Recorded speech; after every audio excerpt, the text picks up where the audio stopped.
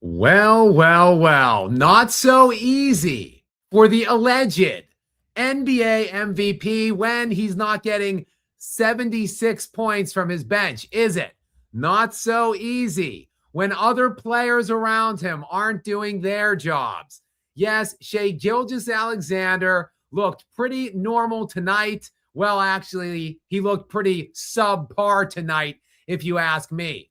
SGA, the league MVP, 19 points, 6 of 15, a second worst plus minus on his entire team tonight of minus 18. Actually, surprisingly, Alex Caruso, the only guy who was worse than Shea Gilgeous-Alexander. Of course, coming into tonight's game for the entire postseason, SGA was posting a laughably pathetic minus 19 on off to this point of the postseason, while Alex Caruso was the best Oklahoma City Thunder player, plus 28 on off coming into tonight's game. They share the dubious distinction of the two worst players tonight on the floor for the Oklahoma City Thunder, but don't get it twisted. The entire Oklahoma City Thunder team looked absolutely pathetic tonight. Yes, they're dealing with injuries. Yes, two key players were out tonight.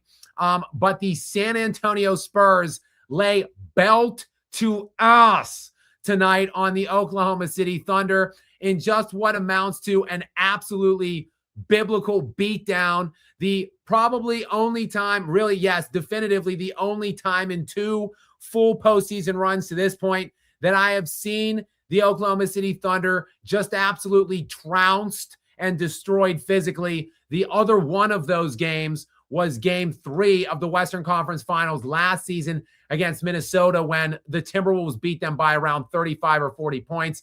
Of course, didn't mean much ultimately for the Minnesota Timberwolves in that series because that was the only game that they won in that series. This is now the second game in 4 games played that the San Antonio Spurs have won. It evens the series at 2-2. It now sends it into a best of a 3-game series. First to 2 wins with game 5, the pivotal swing game 5 now pending on Tuesday in Oklahoma City, where I am certain the Thunder will be presumptive hefty favorites in that game. We will wait and see about the outcomes of Jalen Williams and AJ Mitchell, both of which missed tonight's game. And they have overcome the absence of Jalen Williams all season long, all postseason long.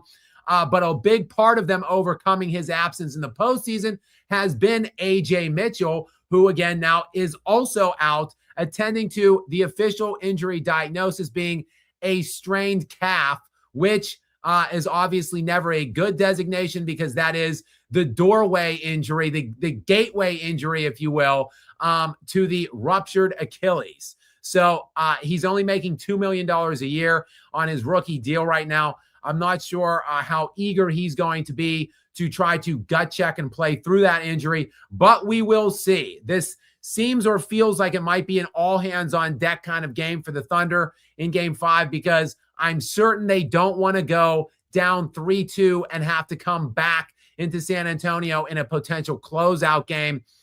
Game 5s in best of 7s historically when they are tied 2-2, of course, carry immense importance to them. All time in NBA history, teams that win game 5 in that scenario generally go on to win the series 95% roughly of the time. So a humongous swing game 5 coming up now on Tuesday. The Thunder obviously will not blink.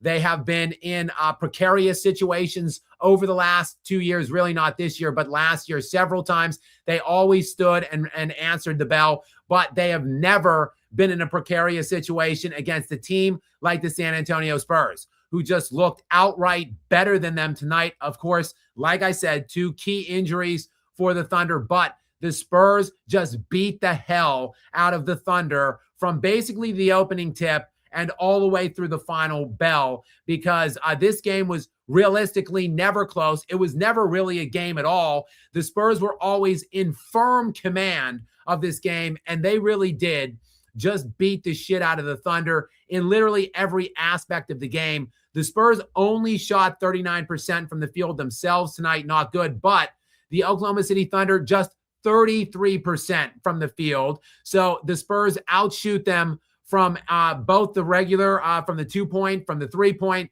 They out-rebounded the Thunder, did the Spurs. They out-assisted the Oklahoma City Thunder. They won the turnover battle for the first time. The Thunder turned it over 17 times, only 12 turnovers for the San Antonio Spurs. A very clean game in that regard for them. So they won that. The Spurs had more steals than the Thunder, which is the bread and butter of the Thunder typically. The Spurs had more blocks than the Thunder, doubled them in blocks actually. Literally every single facet of a basketball game, the Spurs just dominated the Oklahoma City Thunder in tonight. And that's what you get, ultimately, a 103-82 final when the smoke clears and the dust settles. A 21-point beatdown at the hands of the Spurs by the Oklahoma City Thunder. Shai Gilgeous-Alexander absolutely outclassed again by Victor Wembanyama. And I would say that, look, Wembanyama played 2 pretty mediocre games in this series. Not bad games, just not great games. And Shai Gilgeous-Alexander played 1 good game, not a great game. And he has played 3 subpar games otherwise. Shai Gilgeous-Alexander tonight, again, just 19 points. So how many times has this guy now gone under 20 in the playoffs? Now, is this his second under 20-point performance in these playoffs? Yeah, go ahead and keep that meaningless 20-point game streak alive in the postseason, just like LeBron's double-digit streak that went on for like 15 years, but he had 2 single-digit performances in the playoffs over that span. You know, the time when it really matters. So Shai Gilgeous-Alexander, 6 of 15 from the field tonight, and much is made of, you know, how efficient this guy is. The only guard in NBA history to score 30 per game on 55% shooting from the field. He shot 66.5% true shooting in the regular season, which admittedly is an absurd number. It's a preposterous number, but it ain't like that in the playoffs. He's down to 46% in the postseason from the field and probably now around 58, 59% true shooting. So precipitous drops in the postseason overall, down 9 percentage points from the regular season to the playoffs, and down, roughly 7 or 8% from his true shooting percentage, regular season to postseason. And what if I were to tell you that the efficient league MVP, Shai Gilgeous-Alexander, is now shooting 39% through 4 games of this series against the Spurs? Yes, Shai Gilgeous-Alexander has been pushed in this series. They are doing a tremendous job on him. And this is what happens when his bench doesn't show up and carry him. This is what happens when those other elite guards are sitting in the bench in street clothes. You know, the things that a lot of players, great players, have to deal with routinely that Shai never has to deal with. Now we see him dealing with it, and he doesn't look so good in the face of it, does he? Now we'll see what goes on the rest of the series. My expectation is if the Oklahoma City Thunder are to prevail ultimately and pull this series out, it's going to be because all of those other things come back to life. Jalen Williams and or AJ Mitchell are going to come back. This bench is going to come back to life and start dominating. The other supplementary pieces around Shai are going to do their job defensively. And if those things do not happen, then Shai Gilgeous-Alexander simply isn't good enough to win this series, because he simply really isn't the most valuable player in the NBA, really. Is he? It should have been Nikola Jokic the last 2 years, definitely last year, and perhaps maybe we're seeing some stunning evidence that this year it should have been Victor Wembanyama, because Victor Wembanyama, look, I called on him after last game to come out and be more aggressive and set the tone early on in this one, and so he did. Victor Wembanyama was the tone setter from the very beginning. His fingerprints were all over this game from the get-go, and he just never would allow any inch to be taken away from the Spurs by the Thunder tonight. Wembanyama, only 31 minutes played, 33 points, 8 rebounds, 5 assists, 3 blocks, 2 steals, just a full game from him on both sides. And in the 31 minutes of play tonight for him, plus 29, the best plus minus on the court for either team. So again, I sound like a broken record in this one. It seems like I'm saying it mostly every game. Shai Gilgeous-Alexander, the worst plus minus in the game, or the second worst plus minus in the game tonight. Victor Wembanyama, the best plus minus in the game tonight, like he was in that game one when Shai was the worst plus minus and Victor Wembanyama was the best plus minus. Victor Wembanyama is just better than Shai Gilgeous-Alexander. He's just more valuable than Shai Gilgeous-Alexander. He's asked and required to do more than Shai Gilgeous-Alexander, and he's stepping up at 22 years of age. Again, I don't know if they're ready to win this series. 2 of the final 3 games are still coming in Oklahoma City, rather. If those guys get off the bench, Jalen Williams and A.J. Mitchell, the Thunder are still substantially deeper 1 through 10. But I wouldn't put it past the San Antonio Spurs to find a way to 2 more wins, just because Victor Wembanyama is destroying Shai Gilgeous-Alexander head-to-head in this series. And it's a 27-year-old in Shai who's going to turn 28, I believe, sometime this summer. He's the last 2 league MVPs. He was just named first-team All-NBA today. Those are out, by the way. We can touch on the first team, second team, third team. They're all out now. We know the entire 15 players that have been selected All-NBA. Shai is a unanimous selection. 500 of the points, the votes, whatever, designated to him. The only other unanimous player selected to the first team is Nikola Jokic with 500. And then Victor Wembanyama, a very near unanimous selection, 498.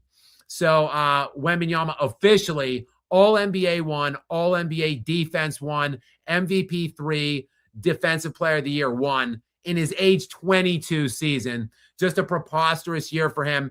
And he continues to churn in these preposterous playoff performances that just, look years above what the actual birth certificate says for this kid. So just an unbelievable performance by the Spurs tonight. I think they came out and really just popped the Thunder in the face once, and the Thunder just went away and vanished for the remainder of this game, confident that they could go home and win Game 5 and cede control of this series back and take that 3-2 lead. We shall see. That's the great thing about sports. We will see on Tuesday in, like about 48 hours of time. Welcome into all of you guys. About 900 peeps here in the Skap Live After Dark live stream. Thank you guys so much. Welcome in. And happy almost Memorial Day. We are at least in the good old US of A on the East Coast, where moderator Gary and I are coming from. We are, approximately 45 minutes away from officially, being Memorial Day. So happy Memorial Day to all of you guys. I hope you have some good plans for tomorrow. And for any of those of you out there who are listening or watching that might have served at some point, thank you very much for your service. And I will welcome Gary in here momentarily. I will just go briefly. I just want to touch on it briefly, and we can talk, you guys, if you want to talk about it, we can. But I alluded to the first team, filling out the first team All-NBA, Shai, Jokic, Wemby, as I mentioned, Luka Doncic and Cade Cunningham. No surprise there. They both only played 64 games this year, missed the 65 minimum, but they both appealed to the league offices, both won their appeals. When that happened, it was pretty obvious that those two would fill out the first team. The second team, Jaylen Brown, Kawhi Leonard, Kevin Durant, Jalen Brunson, and Donovan Mitchell.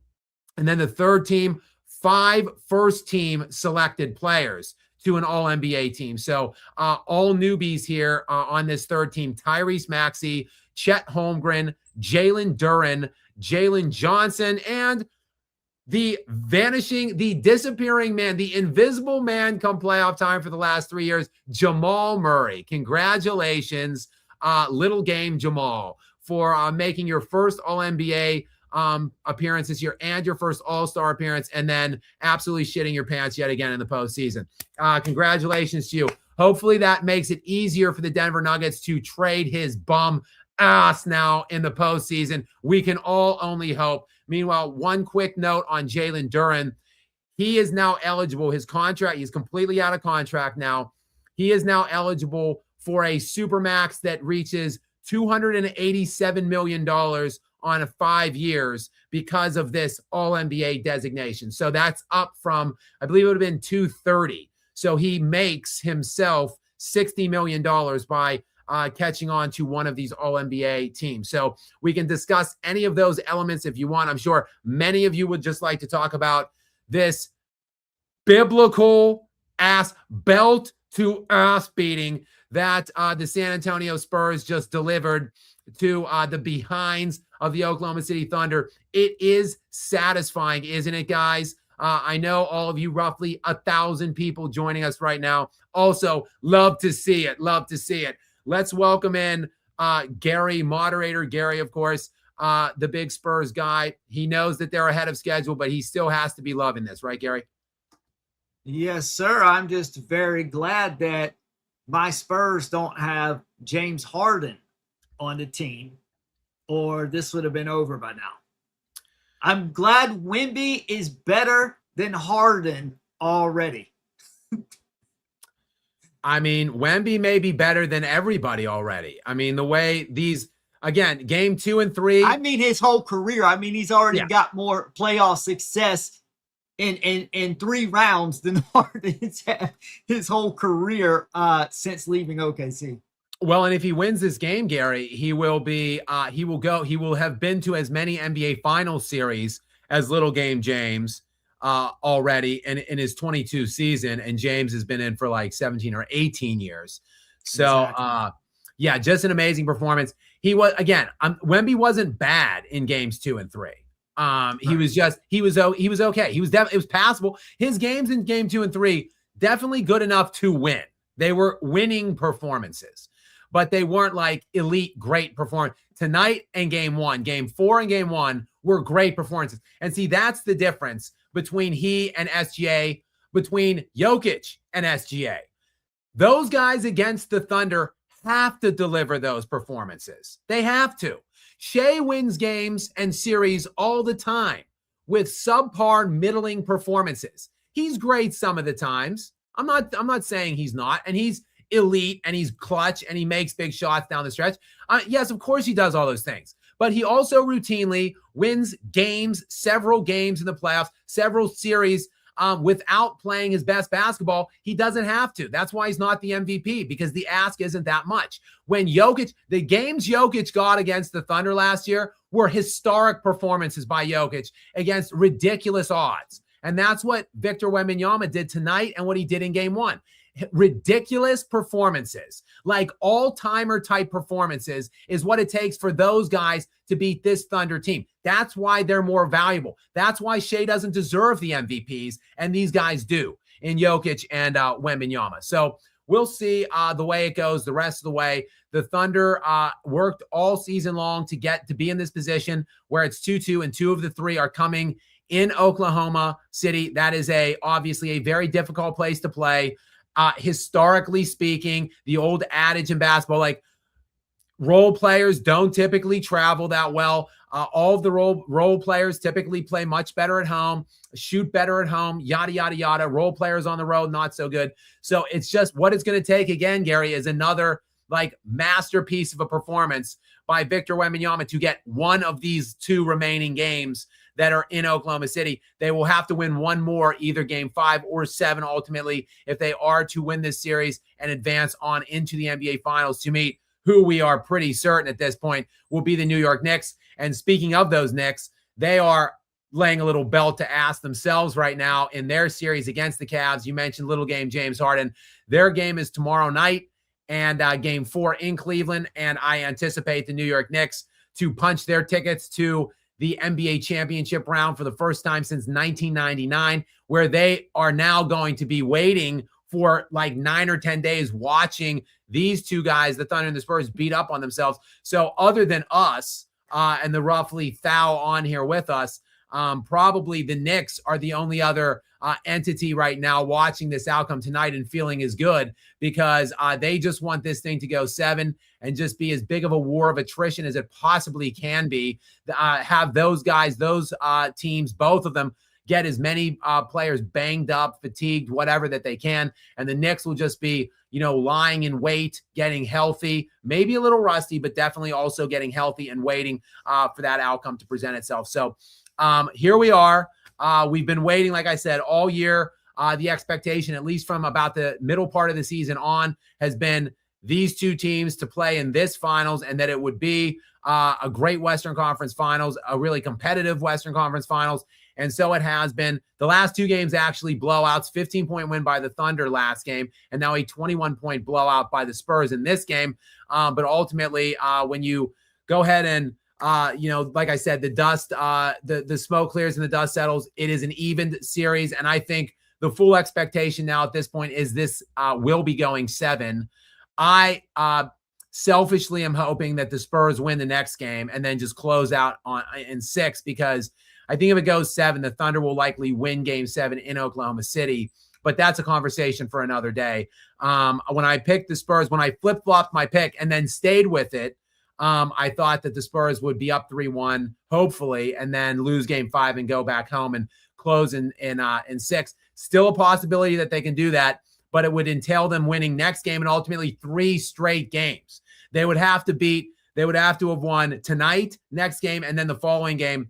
I don't think the Thunder haven't lost 3 straight games in like 2 or 3 straight years. So that is a hefty ask for this Spurs team. But if anybody could do it, I think Victor Wembanyama can. I say it all the time with Nikola Jokic. Through Nikola Jokic, all things are possible. And we are kind of arriving at that point now with Victor Wembanyama too, already at only 22. Can't wait to see what he has in store for us on Tuesday night, and what both of these teams have in store for us Tuesday night. It's going to be an absolute battle, because game 5 winners, like I said, in swings when it's 2-2, so pivotal, such an important game. And I think both teams are going to rise to that level of intensity and competitiveness, knowing exactly what is on the line. But Gary, congratulations to your Spurs. And everybody else, I'm sure most of you that are here tonight are probably also excited about the outcome tonight. So congratulations to our Spurs for at least the next like 3 or 4 days. We're all Spurs. We are all on the wagon right now. We have a ton of comments already to get to. It's crazy. Thank you guys so much for hopping in here and for your continued generosity and support here of the Skap Live After Dark live stream. We can talk this game. We can talk Knicks. We can talk all NBA. We can talk whatever you want. LeBron, Kobe, whatever it is, guys. This is a little earlier than I typically like to get into the comments and see what direction you guys like to take it. However, we're going to be here all night if we don't start in on the comments sooner rather than later. So let's kick it off with Karthik Shankar. Welcome into you. Thank you very much for being here. I appreciate it. Gary, what is the question or comment from Karthik? This series is alive. Spurs in 6, please. That's what I'm hoping for. I would love to see it. Love to see it. If for any of you guys that do not know what I'm doing, the Jim Irsay, do you guys remember, quick sidebar, go Google or YouTube it, not until we're done with the show here, of course. Please stay on with us until we wrap tonight. But after that, go check out Jim Irsay press conference, or Irsay, the late former owner of the Indianapolis Colts, when they hired, what was it, Jeff Saturday out of the ESPN studios. Jim Irsay showed up for that press conference, probably drunk and or high, and he had just some ridiculous little drops, audio drops. One of them is love to see it. So that's what I'm doing right there. But the series is alive, Karthik, and I too am rooting like you. I'm hoping against hope that the Oklahoma City Thunder are going to lose 3 games for the first time in at least two years. I'd have to go back and check 3 years ago, but I know they did not lose 3 straight at any point last year during the regular season or playoffs, nor have they this year. So that's a big ask, Karthik, but hey, a boy can dream, right? They don't have to win 3 in a row. They could for win 6 2 it does, in a row. Gary. For 6 it does. Yeah, It would have to be. I was talking about the series, though. We don't really care if it's in 6 or 7. We just want them to win, obviously. Well, I was just referring to Karthik. I hope it's 6, because 7 in Oklahoma City will be tough. And Karthik is also saying Spurs in 6, please. But for that to happen, the Spurs would have to win 4, 5, and 6. So it has. I don't see any way in hell we win 3 in a row. They're not going to. To your point, they haven't lost 3 in a row so long. If we beat them, it's just going to. It would have to be in 7. That's what I think. But that's a tough ask, Gary. All time in NBA history, 80% win percentage for teams at home in Game 7. You've got the league MVP in Shai Gilgeous-Alexander. You've got 4 NBA starters coming off the bench. You've got a maddening home crowd arena there. You've got a young team that are like all 22 years old. Winning Game 7 on the road is a humongous, monumental ask for them. But hey, weirder things have happened, Gary. And so is winning 3 in a row against this team. I think a win in 7 is more likely than 3 in a row against OKC. But either way. DJing 1498 up next. What's up, DJing? Welcome back into the show. Thank you so much, Gary. What's the question or comment from D here? If the Spurs swapped Wemby for Prime Duncan and OKC swapped SGA for Thunder Durant, who wins Game 5 and why? I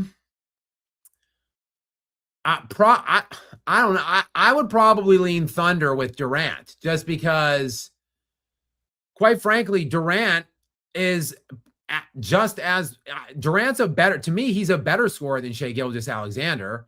And all Shai's really asked to do is just score and then rely on the rest of the strength of the team, the defense, et cetera, et cetera. So if you just plug and play KD in for SGA, a prime SGA, a prime Kevin Durant, they're better. They're better. Like a prime Kevin Durant and for SGA to me is better, all things considered, on this team. So I would probably, and meanwhile, as much respect as I have for Duncan, again, Mount Rushmore for me.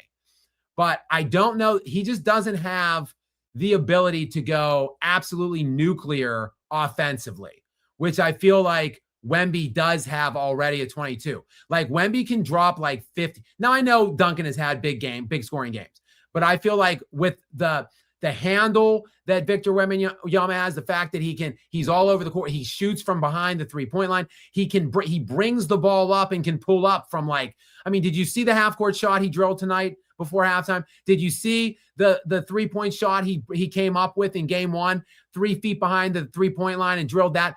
Tim Duncan doesn't have that gear offensively, and I think that's what Wemby's going to need to deliver in Game 5 for them to win this game. So I would say for all of those reasons, my pick would be Durant if we made those substitutions. But I don't know, Gary, what do you think, Gary? Do you disagree with that at all? Or? Oh, no, I'm good. All right, we got Pocket Cheese 69 in next with Peter Griffin as the avatar. Go ahead, Gary, with Pocket Cheese's comment. Scott, well, Wemby gives SGA and OKC belt too. Yeah, look, I've been doubling down. Certain things, I go in on certain things, and like even people in my own fan base or like subscriber base will be like, Skap, stop. Skap, enough is enough, but I don't care. I'm just going to keep doing it. One of them is like Jokic. Like some people are just like, Skap, enough. Like you got to stop this ridiculous Jokic defense. And then another one has been, surprisingly to me, SGA, where people are just like, Skap, come on, quit hating. Like give SGA his flowers. Like, no. Like I've said what I've said about SGA for 2 years. I'm going to continue to say it and point it out when I see things that I see fit to mention. And I just don't think the guy's that valuable. He's a great player. He is a top 5 player in the NBA. He's a deserving now, four straight first team All NBA selections. But he's not been the MVP at all at his time in the NBA. And I'm just going to keep pulling and pointing it out anytime I get. So yeah, I just keep giving these SGA videos out, and some people are annoyed or whatever, tired of them, but I'm just going to keep doing it. And I don't know that there will be another one coming tomorrow now. But maybe there will be, because yes, again, Victor Wembanyama completely outclasses Shai Gilgeous-Alexander. All right, D is back in. Go ahead, Gary, with this question from D. Skap and Gary, who is winning the best of 3 now? Well, look, I flip-flopped. I had Thunder in 7 to start this series. And then when the Spurs won game 1, I flip-flopped to the Spurs in 6. I'm just going to stick to my Spurs pick. I don't think that it will be 3 straight and they'll win in 6, but it could happen. So I'm just going to stick with my Spurs pick at this point. Go ahead, Gary. What do you think? Yeah, I said at the beginning, I think OKC in 7. So unfortunately, I just think they're a little too experienced and a little deeper. I think that them not having AJ Mitchell and Jalen Williams tonight helped balance out the depth on both sides. OKC is still deep, but we're very deep in our own right. So as I've been saying, we've still got some power forwards, and when we stop getting dominated on the glass, it's going to be a lot of trouble for OKC and everyone else. And look, they won, Gary, like I said, after last time, like they got to get the rebounds under control and ideally the turnovers, but it's tough to get the turnovers under control with the Thunder. They foul the shit out of you all game. They get away with it. And it's very frustrating. So, but they did it all tonight. They outshot them. They out-rebounded them, out-assisted them. They turned it over less than them. Like everything was better. Mm-hmm. They like doubled them in free throws. They just looked like the more physically dominating team. There was one series of a run, Gary, when it went up to 25, there was one series of the run in the third quarter where Wembanyama, they were just turning the Thunder over or getting one stop. The Thunder were getting one shot and that's it. And the Spurs were rebounding and kicking it out. And they got like, it just seemed like they were on the fast break for like 10 straight buckets in a row. Wembanyama was throwing people out of the way, dunking on them in transition. Castle was catching alley-oops and just like bowling people over. They just looked like the more physically dominating team, imposing their wills on the Oklahoma City Thunder. And there's nothing in life almost more satisfying to me than to see a bully get beat down at their own game, popped in the face, and humbled. And that's what the Spurs did to the Thunder tonight. So a very satisfying, not just the win, but the way the win came was definitely very satisfying. The Incorruptible is in next. Welcome into you, sir. Welcome back. And I should say, definitely one of the biggest supporters of the show here. Gary, what does the Incorruptible have to offer for us tonight? What a sight. Our MVP on the bench the entire fourth, seen laughing and smiling with McCain. I honestly couldn't tell if I was looking at SGA or Kobe. Yeah, that's tongue-in-cheek, obviously. For those of you that do not understand the Incorruptible sense of humor, obviously he's kidding because there's this ridiculous comparison or narrative or analogies flying around between SGA and prime Michael Jordan and he's better than Kobe. Like Kobe Bryant he wouldn't even be smiling if he was sitting on the bench up 25 in this game and they were up 3-1. Kobe wouldn't be smiling. He wouldn't be caught dead smiling. You see this guy lapping it up with his teammates for the half of the entire fourth quarter. It really was disgusting again. I just want to see these smug bastards humbled. I would just love to see them beat in one of these, obviously the series, but just to see them lose one of these home games. And if they, if it's game 5, awesome. If it's game 7, whatever, to see them lose the series and humbled in that kind of a way would be utterly delightful for me. But why shouldn't he be laughing? His team is so stacked. His deal is so easy. Like his team way too big to fail. So like, why not be laughing? These smug, arrogant, I'll tell you, there's nothing, like I said, more satisfying. Few things in this world more satisfying than seeing a bully humbled. Tonight they were, and you still have these cocky guys laughing it up and joking around on the bench. Would love to see what their faces look like if they would lose this series. We've got KCJXXX is in next. Welcome into you, KCJ. Gary, what's the comment from KC? The result we all wanted, except now we won't get a Gary versus Skap argument. The Thunder get pumped by this team when they lose. They're going to do it in 7. Yeah, Gary and I are both feeling good tonight, obviously. Gary though is going to be feeling okay no matter what. I will be angry and sullen if the Thunder win this series, but I still will not. I will still have a slight bit of hope because I think the Knicks are definitely on an absolute roll right now, and they're going to be very fresh and rested and healthy by the time one of these two teams finishes beating the hell out of the other one to advance into the NBA Finals. So it's not like it's not over. It won't feel like last year when the Thunder got by the Nuggets and I knew it was over and the Thunder were going to humiliate the rest of the opponents that they faced the rest of the way. Although the Pacers still took them 7 last year somehow. So, KCJ, I hope you're right. I hope somehow the Spurs just pull this thing off, which, look, the Spurs are immensely talented. They have probably better players top to bottom through the core portion of their rotation 1 through 6, but they're all so young. It just seems so unlikely that they'll be able to do it. But if they do, though, oh my, that will be quite a day. That will be a well. I'll drop like 15 wells on my way in on that show. Karthik opened us up tonight. Started us off, fired our first comment of the night, and now he's back again. Gary, I'll take this one real quick. SGA and J-Dub tried too hard to look cool. Yeah, I don't know what it is about. I just don't get like the way they carry themselves on the bench in a game like this.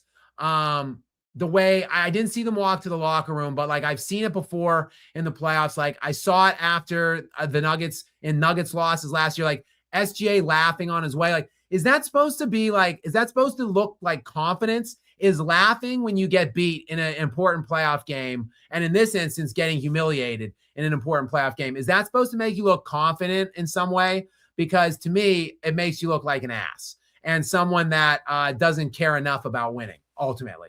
So I think it looks tougher and more cool to me, Karthik, to your point here, if you just look straight business-like and just have a scowl on your face, preparing or focusing and mentally getting right already during the fourth quarter for the job at hand in the next game. That's again what Kobe would have done, Mike would have done. That's what Victor Wembanyama does. Like you see Victor Wembanyama when they're losing games, just sitting there stoically and unimpressed, but looking confident, but not obviously lighthearted or like something's funny to him. He's just getting ready and focusing for the next game, the job that still is at hand for him. So we'll see. We'll see what these guys look. I'm sure they'll show up for the next game ready to play in their fur coats and brassieres and their best nail polish on, and they'll be ready to go for next game. But we'll see. I mean, the Spurs look physically dominant tonight, and Harper seems, look, he hasn't, since that injury, he hasn't seemed like quite himself. He didn't have like a great like scoring game tonight. Obviously, only 7 points. He played 21 minutes though, and he had a plus 25, which Castle also plus 25, Vassell plus 27, and Wembanyama plus 29. But plus 25 off the bench, big 21 minutes for him, whatever he can give. And De'Aaron Fox doesn't look right on that ankle. He's laboring around, hobbling around at times, but he's given everything he can. I respect the hell out of what he's doing right now, being out there. So it's all hands on deck. So we'll see if Jalen Williams and AJ Mitchell feel the same way, and if they're going to rise to that same level in Game 5. But very, very important game. Looking forward to it already. Can't wait for Tuesday. Can't wait.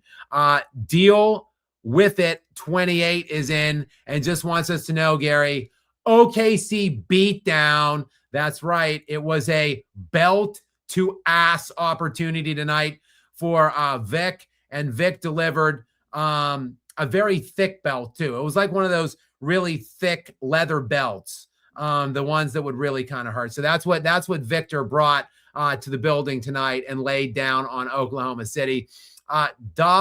Dahan G is in next. What is up, Han? Welcome into you. hoping the fraudulent MVP is done in 6. Me too. Look, if they lose, they were up 2-1. So they had home court going in, heavy favorites. They lost home court in game 1, regained it swiftly by game 3. Now it's a best of 3. They've got 2 of the 3 in Oklahoma City. If they lose this series, and if Victor Wembanyama is the one that takes it away, and Victor Wembanyama is playing a terrific series right now, certainly compared to Shai Gilgeous-Alexander. Again, SGA 39% shooting from the field in this series right now. How does that grab you? 39%. It's going to be a real stain on SGA's old legacy if they lose this series. I'm going to be honest with you. It is going to invalidate this MVP. And it is going to, look, I still don't think he has a valid MVP, even if he wins a championship this season. He should. But if he loses, then that really does give credibility to people that are saying that Shai is a fraud MVP and he didn't deserve the MVPs if he loses this series. All right, D is back in. Thank you, D. Gary, I'll turn this one over to you. What is this most recent question or comment from D? The Spurs made SGA look pedestrian tonight or overrated, like your most recent video, Skap. When his team can't bail him out, we get a beat down. Yeah. He's, again, coming into tonight. It's like, okay, maybe the numbers are a little out of whack. Maybe there's a little bit of an outlier situation going on. But the Thunder, help me through this. They won 4-0 in the first round, 4-0 in the second round. That's 8 games. They're 2-2 in this round. That's 12 games. 12 games. Where Shai Gilgeous-Alexander's on-off, it was minus 19 after 11 games coming in. Let me go ahead and clue you in on the fact that ain't going to improve after tonight's performance, where he had the second worst plus-minus on the court, and they were outscored in the minutes that he played tonight, which, let me see exactly how many minutes he played, was 31. He was a minus 18 in those 31 minutes. So that minus 19 on-off ain't going to improve from this. So he's probably going to be minus 19, minus 20, maybe even through 12 games of the playoffs. That's not valuable. I'm just saying that is not indicative of an MVP. So the thing that's valuable and the thing that I've been saying is the most valuable element of this team for 2 full years now, the team depth and the team defense. The defense was pretty much there tonight. The Spurs, only 103 points. They shot 39% from the field. But look, that nobody else showed up offensively for the Thunder. The depth, like at one point, there's some garbage time. The whole fourth quarter was garbage time, so it skewed the bench numbers. But I looked at the end of 3, and at the end of the third quarter, it was like 16-13 in bench points. So like in the first 3 games of this series, plus 34 from the bench for Oklahoma City in game 1. Plus 32 in game 2 for Oklahoma City, plus 53 in game 3, bench scoring, Oklahoma City over San Antonio. And through 3 quarters, when the game was over at the end of 3, it was only a plus 3 by the Oklahoma City Thunder. When those things happen, like Shai, well, he ain't shit, which is why he's not the league MVP in my estimation. Now we'll see what happens the rest of the way. In my estimation, Shai ain't going to come out next game and drop 45 or 50 on 55% true shooting to snatch this series back and take a 3-2 lead. The Thunder may win, but if they do, it's going to be because their team defense forces like 23 turnovers by the Spurs. It's going to be because their bench gets loose and scores like 40 or 50 points. And Shai just has some like modest passable, like 27 points on like 50-ish% shooting or something, or 45%, something along those lines. And he's probably going to shoot a bunch of free throws, I would imagine, as well at home now in a 2-2 series.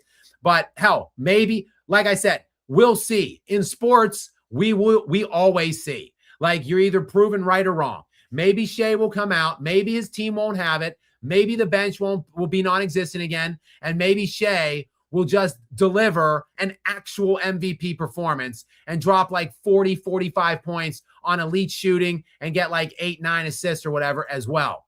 I'll believe it when I see it, guys, and we'll see it in 48 hours. Ruthless Raiders 78 is in next. Gary, I'll take this one. Is Shea Skilledless Alexander a worthy MVP?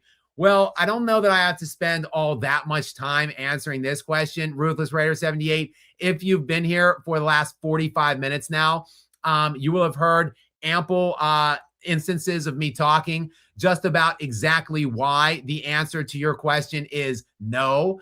It's because, again, when things aren't ideal, Shea can't succeed. And that's okay. Like, that's okay. It's not saying that he's not a great player. They did a job. Sam Presti in the front office did an amazing job building and amassing this team perfectly around Shai Gilgeous-Alexander. All he has to do is his job most of the time. And his job involves not playing any defense, really not having to worry about too much during the entire game other than scoring, and then, resting ample amounts of time on the bench while his bench extends leads for him. Then just come in and pop a couple shots, maybe some of the time in clutch time in the fourth quarter. Not a terrible arrangement for him, and he plays the role perfectly. But it doesn't mean that he's the most valuable player in the NBA. It means he's got the best player, the best arrangement, and he plays his role effectively on it.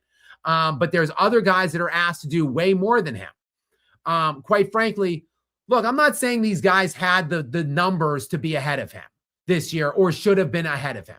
But like Jaylen Brown for most of this year with no Jason Tatum, who played elite two-way basketball, and Cade Cunningham, who had no offense around him at all. Luka Doncic, who the Lakers were pathetic and lousy looking when he wasn't there most of the time. Like, those guys have more of a difficult ask than Shea. Now, I'm not saying any of them should have finished above him for MVP, but I guarantee you that Nikola Jokic and Victor Wembanyama should have, because they did have the numbers, they did have the gravity and the value metric ads, and they had the number in terms of wins and stuff as well, in my estimation, that put them both ahead of Shai Gilgeous-Alexander. And it's a joke and a travesty. It's a crime. It's a crime. It is a crime to basketball history that Shai Gilgeous-Alexander has 2 league MVPs in a row now, when Nikola Jokic had the 2 years that he just laid down, and Victor Wembanyama has this year that he just put down. So no, to answer your question, Ruthless, Shai Gilgeous-Alexander is most certainly not a worthy MVP. Let's welcome in a great friend of the show, an OG listener, a good friend to me on the show here, John O'Ratcliffe. Welcome in, my friend. Hello to you. Good evening as we near midnight here and almost Memorial Day. So happy Memorial Day to all of you guys out there listening still. John, what do you have on your mind tonight for us? Gary, go ahead and let us know what John has on his mind. When the refs swallow the whistles harder than corn ladies do certain things, OKC showed they are absolutely no match for San Antonio. This shows SGA is not a real MVP and is not a game raiser, just pure. I mean, look, I don't want to be overly harsh or hyperbolic when I'm talking about Shai, because like this is what people, but it is annoying to me because people say I'm a hater when I'm really not hating. So then when I get instances like this, it does kind of come across as hating. But that's because I'm so sick and tired of the ridiculously inflated narrative surrounding this guy. And the fact that, oh my God, he's the most efficient player. Oh God, he's the most efficient guard we've ever seen. 66.5 true shooting, whatever it was. I think league average this year, true shooting was around 56.5, and he shot 66.5. So like plus 10 true shooting, 30 points per game. Oh my God, we've never seen anything like it. Well, first of all, a lot of the reason those numbers are so efficient is because he flops his ass off all season long, and he gets the benefit of that for whatever reason. The officials fall for it. They give him these soft touch fouls, or these fouls where he's just throwing himself to the ground when no one's touching him. It's just ridiculous to watch, honestly. And when he misses shots that should just be misses, they're instead fouls. So that's erasing a miss. So that's playing into why his field goal percentage and his true shooting percentage is so elite looking. But yeah, he's not getting those calls as much now. And credit to, usually the social media mob is a negative thing, a big negative.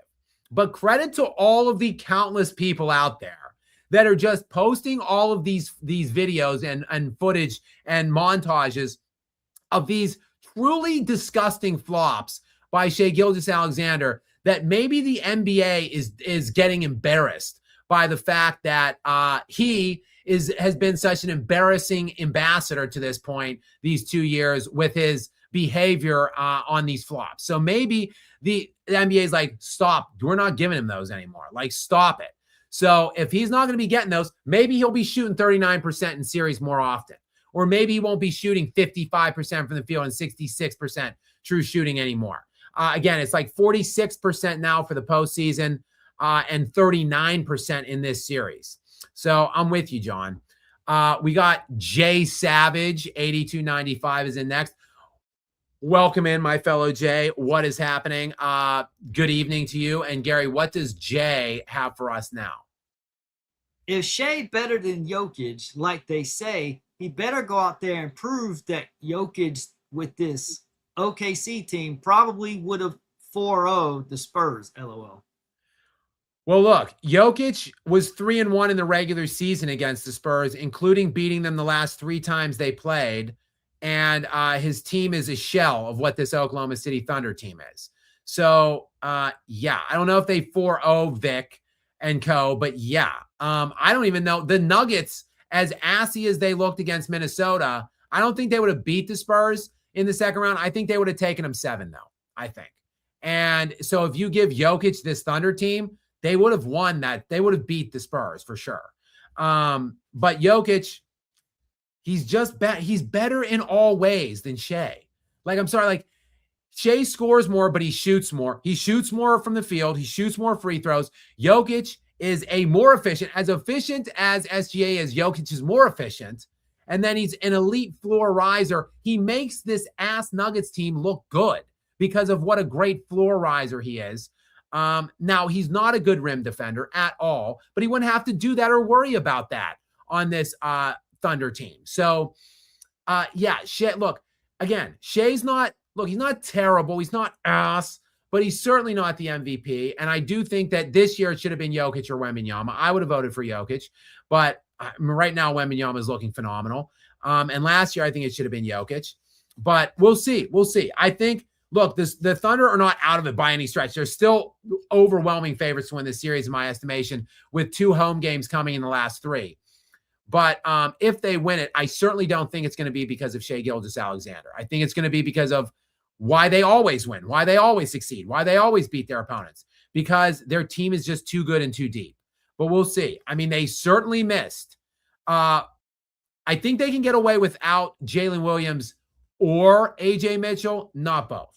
So we'll see. I think they're going to need one of them. So we'll see if which one or either or maybe both will be available on Tuesday, because that was impactful tonight, not having an additional creator and like a guy that can get to his spots and stuff. Like you could see that like the Spurs definitely put a lot more to Shai, and he was bothered tonight. The incorruptible back in, Gary, I'll take this one real quick. What a pleasure to watch flopping not get called. Sure is. And look what happens when it doesn't. 82 points, 33% shooting from the field for the Thunder overall, and what is my simple mathematics, simply not good. It's around 30%, but let me just see exactly. I'm sorry, it's 40%. 6 of 15 is 40% for SGA. So actually shot slightly higher than he is for the series to this point, because he's only at 39% overall for the series right now. Will N8664, welcome in, Will, a regular. Thanks for being here. Gary, what is the question or comment here from Will? OG Anunoby getting snubbed for first team all defensive, and now Brunson getting snubbed for first team all NBA. Hey, they put a chip on their shoulder in the finals. Look, I certainly think OG should have been Sorry, I'm just giving my dog her little treat. I certainly think OG should have been, I think, or at least he could have been first team. And I think Brunson could be first team, but I mean, let me walk through it. Let me just walk through it. I love Jalen Brunson. He's proving that he's first team All NBA playoffs. But like, look, Shea, second in the NBA in scoring. Look, of all the shit I just talked on Shea, second in the NBA in scoring, 66% true shooting, the number one record in the NBA, led the league in clutch scoring. Like, that's first team All NBA.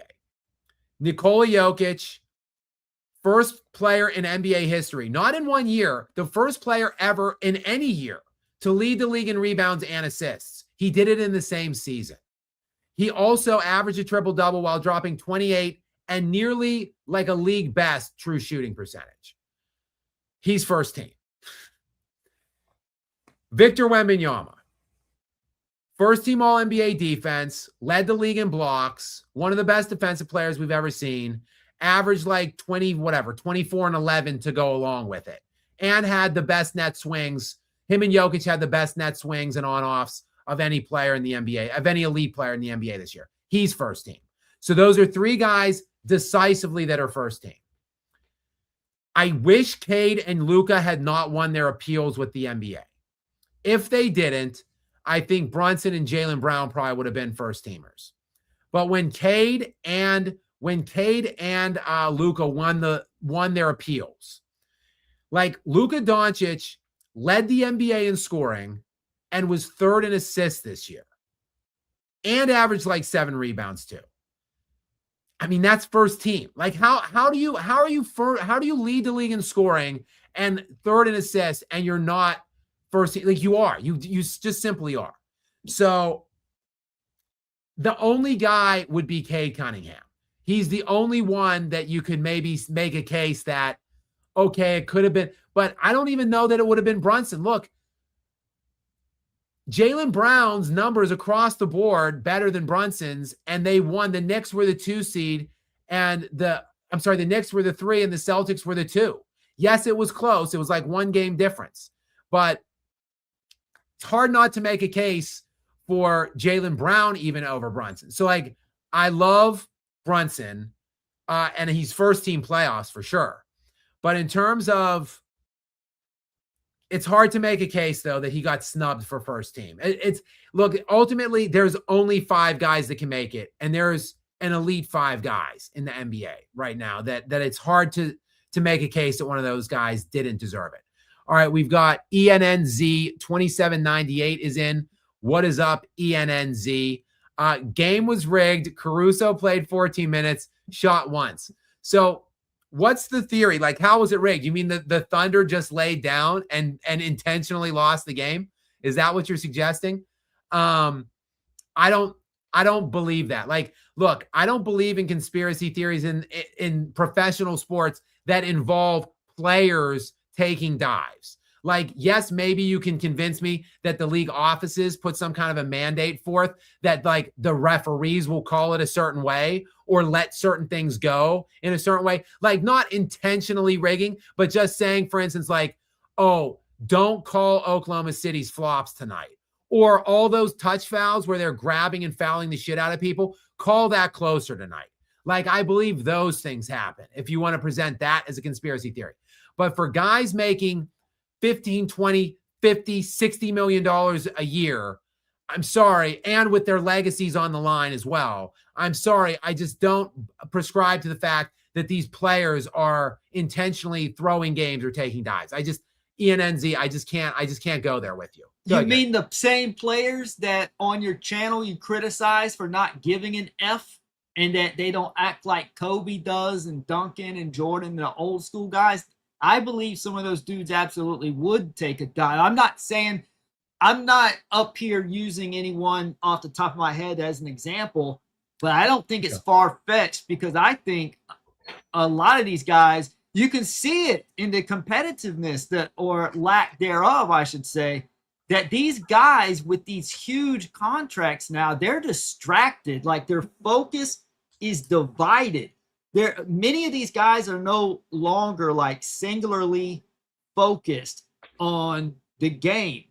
Their attention is so divided amongst other things. So I could see guys taking a dive, especially guys that don't have necessarily enormous contracts.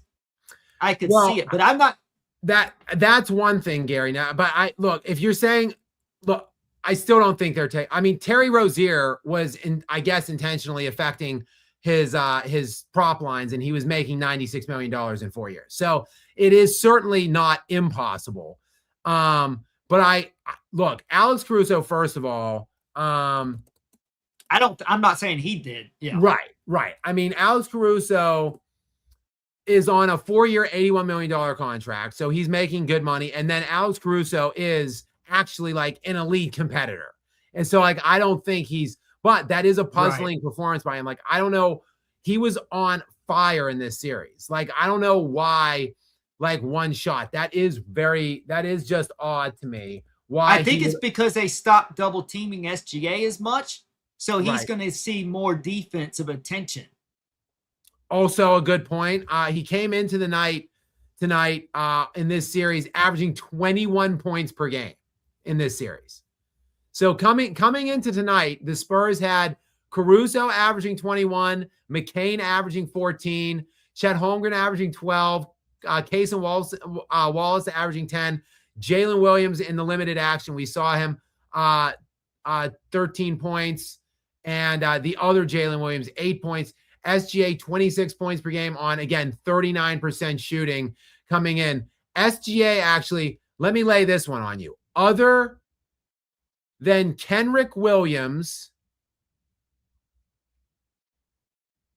Shai Gilgeous-Alexander had the worst shooting percentage in this series on his team coming into tonight. The MVP of the NBA, ladies and gentlemen. We've got 26. Mr. WrestleMania is in next. Welcome in, Mr. WrestleMania, to you. Thanks for being here, Gary. What's the question or comment from him tonight? Alex Caruso finally remembered that he is indeed Alex Caruso and came back down to earth. Alex Caruso is just to your point, he's an intense competitor. So you got to respect him, man. He's a undersized guy. He's like, hey, let me guard Wemby. You got to respect that guy. I'm a Spurs fan, but I have respect for Caruso.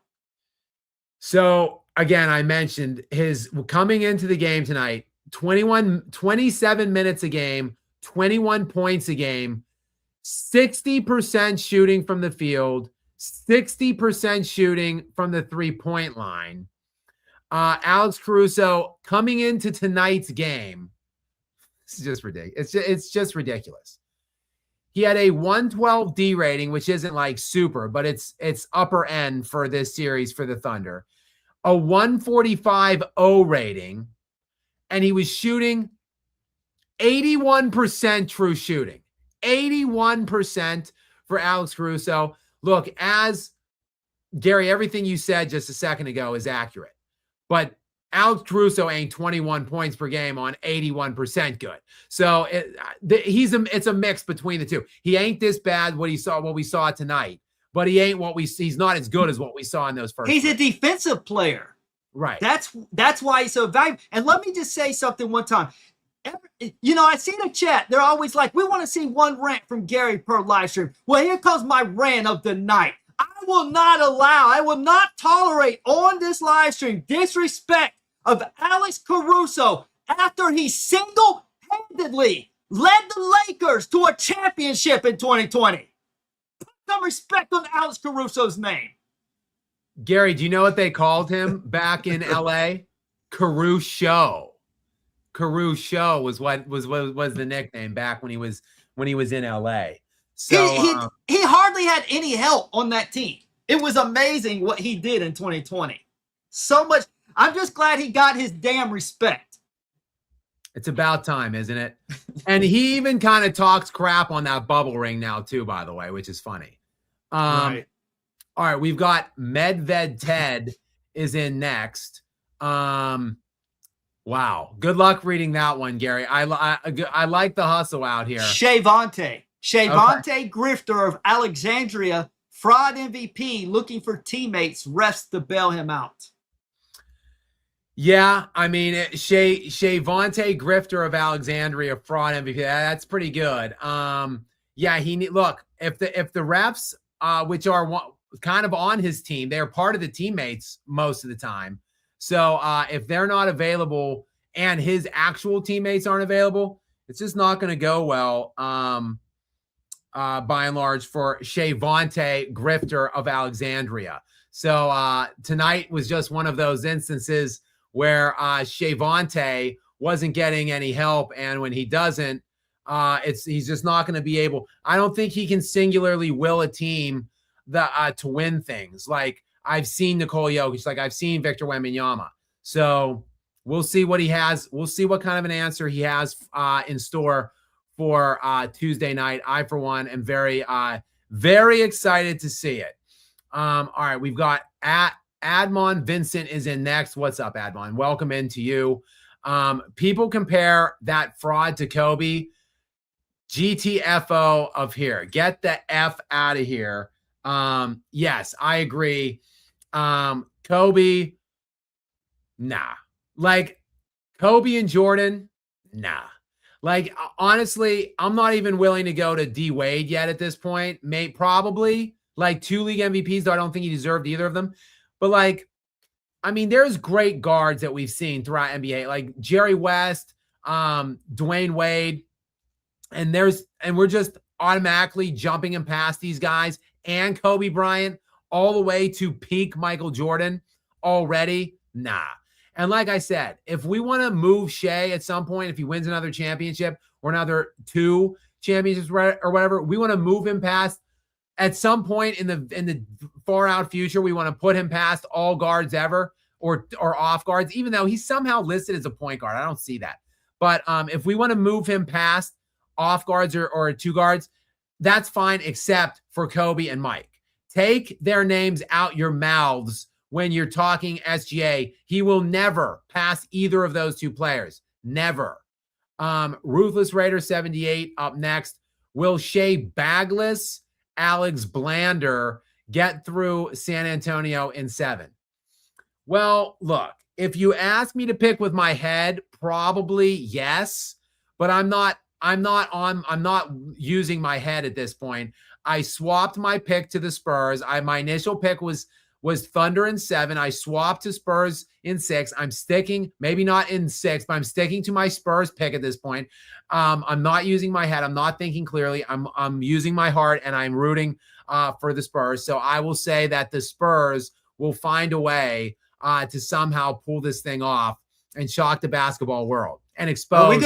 Are we gonna have to call you Perk Attack? See, I'm not. Well, Perk he was a pervasive flopper. That's why I said I can flop once, but I'm not flopping more than once. All right, we've got Private Citizen MO next. I'll take this one real quick, Gary. SGA only has high true shooting because of flopping. Like I said, that plays into it. The fact that many of his misses, which should just be misses, become non-attempts and instead 2 free throws. Like, that is part of the reason. It's not the only reason, but it is a part. All right. Ruthless Raider 78 is back in. It's LeBron. LeBron-nation that Shea copies Sir Flop a lot. Yeah, I mean, look, LeBron did start flopping, but he was more of a defensive flopper. James Harden was kind of the godfather of offensive flopping and grifting. So, yeah, I'd say it's more like Shea is copying more little game James Harden, and that's not ultimately somebody that you want to copy. Like that's not a good person to emulate. All right, Ruthless Raider back to back. What's up, Ruthless? Why do people go ahead, Gary? Why do people even compare Shane Gil-Reese to Kobe Bryant 24? So some people are going overboard with the obviously the Shea slander and hatred tonight. Love to see it. I don't have to say it. I'll just leave it up to you guys. I don't know, but it is disgusting to me, and it's just unseemly and unsightly, I should say. it's almost like they're just doing it for effect. Like, did people really think Shea is on Kobe's level? Dude, does anyone really think that? Or that Kobe passed, or that Shea passed Kobe? I can't believe that anybody really truly deep down inside believes that. Certainly no one that actually watched Kobe Bryant in his peak play. Like, it's not even close. Like, Kobe was better at 21 years old, 22 years old than Shea Gilgeous-Alexander is right now, nearing 28 in his absolute dead peak, which is one of the other reasons it annoys me the way the MVP has been voted on and given to Shea, and why Kobe was frozen out from various MVPs throughout his career, because people will just look at that right now and say, oh yeah, 2-1 MVP. But I can't believe that anybody who's actually watched Kobe Bryant really believes that Shea is even remotely close to him. And again, Shea is basically in his peak right now. Like, I don't think he's going to get any better at this point. I mean, maybe he may, but like, I think someone's prime is pretty much 25 to 31. So he's like going to be 28 in the summer, I think. So, I mean, I just don't know what else he's adding or getting better at this point. And he ain't close to Kobe. So just stop it. Just stop the nonsense and the ridiculousness. All right, we've got D back in. Thank you very much, D, for your continued support. Gary, I'm just going to turn this over to you 1 quick second and step away, but I'll be listening to you when you read it. Oh, okay. When Shea, give me calls, Alexander, doesn't have the refs saving him, his efficiency drips. Give that MVP to Kobe since he was screwed out of a few. Yeah, SGA definitely should not have got the MVP, but to Skap's point, he is very good overall. A very underwhelming game tonight, but I expect the fake fraud MVP to have a big game 5, no doubt. Yeah, I mean, look, he's going to be at home. He's going to probably get more calls from a standpoint of you just get the benefit of the doubt sometimes from a whistle standpoint when you're at home. And look, the officials are human ultimately. Like, they're going to be like somewhat pressured, influenced, whatever, into making certain calls or giving like a certain benefit of the doubt to the home team, and especially to the league MVP, who is well repudiated to have like a great whistle. So, I mean, I absolutely think Shea will have a better game, and he has responded at times in this series. He was putrid in game 1, I thought, and he came back with a decent game in game 2. It was probably, look, he played 1 or 2 okay games, I thought, in this series. 1 good game, 1 okay game, 2 bad games. I expect him to be much better at home in game 5. And look, I think game 5 is not a must win yet for the Spurs. I would not call it must win yet. I think it might be a must win for Oklahoma City, though. Like, the Spurs, I think they'll win the game 6 at home in San Antonio when it shifts back. So even if they lose that game 5, like, they'll have an opportunity to stay alive in game 6. But if the Thunder lose game 5 at home, I don't think there's going to be a game 7. I think the Spurs will come home and close it in game 6. So I think that is a must-win game, and I expect Shea Gilgeous-Alexander to play like some semblance of an MVP, but also I expect his team and his supporting cast to be markedly better in that game. They're like, nobody showed up tonight, including the officials, by the way. So I expect all of those guys to show up next game. All right, Dutch Rudder is up next. What's up, Dutch? Welcome in. Great handle. Love it. Love to see it. Love to see you here. Gary, what's the question or comment from Dutch Rudder? OKC heading home to study how Johnny Cage beat Goro. Wimby, guard your basketballs. Thunder will return to their physical ways with the refs' blessings. Yeah, and that really is, a lot of it is kind of incumbent on like, how is the game going to be called?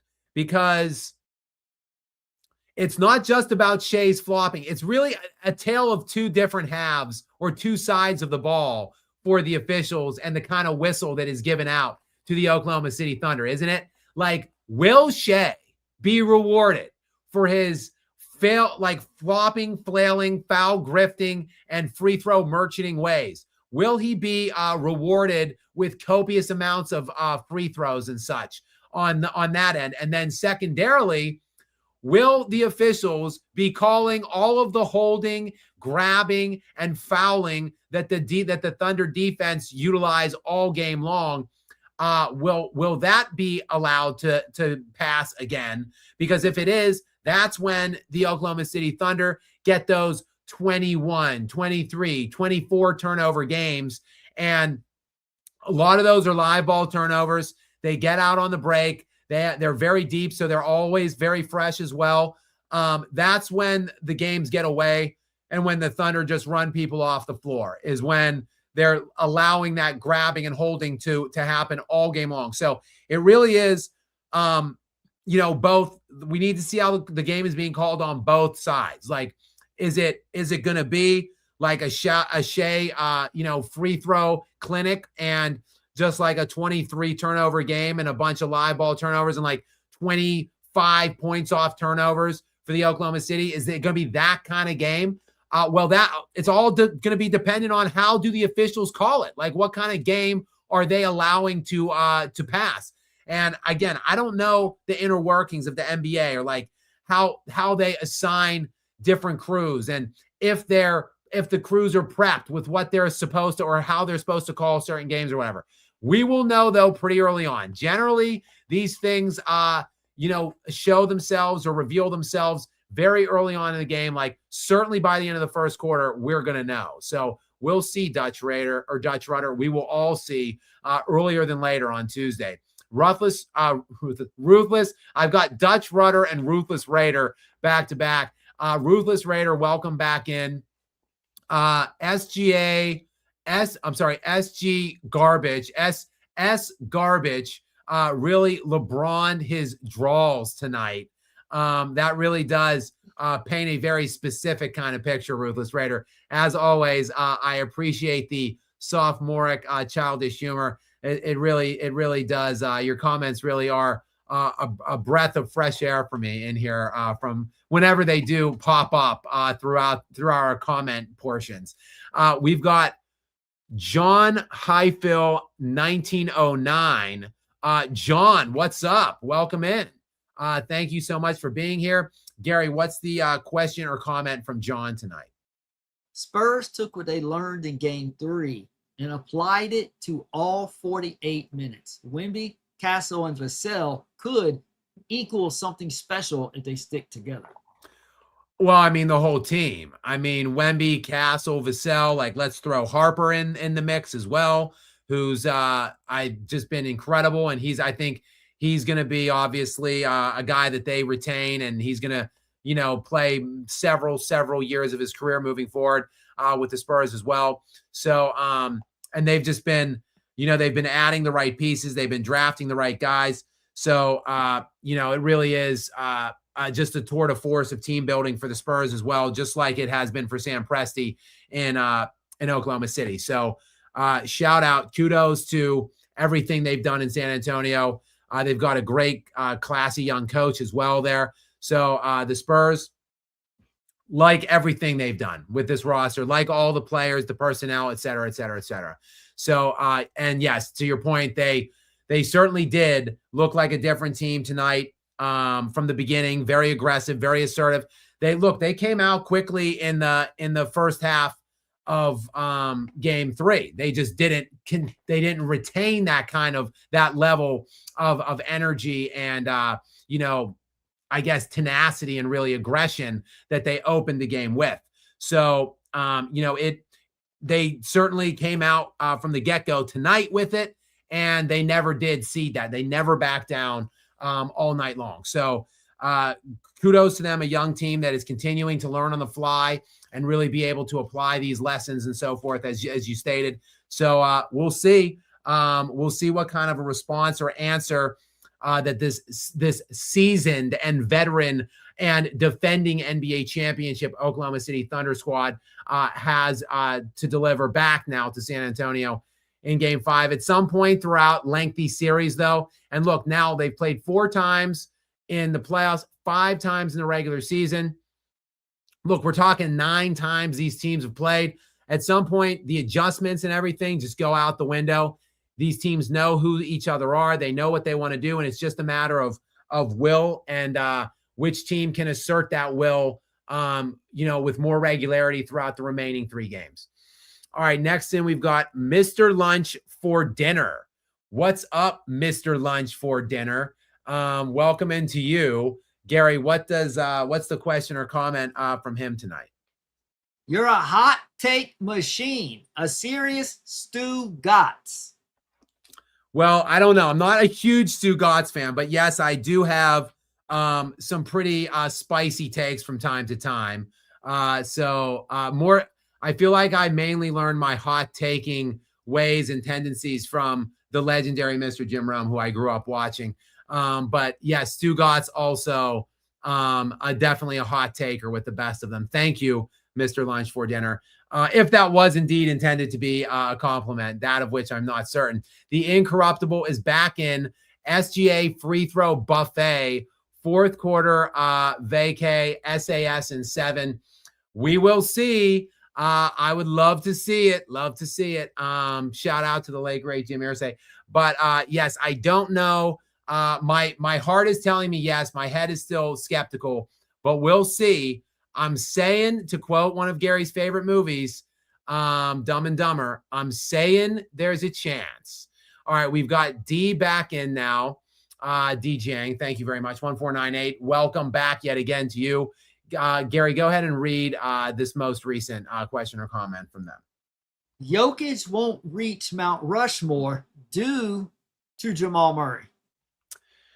Agreed. Well, Jamal Murray and the whole supporting cast, and mainly, look, let's not put it on poor Jamal Murray. Look, as much shit as I talk on Jamal Murray, and as much as he has screwed Jokic single-handedly over the last several years, Jamal Murray is only there and making $50 million a year because the Nuggets front office are a bunch of inept losers.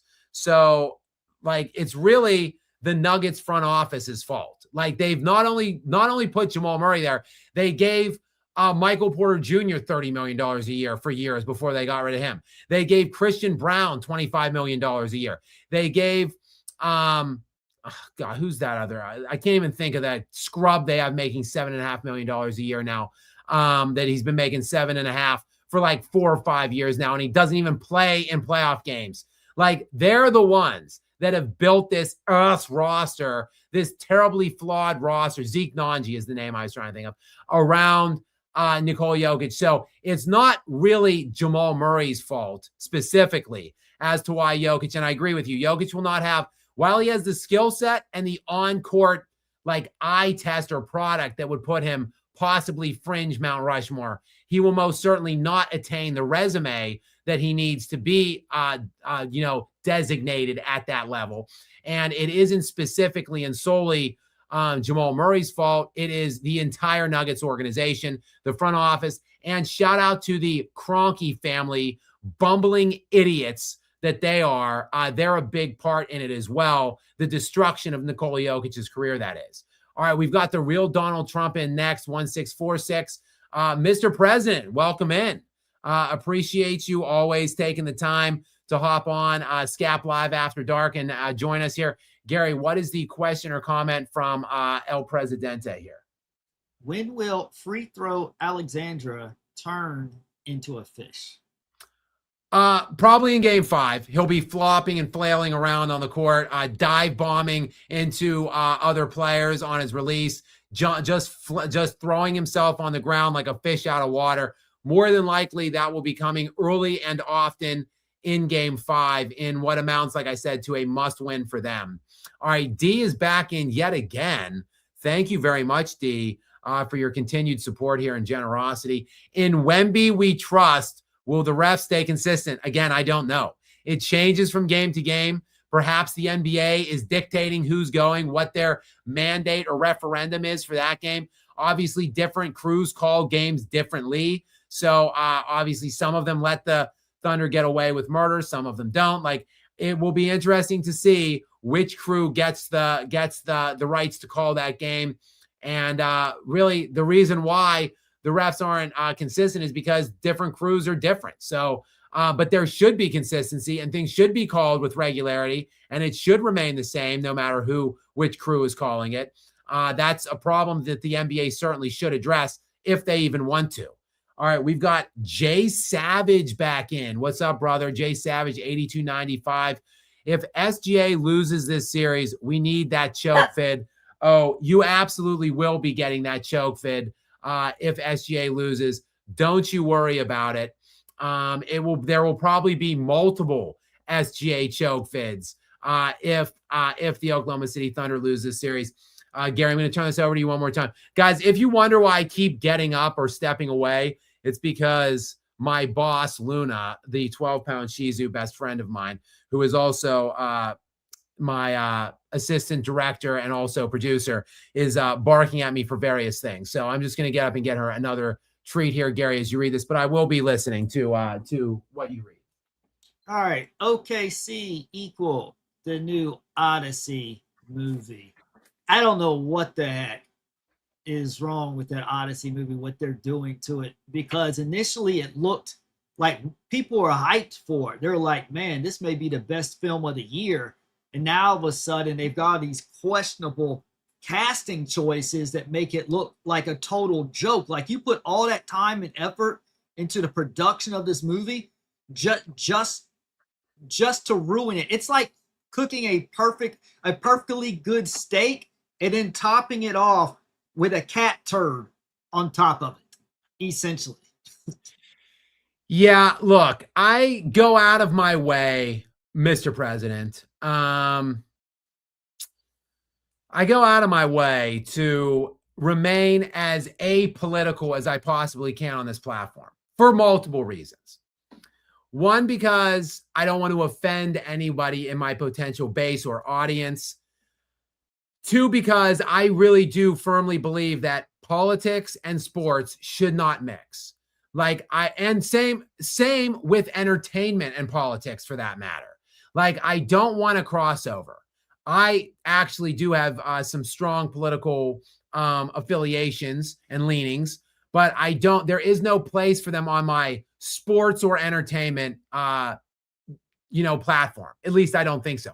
If I want to talk about politics or something in some way, then I'll just start a political channel and do it there. So I go out of my way to stay as apolitical as possible. Most people that watch my stuff, I've 850 videos published at this point. Most people know which direction I lean or which way the wind blows for me.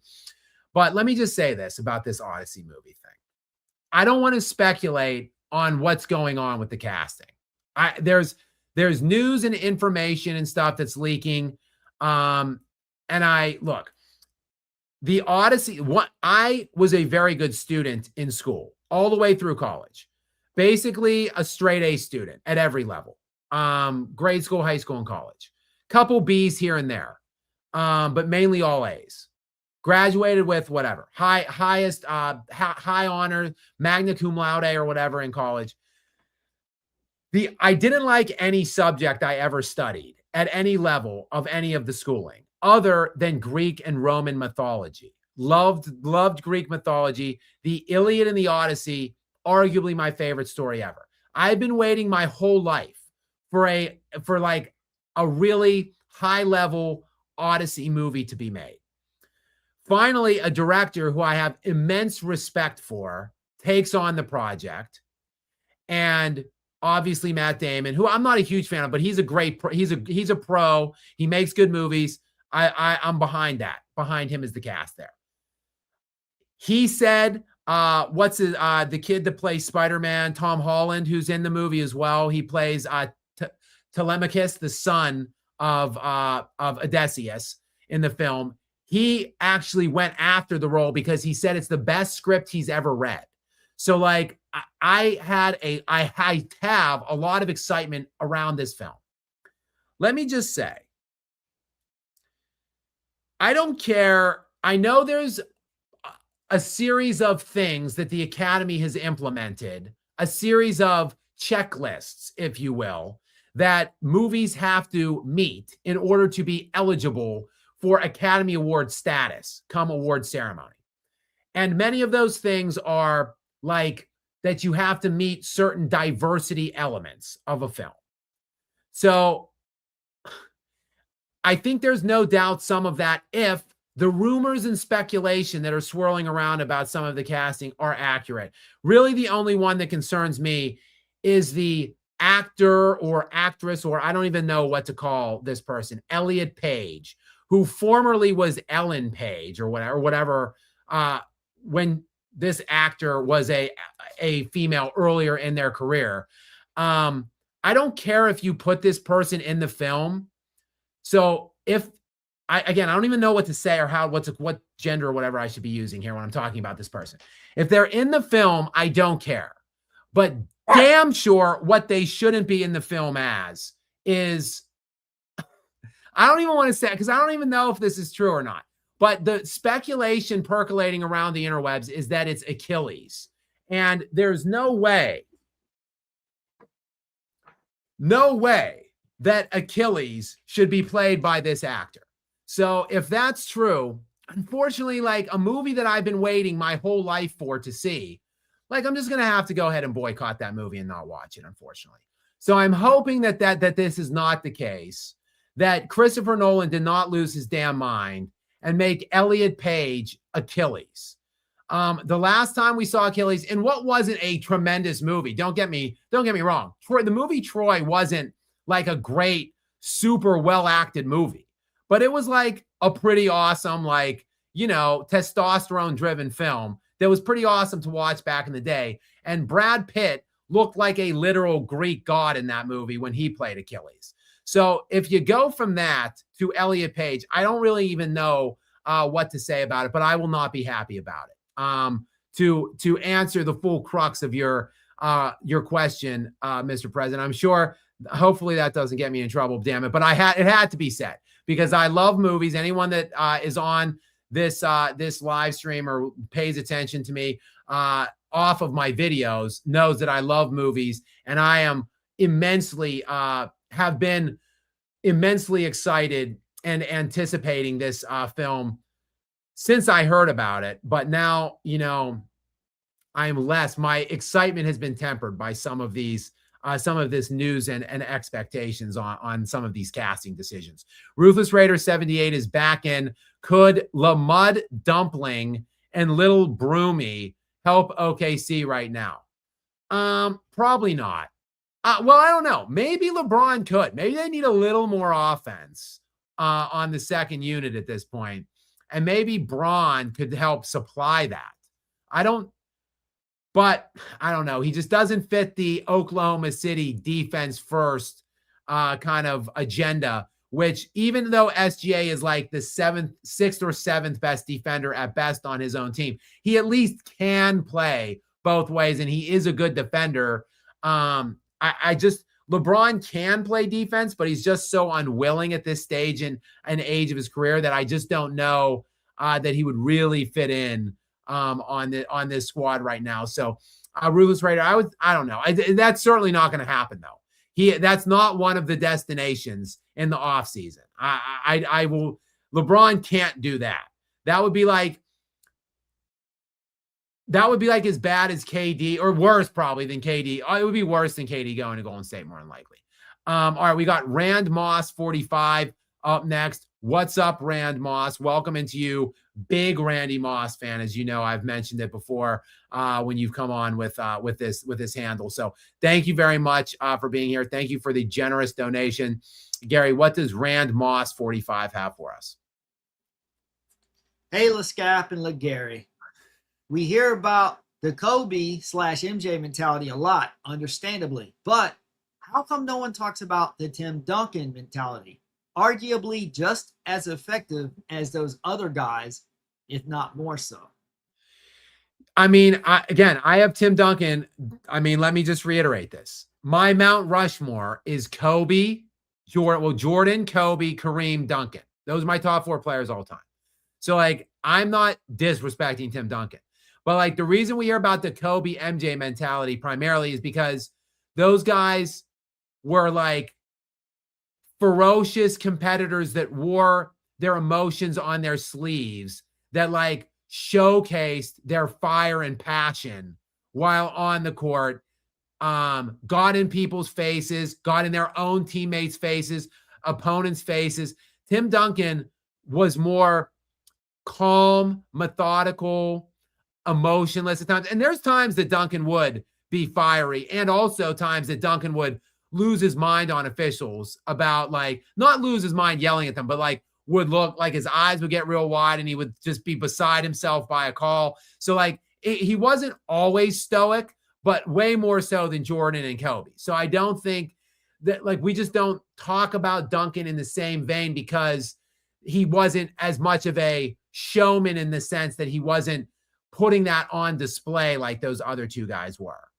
And that's my opinion. But that, yes, he, in terms of a winner and a competitor and a high level performer, absolutely, he was as effective as those guys, which is why he's on my Mount Rushmore with those 2 guys. So I hope that clears that up, Rand.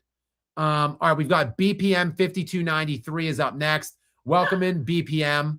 What is up to you? Appreciate you joining us here in Skap Live After Dark. Gary, what is the question or comment from him? Spurs definitely made a point to let all hang in OKC's face tonight, Larry Brown style. Right in the face, man. Right in the face. That back with that Jim Rome legendary call, Toby in Houston call, the Larry Brown crank story.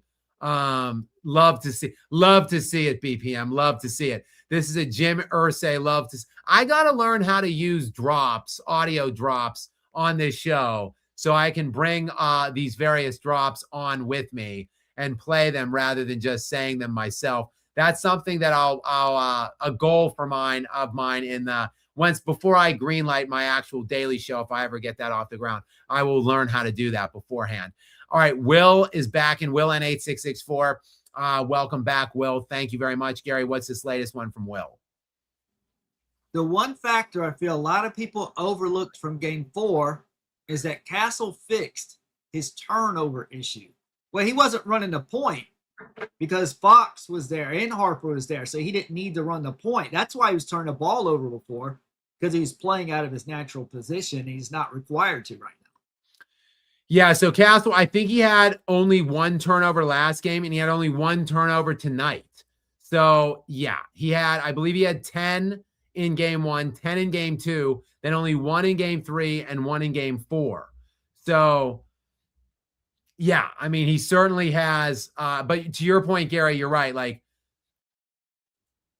Fox is the primary point and ball handler. Like, yes, Castle initiates. Yes, he's got the ball in his hands a lot. Yes, his usage is high, but like Fox is the point, and he is the only veteran guy really in the rotation. So he's like their steadying influence. They didn't have him for those first 2 games. Then Harper as well. So like now they're both playing. They're logging good minutes, and now Stephon Castle is back to playing his actual, like you said, like his intended role. All right, next in we've got D is back in again. Welcome in again to you, D. Thank you very much for being here. I appreciate it. Gary, what is the next question or comment from D? How much more will Wemby hate Chet if he loses? Well, goodness gracious. I mean, look at how much he hates him right now, because look at how much he hates him right now because of an under 16 or whatever, or under 18 game that he lost back, like they were 16 years old and they're like 22, 23 now. So 6-7 years ago. And obviously Wembanyama still holds that loss on his sleeve. And it is seriously hilarious footage. Again, don't look for it now. Please stay with us to the end of the show. tonight. But afterwards, you got to look up the under 16 or under 18, whatever it was, U.S. versus France. Wemby, clearly the best player on the floor, but his team lost by a point. So they gave Chet the MVP trophy, and he scored like 10 points. And to Chet's credit, like, he's not celebrating the trophy. Like, he looks a little embarrassed almost when he's holding it. But Wembanyama is beside himself. He is incensed. He looks like he's almost going to start crying out of fury and rage because he's so pissed off that he probably lost the game and also that Chet got his trophy. And it is something that he still obviously carries with him very closely to this day still. And it drives a lot of his venom and animosity for Chet and the Thunder overall. So to your point, yeah, D, if Wemby loses this one this year, Wemby might come back. He might, Gary, we've been talking about, can Wemby get up to like 240 or 245 pounds, like over the next couple years, through gaining a couple pounds methodically. Wemby might show up. He might be like 270 and just like cock diesel and all jacked and be like shooting like 55% from the 3-point line by the time the season begins next season if or when they lose this series. So yeah, D, I'm with you. Like, Wemby, he ain't gonna let this one go ever. Like, it could be 10 years down the road and Wemby could have like 5 championships and he's still gonna hate Chet for the under 18 and if they lose this series. All right, Ruthless Raider 78 is back in again. Will cookie sheet body Chet ever contain Wemby? Nah, I don't think so. Even though, look, Chet, no slouch defensively. He's second in Defensive Player of the Year voting this year to Wemby. He is first team All-NBA defense with Wemby. But nah, Chet just doesn't have it to stop Wemby. And because Wemby's got that additional fire, the fuel that we just talked about a minute ago with D's latest comment. So no, I don't think Chet is never, cookie sheet body is never going to contain Wemby, Ruthless. All right, D, back in yet again. Did you like the mostly single coverage on SGA? I did. And Gary mentioned that actually as a main reason why Alex Caruso came into this game shooting 60% from the field and the 3 and 81% true shooting and averaging 21 points per game. Didn't look like that tonight. And a big part of that reason was because he wasn't getting wide ass open shots all night long because they were just, look, they've got good personnel. Like Gary and I have talked about, like, they've got good guys, good bodies, good athletic, physical players, defense-minded guys to throw at SGA. Like, he's going to do his flop shit and whatever and get to the free throw line anyway, regardless of if you put 1 or 2 on him.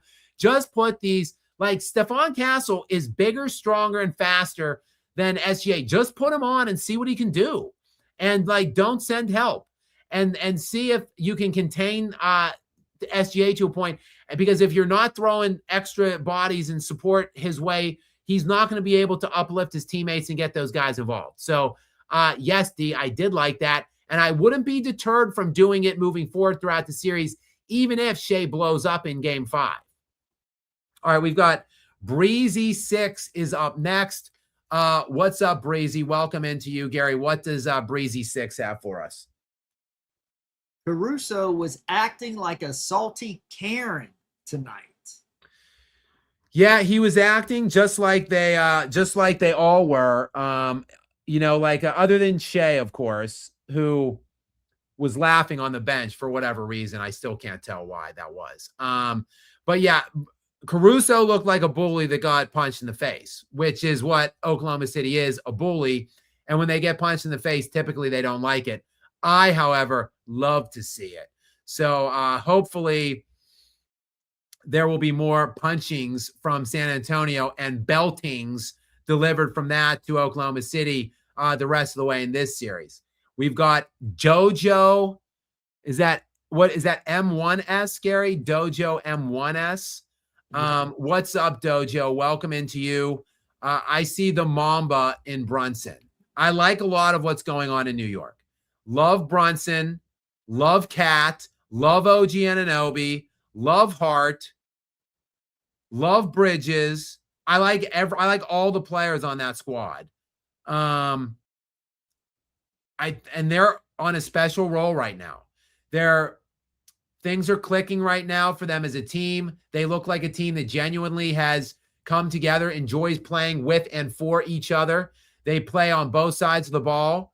They have a chip on their shoulders, and this might just be a touch of destiny now behind this team. They're going to get into the NBA Finals, I think, tomorrow officially, and then they're going to have a long, long layoff while the Spurs and Thunder continue to beat the hell out of each other. So I wouldn't rule out the New York Knicks shocking the basketball world in about 2.5 weeks time from now. The NBA Finals should culminate around mid-June. So, yeah, I think it's going to be a much better series than people are thinking or expecting. And, yeah, Brunson, he does have a little bit of that mom in him, doesn't he, Dojo? All right, we've got Taj. Gary, can you help me with this? Taj Dohan JH2. I don't know. Taj. I'll call you Taj probably. I'm sorry for obliterating that, Gary. You can try your hand on it too if you'd like, and then read the question or comment from Taj. And Taj, thank you so much for your generosity in supporting us and for coming in and furthering the conversation with a good comment. And sorry for obliterating your handle. Watching OKC grab and hold on defense and then not get called for it while they flop like a fish out of water on offense is why I hate this new NBA. Yeah, we need more regularity and consistency of calls. Like, I would like to see, look, if you're going to let people grab and hold and be physical like the Thunder are, then make it known that you're allowed to do that and bring back in hand checking and all that stuff. And let all the NBA teams and players get away with it, just like Oklahoma City. And conversely, if you are going to let that physicality go, then you got to take away the grifting and foul baiting and stuff. Like, players can still do it if they want, but they're not going to get rewarded for it. Let Shea keep hitting the floor 25 times a game and not get any free throws out of it, and he'll stop hitting the floor 25 times a game. It's really that simple. So the problem is, Taj, it's not the players. Like, as much as we denigrate Shea for it, it's not his fault. It's the league's fault. It's the league office's fault. The mandates that they give to their officials, that's really what's at fault here and what's the major problem. So, like, we need consistency, regularity, and a real course by the NBA office. Is going to start from the top on down with Commissioner Ears Adam Silver. Like, he's just got to be better and a better leader. He's not good, quite frankly, at anything. He's terrible. I think we need a change. I think the writing is on the wall. He's overstayed his welcome. I think anybody could do a better job than him at this point. So we'll see. I don't even know what his contract is. He answers to the board of governors. He's spineless. I'm sure the ownership loves him because he just cowtails to them ultimately, and they essentially are his bosses now at this point. So I don't know how much can or will change as long as we have gutless, spineless leadership at the top. So that's really the main issue that we're facing right now, or that is plaguing the NBA. Ruthless Raider 78 back in. Is Shea Zestful Alexander really just a great Robin? Well, I mean, no, he is the lead guy. He is the best player on the team. But the most important thing about the team is the team. You know, like, when you see guys like Jordan was the Bulls, like, he had a great team, but like, that team went as Jordan carried them, right? Like, in this instance, Shea ain't the straw. It's the whole squad. It's the depth. It's 1 through 10. It's the defense. Like, it's the bench primarily that is just obliterating other benches, and it's just an unfair fight. The bench is so damn good. But in terms of, like, is he a second option? No, like, Shea is still a number one option. He just would be a number one option on other teams that wouldn't go to and win NBA championships. He gets to and wins NBA championships because his team is utterly stacked and just too big to fail. All right, we've got Dojo M1S is back in with a very generous donation. Thank you very much, Dojo. I appreciate your generous donation here, as well as, again, I'm certain a very nice comment to continue to drive our conversation tonight. As always, guys, your involvement here is just very much appreciated by me, obviously, and Gary as well. A lot of engagement and interaction here by you guys tonight and all over the live chat as well. Gary, what is Dojo's most recent question or comment? The way Brunson steps up for his team and takes over late in games and adjusts his game when he struggles to score. 14 assists in game 2. Brunson stays with that job not finished look, win or lose. Yeah, a lot of analogies or comps right now with Brunson to Kobe Bryant. And I mean, yeah, I can see it in him. He does have that dog for sure. He does have that look, that demeanor where it's like he's got that chip on his shoulder, where he's got something to prove, where he's got to win at all costs. And for Brunson, look, some of that too may be like not a not a high blue chip kind of recruiter prospect coming into the NBA, kind of overlooked in Dallas in his first stint, an undersized guy. And I feel like he does carry that chip on his shoulder and does have something to prove. If only to himself, that's somebody that he has to prove it to. So I feel like those guys that are cut that way carry it their whole lives, like no matter what, no matter how good the success or whatever. I'll never forget one of the turning points of when I started liking Tom Brady, because I hated him early on in his career. One of the turning points was there was a documentary made about, it was called The Brady 8. And it was about the 8 quarterbacks that were taken before Tom Brady in his own draft. He was legendarily selected in the 7th round of the NFL draft, which is the last round of the NFL draft. And when they did this Brady 8 special, or this documentary, Brady was a part of it, and he was being interviewed throughout it. And he was talking about the process of the day of the draft and how he was watching the draft the second day with his family in San Francisco, with his mom and his dad. And this, at the time the interview was being conducted, Tom Brady was immensely rich at that point. He already had the 3 Super Bowls. I think at least 1, but maybe 2 of his 3 league MVPs at that point. And obviously, he had everything that he could possibly want or hope for in life and as a pro. And yet, during the course of this interview, and he's talking about the teams keep passing him and passing him and passing him in the 7th round, and it looked like it wasn't going to happen for him and that he wasn't going to get drafted at all. And he took his lucky bat. He's telling the story. I got my lucky baseball bat, and I just left the house, and I was walking around my parents' neighborhood with my mom, and I just broke down. And as he's telling the story now, all these years later, with all these accomplishments and all of these successes, he started crying in the interview. So you could see it still really bothered him, and it still really stuck with him. And it didn't matter when Tom Brady won his 4th or 5th or 7th Super Bowl.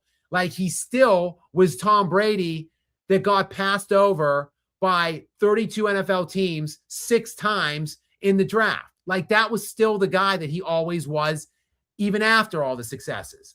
And that is the way successful people are wired and driven. Like, it's never enough. They always have more to prove. And Kobe Bryant was absolutely that way.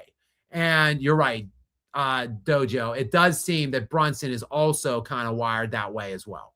All right, we've got Seahawk Tua is up next. I'll take this one real quick, Gary. The SGA discourse reminds me of Jalen Hurts hate.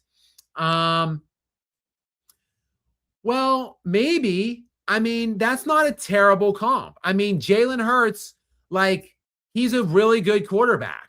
Like, he's a top 5 to 6 quarterback, maybe, in the NFL. Maybe. I'm being generous, I feel like. He's certainly not top 2, top 3, top 4. So, like, he's good. He's a really good quarterback to maybe a great quarterback. He won a Super Bowl. He outplayed Patrick Mahomes in a Super Bowl. Congratulations to him. He's been in 2 Super Bowls, actually. But he's not the best quarterback in the NFL. He's not the best player in the NFL. He's not winning league MVPs. Like SGA, that's a good comp, Seahawk Tua. So I don't know what your point is. Like, we're hating too much on SGA. Like, Jalen Hurts gets hate on too much. Well, maybe Jalen Hurts does get hate on too much because no one's saying he's the best quarterback in the NFL or a top 5 quarterback in the NFL. But people are saying that about SGA. But I think that's a good comp for an NFL quarterback comp, SGA to Jalen Hurts. But the way we're talking about SGA right now is that he's Patrick Mahomes. And like, that ain't it. It's not the case. So like, if we adjust the discourse on SGA, then the hate would be adjusted as well. That's the way it works, Seahawk Tua. With great expectations comes great responsibilities. Or to whom much is given, much is expected. You know, I changed that saying up a lot, and SGA hasn't delivered in my estimation. We've got Lavelle Robinson 1648. I think I pulled that one together. Lavelle Robinson 1648. Lavelle, welcome into you. Thank you very much for your very generous donation here. I appreciate you, sir. Gary, what is the question or comment from Lavelle tonight? Lavelle, I'm assuming that you're referring to the game tonight, game 4. Let me know in the chat just to make sure. I don't recall this play. Maybe you do. Jay says, did you see the play with SGA where it was called a shooting foul on De'Aaron Fox? And Fox clearly didn't touch him. It was not in the way of his landing zone, and he still fell down. Smiley emoji. It could be tonight that he's talking about, Gary. It could be last game. It could be the game before. It could be the game before that, because he does it every game. Like I did a video today about why everyone hates Shea. And it's a really 2-tier approach, or a 2-tier outlook as to why my expectation, or in my estimation, why everybody dislikes this guy so much. And I did some video montaging in there in the edits, and it was just from games this series. So 3 games only, where Shea Gilgeous-Alexander has hit the floor like 30 times already in this series, if not more. And several of them are literally him just diving into people and throwing the ball towards the basket, or he'll take a shot and land and just fall when he lands, even though guys are straight vertical, or to his point, the De'Aaron Fox one, like a couple of them that I've seen throughout the series, the Spurs defenders are intentionally sidestepping and moving out of the way so he can even land clearly, and he's still falling on the ground. It's Lavelle, it's ridiculous. It really is so utterly unbecoming of a guy that has the kind of bag that SGA does have, because he does have a pretty big and well-endowed bag of basketball skills, if you ask me. And he is, whether he deserves those awards or not, he has 2 league MVPs. Like, it's time to start carrying yourself like someone that has the resume build that this guy has, and stop these unbecoming, embarrassing tactics that is humiliating him, his team, and the NBA. All right, we've got Dojo M1S back in. Dojo, thank you again for sliding back in here in the sponsorship area here of Skap Live After Dark with yet another very generous donation for us tonight. I appreciate you, Dojo. Gary, what is the latest question or comment from Dojo? SGA lays down on the ground after his jump shot like he's laying down on a beach towel, or like a 6-year-old kid watching cartoons on TV. It's just ridiculous. It's like every jump shot ends in him like falling to the ground in some way. Either falling forward, like because he's jumped and thrown himself into a group of one or a group of people, or he's like making, like kind of doing a fadeaway or something, but still will find a way to fall backwards then. And I've honestly, it's like Harden and him. The only guy that's a close comparison, in my estimation, to what I've seen in this postseason. And I think it's getting worse because I don't think he was this bad last playoff run. And I don't think he was this bad last regular season. Like, I think he's worse now this regular season and worse. He's worse than ever before now in this series. So it's just getting worse. And it is, Dojo, it is just laughable, quite frankly. The NBA, honestly, Adam Silver himself should put a call in. He should show up to the next game and go into the Thunder's locker room before the game and say, look, you're not getting the calls. You're never getting them ever again. You can keep falling on the ground if you want, but it's over. So maybe you want to just stay upright and stop humiliating yourself because you're not going to be rewarded anymore. Like that, if I were Commissioner Adam Silver, that's what I would do. All right, Boo's got that beam up next. Welcome back in. I should say welcome back in, my friend, to the show. I appreciate you very much. As always, Gary, what does Boo have for us with this question or comment? What do you think would have happened if the Lakers made the finals last year and played the Pacers? I think a better question would be, what if the Nuggets were Timberwolves? Because the Lakers weren't even close. They got bounced the first round, Bougie. They were not even in contention. Yes, while I think, hypothetically speaking, in a 7-game series, the Lakers might have been able to beat the Pacers last year, there's just no way they would have ever gotten to them. I mean, they won one total game in the playoffs last year. Like, they got gentlemen swept in the first round by the Minnesota Timberwolves. So they would have never, ever gotten into the finals. I think they would have played the Pacers pretty tight. Like, yes, the Pacers took Oklahoma City 7, but I just think that was more about Oklahoma City's lack of effort than it was about the Indiana Pacers playing really well. But the Pacers, look, they made a lot of big, clutch, timely shots all the way through the Eastern Conference playoffs as well. So taking nothing away from them, the Lakers would have been very competitive if not been able to win a series against the Pacers last year. But they only won one game in the playoffs. Like, they wouldn't have won any of the subsequent series either after they would have gotten by Minnesota, but they didn't even come close to getting by Minnesota because they lost 4-1.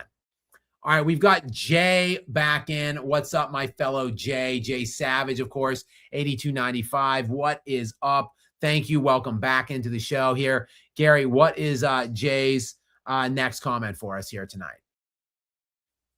They're saying SGA will be better than Kobe because he got back-to-back MVPs and close to back-to-back championships with that. And they also say it because Kobe played with Shaq in the beginning. And, of course, all of those things are true, Jay. And, of course, don't forget, because Shea is so much more efficient than the ball-chucking, ineffective Kobe Bryant, who is just a gunner and a selfish gunner at that. So, like, don't forget to slide that part in the narrative, too. That's also in the mix as why people are saying that SGA is better than Kobe. But realistically speaking, if you put Kobe in this era with this spacing and this team, he would shoot a higher effective and true shooting percentage than Shea. He would score more than Shea, average more than Shea. And also, he wouldn't be burning himself out on defense because Kobe was also All-NBA defense 9 times on the first team, 12 times overall. And he typically had to exert a lot of energy and effort on that defensive side of the ball as well. So Kobe wouldn't have to be doing that or wasting energy doing that either. Kobe also, look, they didn't have a clutch player of the award trophy back when Kobe was playing like they do now for this 2 years in a row in today's NBA. But they did have a GM poll where they polled every GM in the NBA every year in the summer and asked a myriad of questions, like 25 different questions. One of them is, who is the most clutch player in the NBA? Kobe Bryant in his prime was voted that by the GMs in the league 10 straight years in a row. So, like, nobody sniffed that. I think Steph has the most otherwise with 3 or something like that.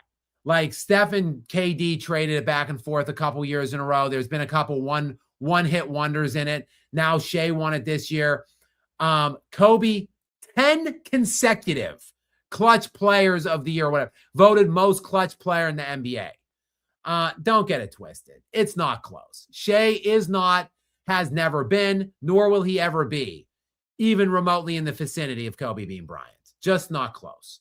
All right, next in, we've got Luka. Oh boy, Gary. Mini Chinny. Luka Mini Chinny. Luka Mini Chinny H1B. Thank you, Gary. And thank you, Luka, for your kind donation and for coming in here with us in the Skap Live area after dark. I appreciate you, my friend. Gary, what is the question or comment from Luka? The SGA hate and glaze are both getting out of hand. Maybe. But see, the hate is just, at least for me, because look, I was not. There's no hate from you. You don't hate him. There's no hate from you. Hater. You're not. But like my energy, the way I discuss and break down SGA at this point is a response and a reaction to the unnecessary glaze that I am seeing. Like, if people aren't giving him 2 league MVPs, which he shouldn't have, and then saying he's past Kobe Bryant already, then I wouldn't be out here discussing or talking about Shea the way. Look, if Shea has no league MVPs and he's just first team All NBA the last couple years, I would be talking very favorably and enjoying SGA and celebrating him. But the fact that people are saying he's the best player in the NBA and he's deserving of 2 league MVPs and he's on prime Michael Jordan's level, that's preposterous, Luka. It's just the undeserving. And I can't help but say that because it is. All right, we've got Block ZHD is up next. What's up, Block? Block says, what's up, Skap? No, what's up, Block? Defensive clinic tonight. Yeah. 33% shooting from the field for the Oklahoma City Thunder, 39% for the aforementioned league MVP, Shai Gilgeous-Alexander, who is now being held to 39% shooting for this series.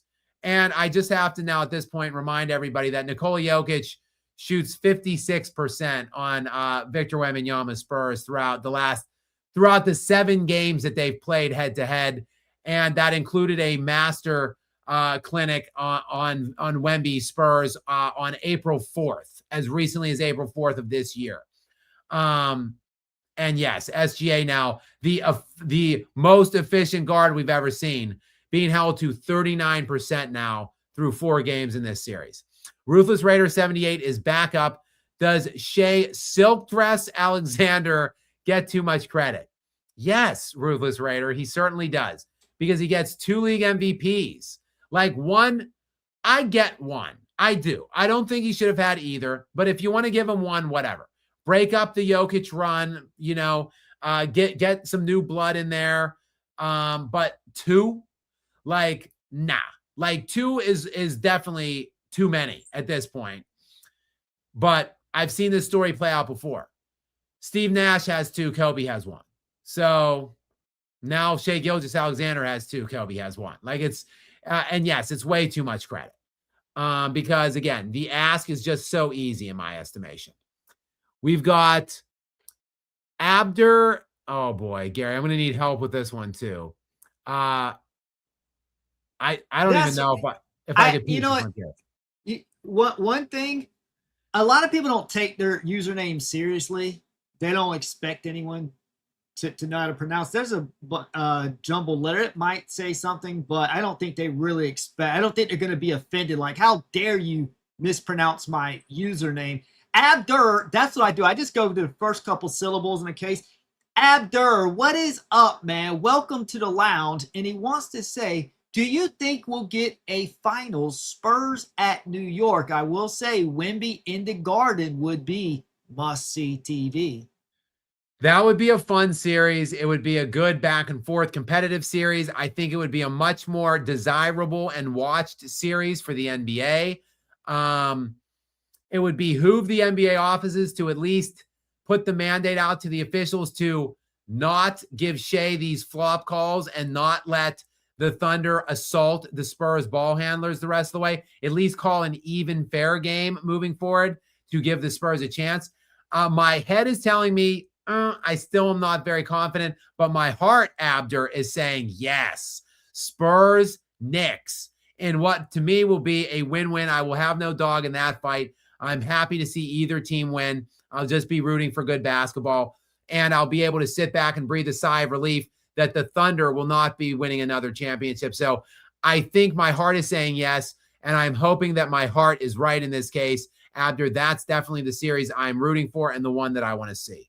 All right, we've got Booge back in. Booge got that beam. They need to move the OKC Thunder to Kansas City. Is that because, Booge, I'm just inferring here, because everybody also hates the Kansas City Chiefs and because the Kansas City Chiefs also get preposterous calls from the officials in the NFL? Is that why? Because if that's the kind of analogy or comparison that you're drawing, I'd say likely, spot on, and good call. That would make sense. And just two kind of small markets. So that actually makes a lot of sense, quite frankly. All right, John Highfill 1909 is back in again tonight. John, thank you, my friend. Welcome back to you. Welcome back to the show, Gary. What does John have for us tonight? Okay, this is a thought-provoking question. If you could draw an early comparison between Wemby and Castle's potential trajectory to any historic duo, what duo would it be? Man, it's a good question. I mean, they could be potentially historically relevant in terms of how many things they win. Like they could be potentially dynastic, this pairing. Like they are not going anywhere for their entire career. So they could win 4, 3, 4, 5 championships potentially together. So it's got to be a historically relevant duo. But like, did you ever play NBA? What's NBA Jam? The one where it's 2-on-2. Oh, did you ever play that? That would be a good way. So let's think of what were some 2-on-2 teams, and then kind of compare with that. Because think if we had NBA Jam now in Wembanyama and Castle, is there another 2-on-2? I think that would be a way that you could kind of cut to a good 2-on-2 comparison. You think?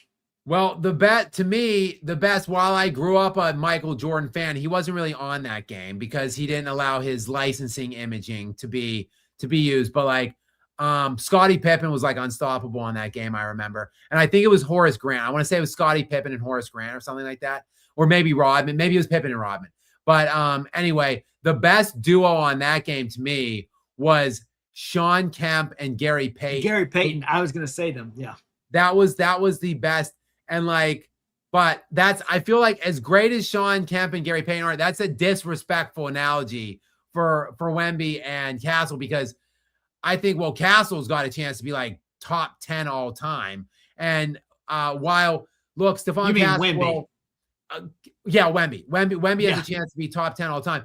And while Castle will inherently be, his legacy will somewhat be muted, unfortunately, because Wemby will be getting the majority of the flowers and stuff and the credit.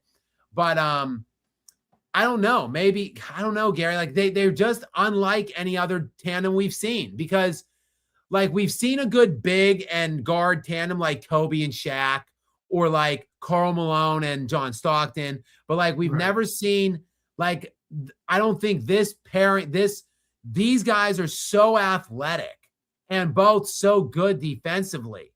Like, I don't know that I can think of another tandem that would be a good analogy for the two guys that are so athletic and so good defensively.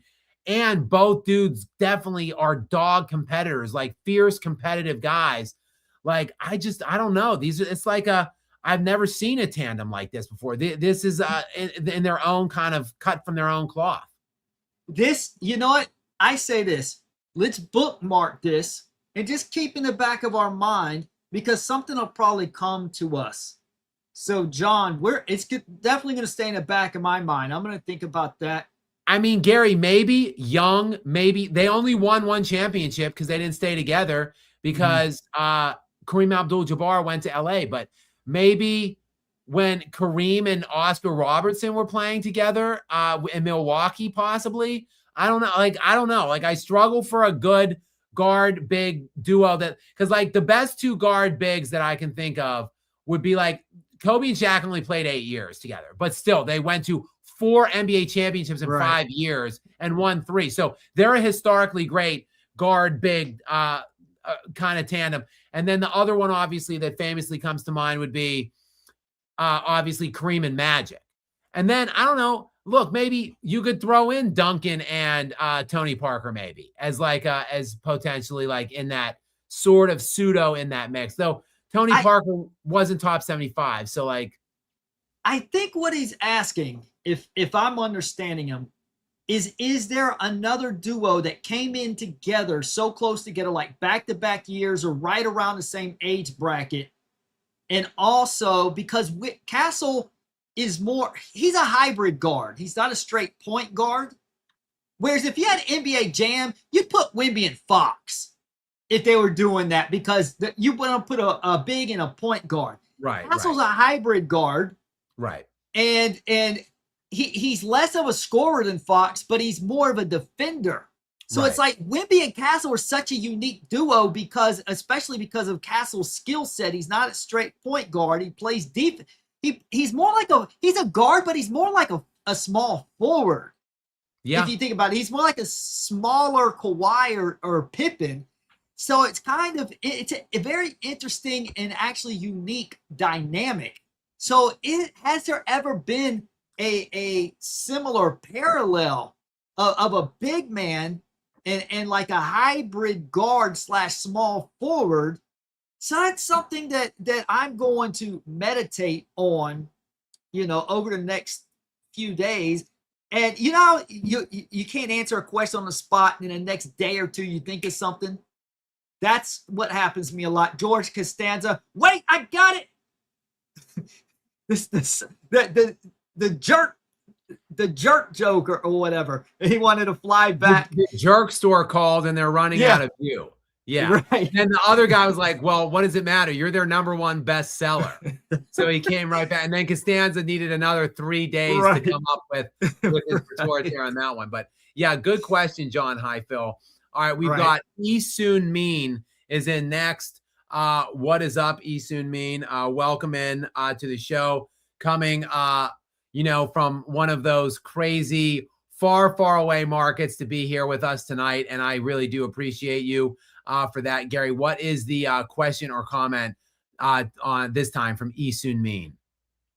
Is there a connection between SGA's shameless, ugly, fouling play, lack of love for true basketball, being a man, no fake flop, and B, his quote-unquote fashion?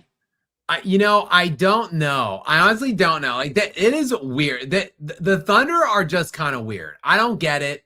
They're all into these crazy fashion trends. Most of them, like definitely Shay's like walked runways in these like wild, crazy outfits. He shows up to games with like fur coats on and shit. It went viral. He had like a sports bra on during practice one time. Like, it's just weird. And then Jalen Williams was on the bench a couple times with like just weird stuff. These guys just wear weird things. And then you've got Jared McCain doing whatever the hell he does on TikTok. It is a bizarre team. It really is, man. It's a team that I don't understand. I'll admit it. They play with a certain tenacity and defensive energy, though, that like you wouldn't expect from a bunch of guys that wear like bras and like pink jackets and fur coats and stuff and paint their nails. Like, just saying. Like, I'm just saying. Stereotypically speaking, you wouldn't expect those guys to play like hard physical defense too. No shame. I'm just saying stereotypically speaking. Now, I don't know if there's any correlation to it, but look, SGA, I just gotta be real. Like, a guy that flops and flails like this is not an elite competitor in my estimation. An elite competitor is a guy that just wants to beat you, like play his best at your best, and him just beat you down, like not cheat and flop and dive on the floor and try to kind of cheat his way. Like, I know they say if you're not cheating, you're not trying, but like still, I don't see like a tenacious competitor in guys that do these extreme of flops. So maybe Isumi, maybe there is, maybe you're onto something here. We've got Chicago 1288 is up next. What's up, Chicago? Welcome into you. Love Chicago, one of my favorite cities. Not so much in the winter, but one of the elite summer months in the entire, one of the elite summer cities in the entire United States of America. Welcome into you, Gary. And thank you very much for your kind, generous donation, Chicago 1288. Gary, what is the question or comment? This was all about the double team. The Spurs played head of defense, and now we know we have good enough defenders to beat OKC without a double team, which kills their bench. Yeah, and I don't know why people do like look, the Nuggets have no choice.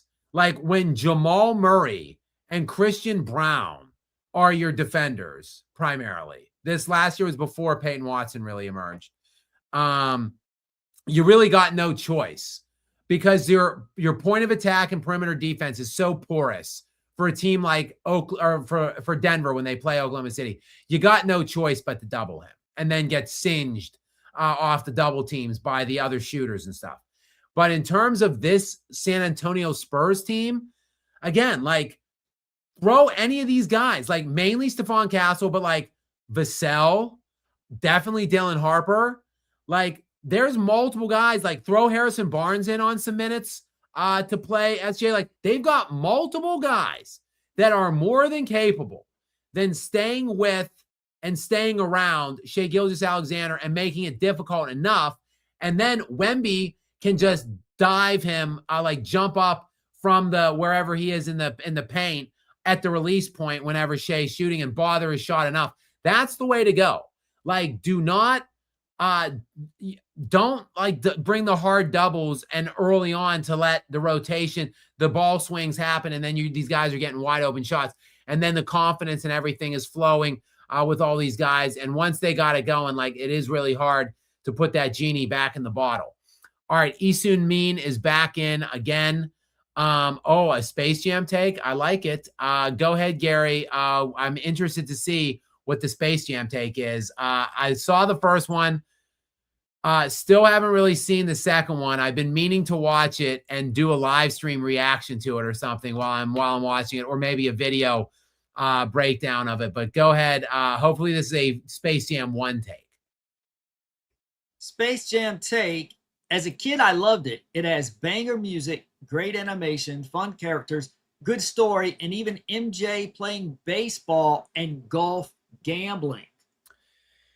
Great movie. Obviously, my nostalgia goggles are very firmly fixed to my head when it comes to this movie, because I agree. I love this movie as well. I just have to echo everything you said. And you've got Bill Murray in there. Bill freaking Murray, who makes every single movie he's ever in better. My idol, Jim Rome, is also in Space Jam 1. And yes, I don't want to make any commentary on R. Kelly and his indiscretions in recent years. I think he's in jail for several years, where he obviously belongs based on the evidence of the trial that he was involved in. But I Believe I Can Fly is an amazing song. I'm sorry. It just is. Like that song, so much nostalgia and 90s awesomeness packed in to that song.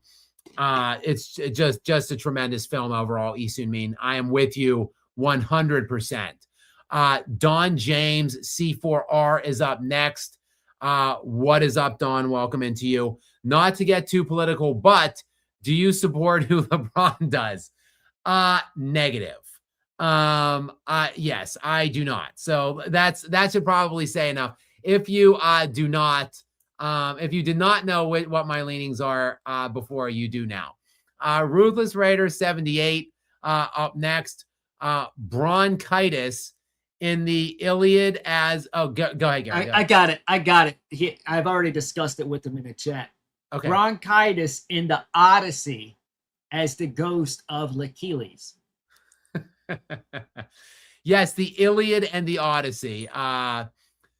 The Iliad, of course, part of the Odyssey. The Iliad talks mainly about the Trojan War and the battle, the subsequent battle, and what Odysseus does to anger the gods, which then results in his, I believe, 20-year journey back to Ithaca.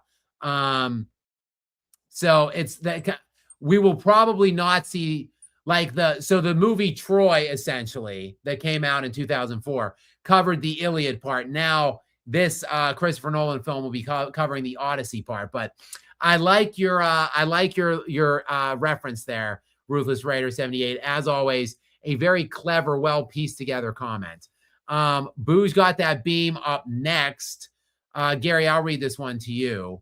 I think this was a repeat, and I'm thinking it must be an accident. Bougie, if you're in, let me know in the chat a replacement question, because you asked this before, didn't he? Isn't this the exact same question? And the answer is they may have beaten the Pacers, maybe, but they would have never gotten there because, they won one game in the playoffs last year. John Highfill is back in 1909. Welcome back, John. Thank you so much. Gary, what's this latest comment from him? Is Shite Glamorous Alexander going to be like the flippity flop and just ensure he shoots enough to get his points? There definitely is some free or some box score puffing and padding going on with Shea. Like there is a little something to it. Like he did a couple times this year go out of his way to make sure he kept his 20-point streak alive. And that does just rub me the wrong way, especially because he has now, I believe, 2 performances in the postseason now where he does not have 20 points. So the streak realistically is broken. The playoffs should even count more. But next year, when the season picks up in regular season game 1, he will still have this active streak going.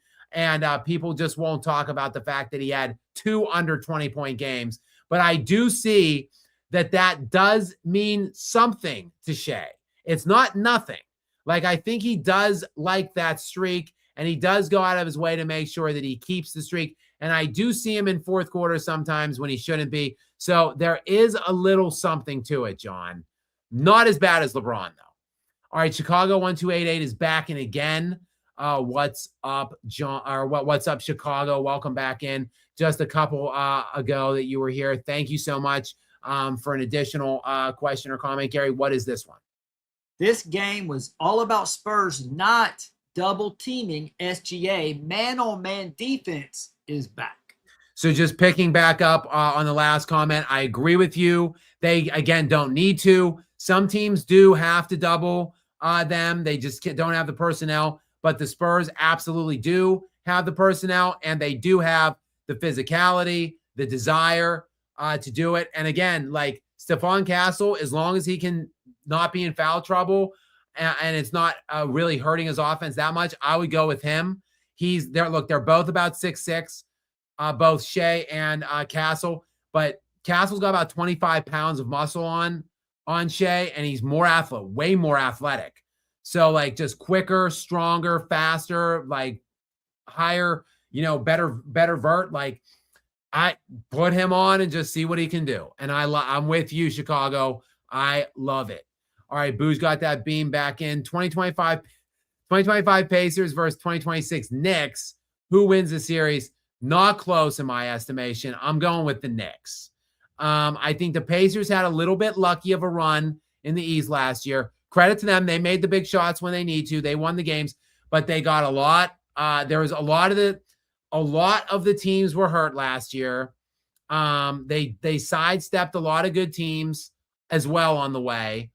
And then the Thunder just kind of bowed down, bent over, whatever you want to say. Just let them win several of those games, in my estimation, in the finals round. Like that could have been a clean sweep if the Thunder weren't playing with their food. The Knicks are on a historic run right now. Historic. Like we've never seen any team quite on this much of a run. Yes, you got to factor in conference and position or a specific and relative competition, but This team is on an absolute historic run. So I put them definitely in a level above the Pacers last year. I go Knicks all day in that matchup. All right, Isun Min back in. Go ahead, Gary, with this one. Mount Rushmore of NBA commissioners, ranking. We only know of two. Do you know who was before Stern? There's been several. No turnaround hardly. But I mean, in my lifetime, I mean, Stern was what, 1980 or 81? Maybe 80, maybe 84.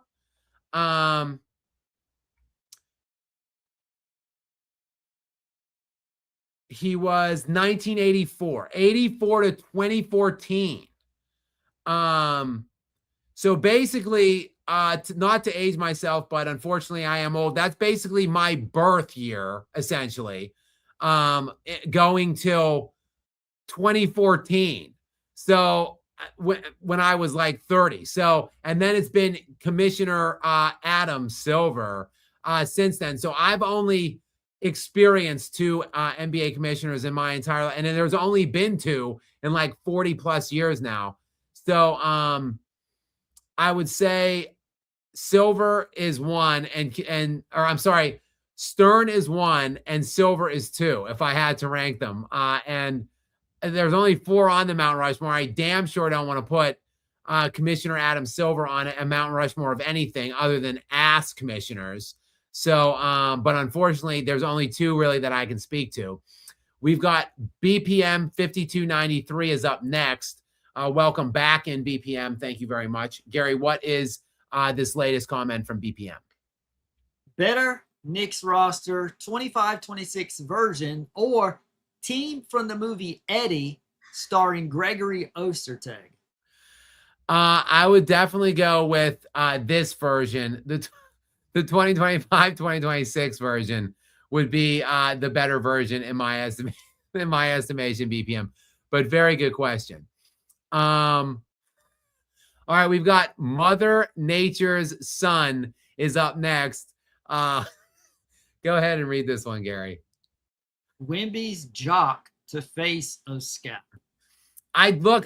When I see actual greatness, I have to say, I just have to call it out. Look, this era of NBA basketball, circa like 2012 till now, roughly speaking, has been so assy that, like, I'm sorry, but I just get excited when I see true greatness again on a basketball court, which is why I slurp Nikola Jokic or glaze Nikola Jokic so much, because it's so rare that I see actual guys that deserve glazing on an NBA court within the last 15 years, roughly.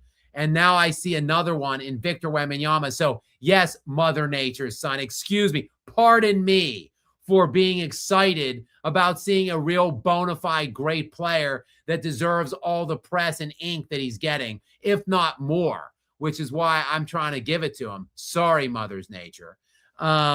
We've got at Al Swearingen 8321. What's up, Al? Welcome into you. Thank you for being here. I appreciate it. Thank you for your generous donation to us here. I believe RSD, by the way, is Serbian. So welcome in. If I am right on that, and that is Serbian, welcome into you from there, Gary. What's the question or comment from Al? OKC is the first team I can remember where people don't hate the organization. They hate the team. ESPN playing dumb about why that is pure comedy. Like we don't watch the games. Yeah, I mean, that's a good point. And yes, RSD is Serbian currency. So welcome in to you from Serbia. Shout out my Serbian brethren. And now I agree. Like the hate for OKC is so overwhelming and so substantially lopsided for a team relatively early on in the infancy of its like dynasty run that they're trying to build. Like they're just so utterly easy to hate, quite frankly. Like they're just so unlikable with their personalities and the way they play on both sides of the floor. Like Yeah, like it's easy to see. And of course, we don't dislike Oklahoma. Like we're rooting for a small like market to like rise up and take down these big juggernaut markets. But we're rooting for the San Antonio to be that small market, not Oklahoma City, because of all the reasons, Al, that you have alluded to. And that, yes, we all know why. Like it's pretty obvious and easy to see why people hate all the time on them at this point early on. And again, Al, thank you so much for being here from Serbia. Shout out to you. We've got our player 77 joins us back now here in the chat. Welcome back, our player. Thank you so much, Gary. What's the question or comment from our player? Spurs are back into this thing. They didn't even play that great. This is a toss-up series. Shea was so-so tonight. Caruso finally sucked. Go Spurs, go. Yeah, I mean, they shot themselves only 39%. The Spurs did. They shot, I believe, 9 of 27 from the three-point line. Let me just confirm that. 9 of 33 from the three-point line for 27%. That's why 27 was sticking out in my mind. So, I mean, yeah, they themselves can play much better. You would expect the Thunder to play much better, shifting back to Oklahoma City as well. But yeah, I mean, once again, as I look down the page here for the San Antonio Spurs, like not tremendous eye-popping performances outside of course, Victor Wembanyama. So like he was the big differentiator tonight, the big difference maker. If somebody wants to join him or come along with him in Oklahoma City, absolutely, you're right. The Spurs are squarely still in this series 2-2, and they've got the best player on the floor on their team in Victor Wembanyama. So they are still showing life for sure. Our player goes back-to-back. Welcome back in, our player. Gary, what's the second one in a row from our player say? If New York wins it all, is Jokic still the best player? If New York wins it all. I mean, it doesn't really matter to me who wins it, because Jokic doesn't have a team that should be winning it. Like he doesn't have a team that could remotely help him compete to win it. I mean, Jokic's been the best player for 6 years. He's only won it once. I think it's between Jokic and Wemby at this point. Like Jokic has been clearly far and away the best player on the planet, in the world, in the NBA, or anywhere else on this planet. Has been the best for 6 years easily, to me, without comparison, other than maybe Giannis in some of those years. But to me, it's been Jokic for 6. Now, for the first time in 6 years, I'm now seeing a guy in Victor Wembanyama that can rival Jokic for that spot or to make that claim. So if Wemby wins it, I think out of respect for him, because, look, I think Wemby's team is better than Jokic's, but Wemby's team is not better than Shea's. So if Shea can do something, or if Wemby can do something that Jokic couldn't do last year, even though, again, Wemby's got the better team, he still is outmatched in this series, I think. So if Wemby can complete this and not only beat Oklahoma City and Shea, but then go on and win the NBA championship, out of respect, I think Jokic would cede probably the title, the mantle of best player, and it would become Victor Wembanyama heading into next year. If Wemby loses either this series or in the finals, I think you just go in as a toss-up next year with a let's wait and see kind of approach. Like if Jokic starts the year next year like he did this year before that knee injury in the first 34 games, it's still Jokic. If Jokic plays like after the knee injury Jokic, when he came back in February, and the way he played from February to his elimination ultimately in the first round of the playoffs, and we've got this Wemby, then Wemby is the best player to me. But it's getting close. And Jokic is going to be 32 in February, and Wemby is going to be 23 next year. So it's only a matter of time. The Wembanyama era is coming quicker rather than later, sooner than later. And it's just a matter of time now at this point.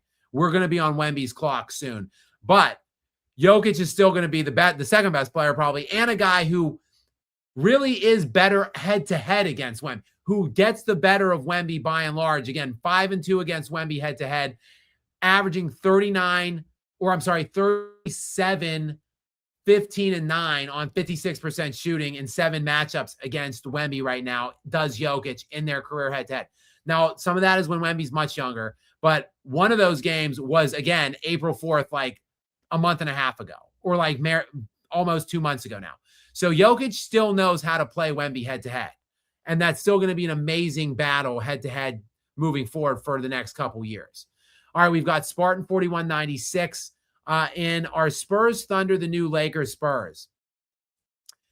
Maybe not even. Like, I feel like, yes, in terms of they are going to be competing, like the winner is going to win the championship for the next, like, probably 7 or 8 years.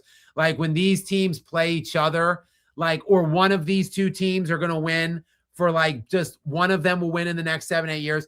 I don't know if it will be fully Lakers Spurs, because they won 10 in like a 14-year span, which is nuts. I don't know if it's going to quite raise to that level or not.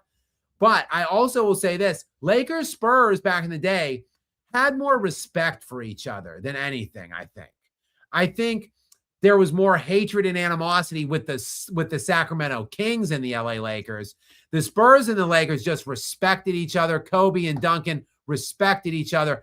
I see more hatred and disrespect right now brewing for the Thunder and Spurs right now than that Lakers and Spurs team ever had. So it's more, while the Kings weren't as successful and weren't really necessarily a true rival to Lakers because they never actually got over the hump and won a championship, what's brewing between these two, and even you could say Minnesota and San Antonio, or Minnesota and Oklahoma City, is more of a disdain and a dislike for each other, which I dig that. I'm down with that kind of rivalry, and I like it. So maybe it would be more like, you know what Lakers Spurs might be? I know it was different conference lines, but maybe the 80s Lakers and Celtics, where like those teams were vying for championships directly, and there was a dislike for each other on those teams. Either way, it's going to be fun over the next several years to watch the Spurs and the Thunder. And we obviously know who most of the country is rooting for in this equation, the Spurs, of course. All right, we've got Stefan Piscano in next, a good friend to me and the show. As always, sir, welcome into you. Thanks for listening. Thanks for supporting me. Thanks for being here. Thanks for your kind and generous donation. Shout out to you, and shout out to Vacation Wealth Partners. Gary, he's got a take on the Wemby and Stephon Castle comparison that we were searching for, a little analogy that we were searching for earlier. Go ahead and drop his comp on us. Russell and Sam Jones, that is the only even remotely close comp. That's actually not bad. Let me check out Sam Jones real quick. Exactly.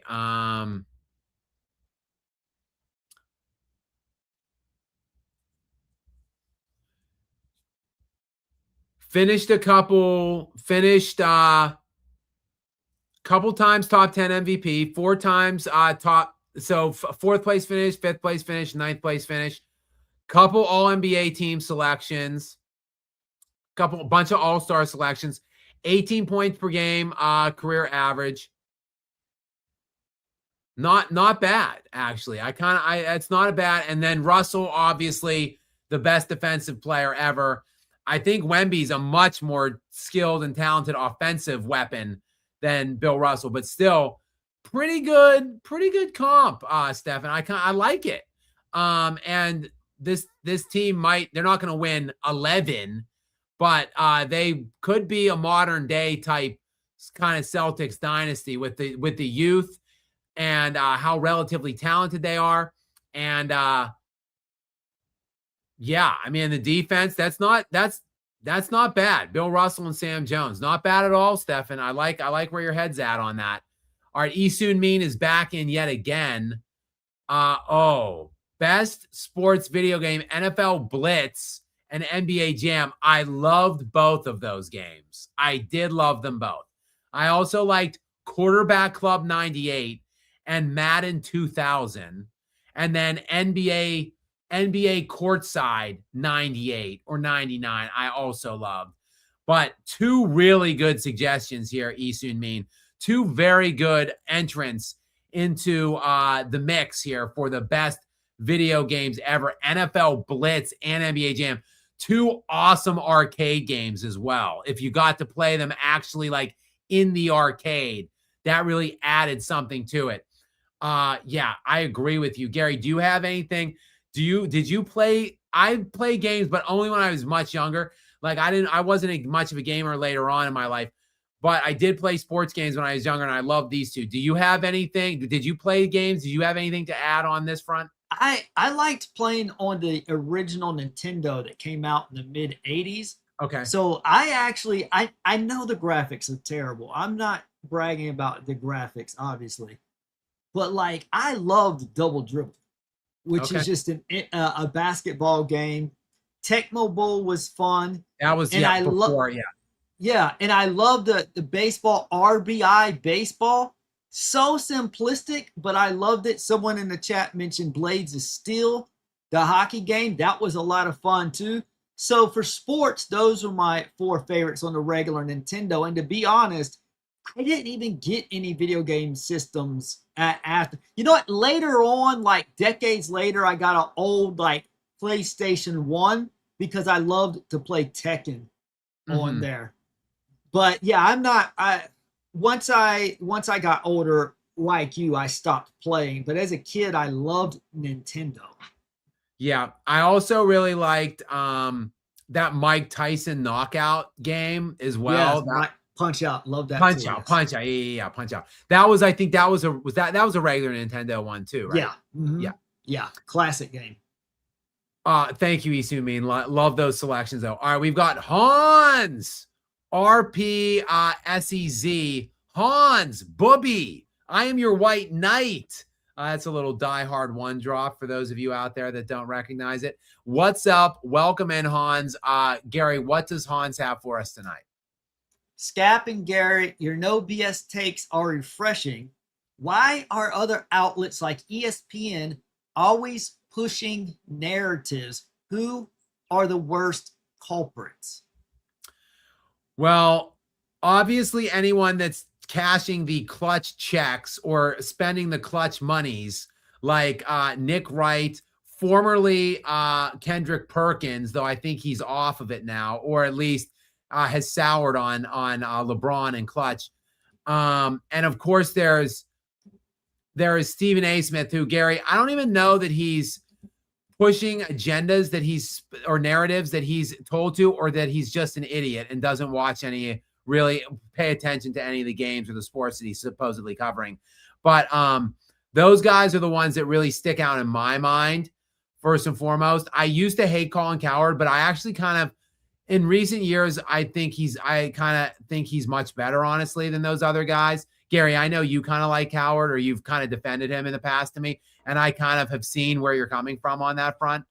But it's mostly everybody on ESPN. It's a pervasive issue. So but the worst ones would be the ones with the biggest or the most powerful voices. And in that regard, it's got to be Stephen A. Smith. He's like the number one kind of sports media personality there is. Though I'll say this, Jim Rome isn't my guy that I talk about all the time that I love. He's not in as much of the spotlight anymore today, but he still makes a shitload of money. Like, I think he makes like $35 million a year or something on his existing contract, which is nuts. Or maybe, hang on. Radio contract? Yes. $30 million per year. Jim Rome earns an estimated $30 million per year from his nationally syndicated sports radio and television programs. So like, that's much more than Stephen A. Smith makes. Like, he makes a ton through ESPN, like I think $8 or $10 million, but like a stipend compared to the great Jim Rome. Because the only reason I know that is because when Tom Brady signed his broadcasting deal for like $33 or $34 million a year, I looked up to see who, if anybody, in sports broadcasting made more or as much as Brady, and Rome was the first guy on the list. So, and Rome certainly is the best guy to me in all of sports broadcasting. Stephen A. Smith would definitely be one of the worst, Hans. Gary, anybody you want to add to that? I just wanted to clarify. I to the chat, especially. I am not a fan of Colin Cowherd. What I said in the past was that he has some outside of the box interesting takes. So I listened to him, but he is most definitely positively associated with Clutch. Okay. His whole the Volume podcast is his, and they work with Clutch. Okay. That's why he's got Nick Wright on there. And Right. now I put a video on my and to Hans's and anyone else. If you go to my sports channel, Gary828 Sports Talk, I've made a slew of videos about clutch plants. You can see those videos on there. They've got a new guy, Jason Temp, who's like you in a way. He's very passionate about basketball, very knowledgeable. You can sit there and listen to him talk about basketball for hours. But this guy a couple years ago was talking about how Jordan was the GOAT, starts working on the Volume, who's associated with Clutch. Now he has LeBron as the GOAT for some reason. And he's constantly now defending LeBron as soon as it gets on the Volume. I'm actually in the process of making a video now with his last interview with Colin, talking about how LeBron didn't fail the Lakers, but the Lakers failed LeBron. And it's obviously, and Colin Cowherd has got him on there, putting him in position so that Jason Temp can be this mouthpiece. It's all orchestrated from Colin Cowherd, who is working with Clutch Sports, and he's the one who catapulted Nick Wright. They're all associated. But here's the difference. Colin Cowherd, he does not care about anyone. All he cares about is building his career. He has no convictions. If anyone else comes along and offers him more money or can bolster his career, he will disassociate from LeBron and Clutch. In fact, he already did it at the beginning of this year. Remember the speculation before the season started, Jordan is going back to NBC? Then after a few months later, the season starts, and then we find out he's not actually with NBC. He sold an interview to NBC. He's never been on the telecast like what we thought. I was under the impression he was going to be working on NBC weekly, and I said he is going to not very subtly, not directly, turn fans against LeBron just by speaking about basketball the way it was in his era, and fans of this generation would gravitate towards Jordan and Kobe and away from LeBron, which is what I thought was happening.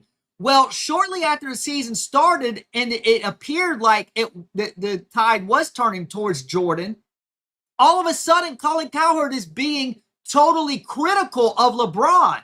And he's like, LeBron, it's your time to go. You had a great run. Well, now it's the Luka era, this and that. Well, suddenly, since Jordan is no longer with NBC like we thought, now he's back on the LeBron and Clutch train. I said in this video of mine, I'm on a very small channel, but this is why this video got circulation, got over 100,000 views, which is huge for a brand new startup channel. That's why I pointed out on there, Colin Cowherd blows where the money takes him like the wind blows. That's what he does. He has no convictions. Like you have a conviction for Kobe Bryant.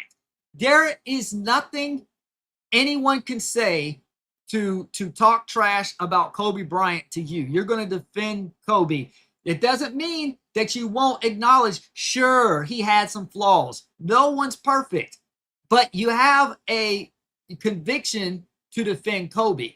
Colin, on the other hand, has no convictions at all. It's all about building his platform and building the Volume so that he can retire off of that when he decides to leave FS1. His mind's like, well, this thing at Fox could blow over any day, but I'm building up my Volume platform. And so he uses people and narratives to do that. That's who Colin Cowherd is. In spite of that, he does have some interesting sport takes at times that I do find interesting. And that was the positive I said about him. But that's about as far as it goes with positive things I had to say about Colin. Fair enough, Gary. And I agree. I've always hated because like 10 years ago, he was started championing LeBron as the GOAT and like being better than Jordan. It's just outrageous. Like anybody that thinks that, specifically, look, he is a professional sports broadcaster who's in his like whatever 60s probably. Therefore, he lived through all of the Jordan era and like watched Jordan. Like you can't have watched all of that and covered it for a living and think LeBron is better. You just can't. So you're either disingenuous or an idiot if you're calling Coward. So like that's why I basically started disliking him like several years ago. All right, we've got Chicago 1288 is back in again. The Spurs have a good enough defender wherever you don't have to double team, and that kills their bench strategically. Spurs are unbeatable. Strategically, Spurs unbeatable. So yes, Chicago, I am with you 100%. Like the key, look, I think Bill Belichick did it famously with the Patriots. Like whatever your strength was, he would find a way to take it away. Like that, like on defense, he would determine what the strength was and make you beat them in some other way. Now in basketball, like, look, I see similar things with Nikola Jokic. Like if you're consistently doubling Nikola Jokic all the time, he's such a great and skilled passer. Like he's going to get everybody else involved. It's very hard to beat them in that way. The best case is if you have one really elite defender. And that's why like the Timberwolves gave them some issues because look, Rudy Gobert's made 4 Defensive Player of the Year awards, or he's won 4 Defensive Player of the Year awards. Everyone makes fun of him, but he made again this year. He was first team All NBA defense again this year. He has now Rudy Gobert has more defensive first team selections in his career than every player in NBA history other than Michael Jordan, Kobe Bryant, Kevin Garnett, and Gary Payton. That's it. So like Rudy Gobert is a really good defender. Nikola Jokic still gets the better of him by and large. They've played like 45 times in their career, and Jokic gets the better of him in terms of like statistically speaking. And Jokic has his way at times. He had a 60-point triple-double on Rudy Gobert once. He had the Christmas Day game was absurd this year. So like he gets his from time to time. But thinking that Jokic can score 45 points, 45 points on 60% shooting 4 times out of 7 on Rudy Gobert, like it's not realistic. And that's the better way that they should go about defending Nikola Jokic. I agree with you. So if you have the personnel, now a lot of teams don't have Rudy Gobert to put on Nikola Jokic, or don't have Victor Wembanyama or Shea Gill or Chet Holmgren or Chet Holmgren and Isaiah Hartenstein. So like they have no choice but to put 2 or 3 guys on Jokic. But if you just like a lot of teams don't have the personnel to single Shea, but the Spurs do. So if you got it, you might as well flaunt it and just don't let the rest of the Spurs or let the rest of the Oklahoma City Thunder be your undoing. Because once you get all of those shooters going and all those bench guys going, it's going to make for a very long night for you by and large. All right, we've got Spartan 4196 is up next. We've got an important question, Skap. Who's fruitier, SGA or Caleb Williams? Darren McCain, or Jared McCain. I mean, that was going to be my exact answer, Gary. So I'm with you. I'm aligned with you 100%. Look, we are a very accepting show here. We're a very accepting channel platform here. No disrespect, no judgment. We're a judgment-free zone here. But to answer your question, it is definitely Jared McCain. Go watch some of his TikToks. Seahawk Tua says that this is a weird minority to lean left and hate Labuti. Hey, that's okay. You can lean whichever way you want. Politically, I have no problems. Like, I don't infer what anybody should think or feel politically. I hope that no one infers or tries to dictate what I think politically. To each their own. I think politics is a thing that, like, I don't like the over politicizing of entertainment, of sports. I don't care what athletes or entertainers think about politics. and I don't try to put my own politics out there because it's something that you should formulate your own ideology, philosophies, viewpoints, and opinions on. For whatever reason you align the way you do. If you believe passionately and strongly in it, if you feel like you're educated enough, self-educated in those things enough, then you shouldn't be told or dictated to by anybody of which way you should lean or feel. Therefore, I don't care which way someone wants to feel, and I hope that they won't begrudge me my feelings either.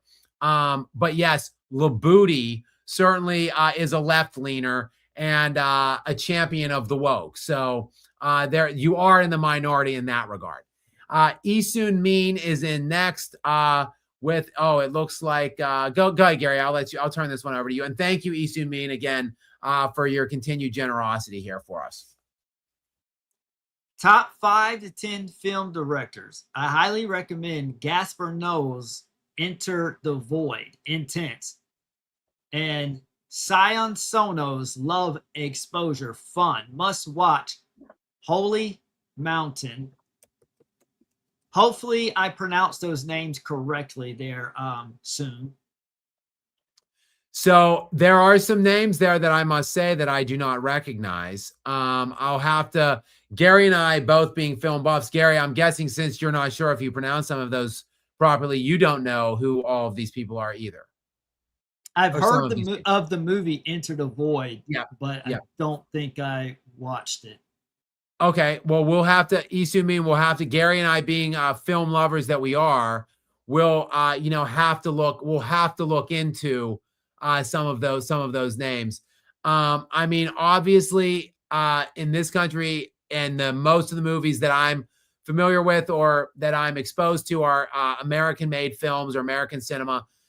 Of course, the main guy's name is always Steven Spielberg, who I do have a lot of respect for. I like a lot of his work, and he hit on the stage. Gary, do you know what his first film was, Steven Spielberg? Duel? What's that? Duel? I don't know. Now you have me. Maybe you have me.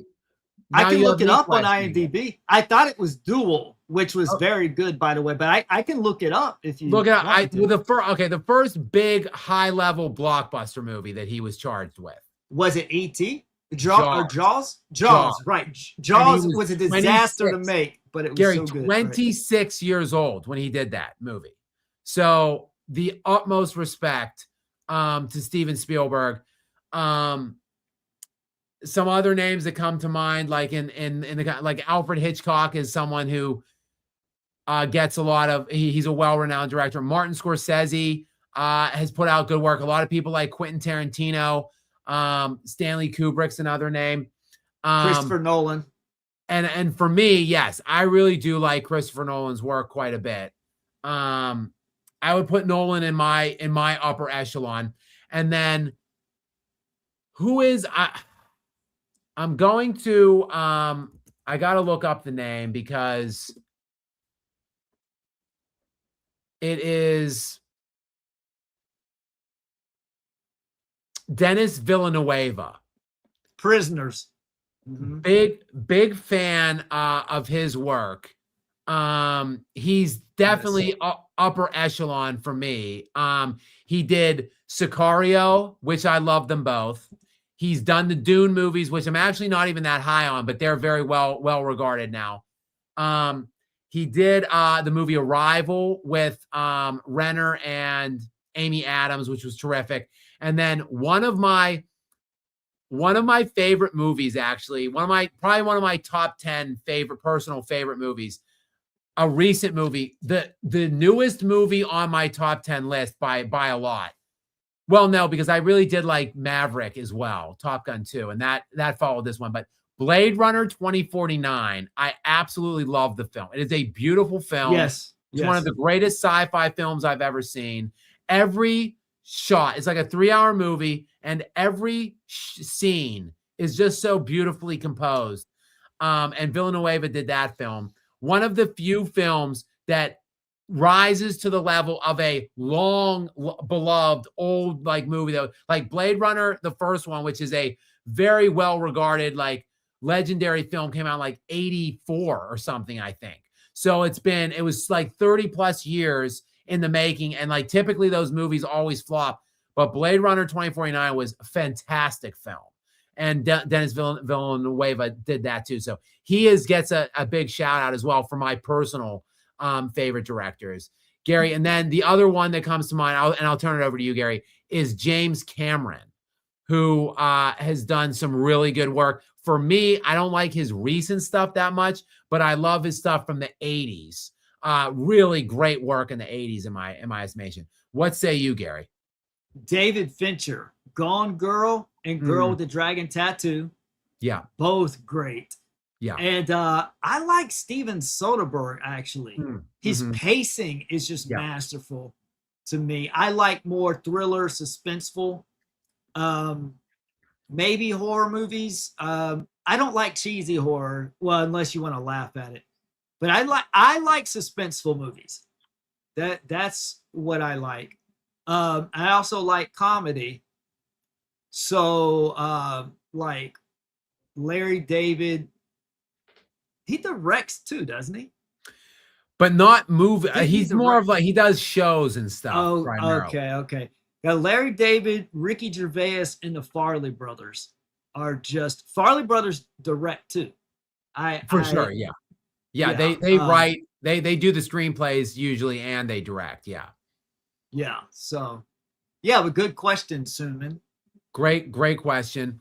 All right, Blake 1267 up next. What is up, Blake? Welcome into you. Welcome to the show. Thank you very much for being here, for your support here and generosity, Gary. What's the question or comment from Blake? Spurs have actually not played that bad as a unit in OKC. Is Spurs still game 5? Are the Thunder in trouble, or will experience prevail regardless? Experience could prevail, but they would be in trouble. Both would be true. For sure. Agreed. Like, yes, they could win back-to-back games in game 6 and 7, but it's unlikely, honestly, to me. Like, I think if the Spurs lose game 5, I really do think they will ultimately end up losing 3 straight games and lose game 6 and get closed out in San Antonio. I think the emotion will just be so much in that arena, and the energy that the team will play with, the defensive and the physicality, the energy and the physicalness that they'll play with, or the physicality that they will exude. Like, and Wembanyama will just will them and like lift them, and the team will like just jump on his back. I honestly believe if they lose, I don't think they'll lose game 5, the Thunder. I think the Thunder will win game 5. But if they lose, they are for sure, they are in trouble, big trouble. And I think they will ultimately get closed out in game 6 in San Antonio. Because if they're not going to win that game, if all of their bench and all of their guys and the supporting cast and stuff isn't going to show up in game 5, I don't see any way they show up in game 6 down 3-2. And Shea, look, he just doesn't have it. Like, it's not like he's choking or anything necessarily. He just doesn't have it in this series. Like, he's shooting 39%. Like, I don't see, like, if he truly was just gonna go MVP berserk in this, like, he would have done it by now. I feel like it's just 4 games of substandard play by him. Like, this is just what he is in this series. Like, he needs the rest of the team. And if they don't show up in game 5, the probability of them doing it in 6, not very high.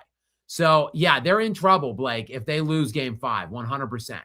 All right. Isun Mean is back in yet again with another question, a well question. Go ahead, Gary.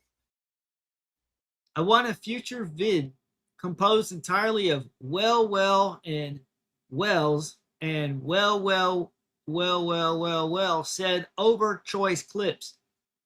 Nothing more to say. Well, you could compile that yourself, Suman, if you wanted to. You could take his videos and just clip the intro.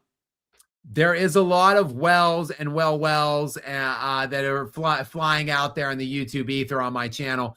I did start the stream tonight, 3 hours and 8 minutes ago now at this point, with a well. So, I mean, that's something I can maybe work on in the future, Isumi. Maybe in like a more quiet time of the year for me, or one of these off-season months, because I still will be putting work out, but it definitely will be less crammed and busy for me. And then back to back with Isun Min. This one says SGA Silver's what is that? GY Gangsta Assassin. Guy. What is GY, Gary? Do you know what that means? Silver's Guy Gangsta Assassin. Ass in. Well, I don't even know exactly totally or fully how to unpack this one, Easton, man. It's definitely nothing that is really complimentary or good in any way for SGA or Commissioner Silver. Let's just leave it at that, shall we, Easton, man? Agent Poindexter is in next. Thank you very much. Welcome in, Agent Poindexter. Gary, what does the good agent have for us tonight? SGA's playoff on-off net swing for a whole career, not just this year, is -10 plus -5. Is that true shooting percentage? Yeah. Playoff drop from regular season. What's regular season? Luka has a better career so far. I don't care about accolades. I mean, yeah. I mean, you can make the case. And that's so what he's saying is his net swing is -10 from regular season to playoffs, and his true shooting is -5 from regular season to play. That is a playoff dropper, if you ask me. And yeah, I looked at his on-offs today for this season. He wasn't great last season. He was like +1.8. He's like +12 in the regular season last year and +1 in the playoffs. So that right there is a -11 on that. And this year it's ridiculous. He was also like +11 this year in the regular season and now -20 in the playoffs. That's like a -30 this year. But I looked at the on-offs for the whole team. I believe he has the 12th best on-off on the team right now through 12 games played in the playoffs. So that is below not good, to say the least. You could say that -20 or -19 is skewed, fine. But there are still 11 guys better on the on-off than he is on his own team. That is the antithesis of valuable, if you ask me. Go ahead, Gary. Let me ask you a question, just be straight up. For the sake of arguing, we won't get back into the argument debate, but this is an interesting question. Let's say the Thunder are fully loaded, Jalen Williams and AJ Mitchell, but no SGA. Jalen Williams and SGA are AJ and Jalen run that position. Can the Thunder still win a championship? Do you think? I think they actually could. Do you? Not this year, because they can't beat the Spurs, I don't think. But that last year, I think they could have still won the NBA championship. Like if you just removed SGA from the team last year at the beginning of the postseason, I think they still could have won the championship. Yes. But they're also playing the Spurs mostly without Jalen and tonight without AJ Mitchell. So let's say AJ Mitchell say they're both available, but SGA isn't. Because you haven't said yourself that they're still better with even despite what the on-offs are. I still would take a guy that's averaged 30 points. He has been bad in the playoffs, all playoffs long. He is hurting them because his defense is not good right now in the postseason.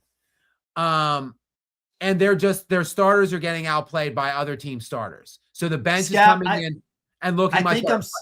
But I would still take, Gary, a guy that's averaged 30 points per game for 4 straight years in the NBA. Like I would still say they're ultimately better with SGA than without, if that's your question. I'm not trying to start some controversy surrounding NBA, but could AJ Mitchell fill those shoes that SGA.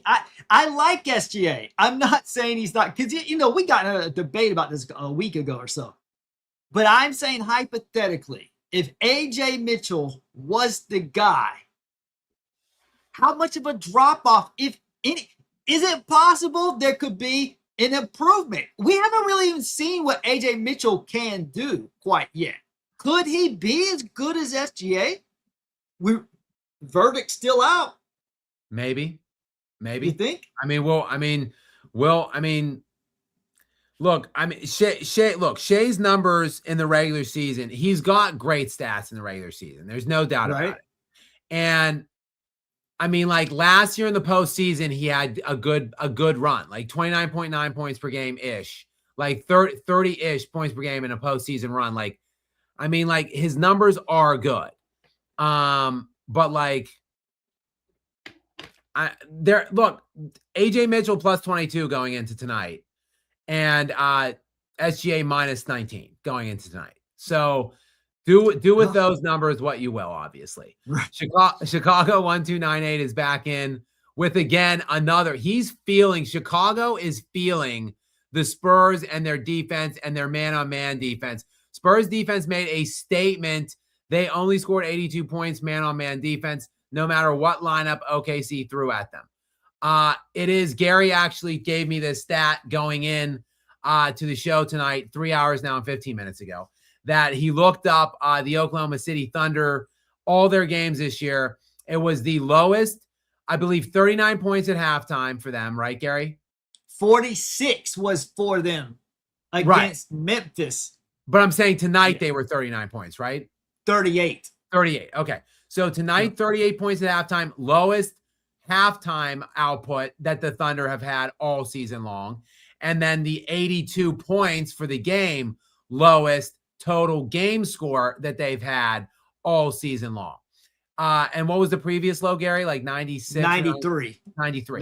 So not a good time, Gary. Game 4 of the Western Conference Finals, not a good time to be setting league, all season lows for half and game score, because they played 82 regular season games, 12 games now in the postseason. So 94 total games, nearly 100 games. Not a good time in game 4 of the West Finals to have your worst output. So credit to the San Antonio Spurs, Chicago 1288. Credit to them. And obviously credit to you, because you're clearly a Spurs person here, a Spurs fan. All right, Boo's Got That Beam is in next. Or I should say again, welcome back. How would I rank today's elite teams like OKC, Spurs, Knicks, Wolves, Nuggets, etc. would fare? How would they fare if they played in the early 2010s NBA era? Like early 2010s is in 2010, 11, 12, 13, 14. Well, that was the era of the super team right there. That was LeBron was building the Miami Heat super teams. You had the Spurs 2014 excellent team there. You had the Thunder actually with KD and Russ and Harden. You then later later on in the 2010s, you had of course the KD Golden State Warriors. How would they fare? I don't know. Those were super team times. Those were big 2, big 3 times. And I think maybe these full rosters, better teams, might have actually fared a little bit better, quite frankly. So I feel the Nuggets don't really have that good of a team, nor do they have a super team or a big 2 or big 3. So I don't know that I would include them in there, really, or the Wolves.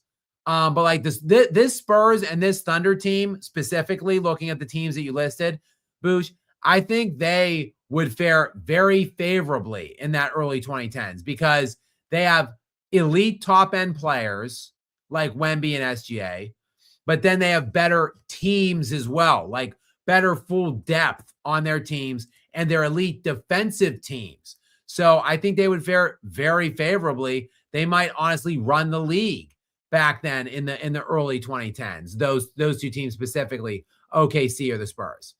All right, we've got Spartan 4196 is up next. Go ahead, Gary. I'll turn this one over for you.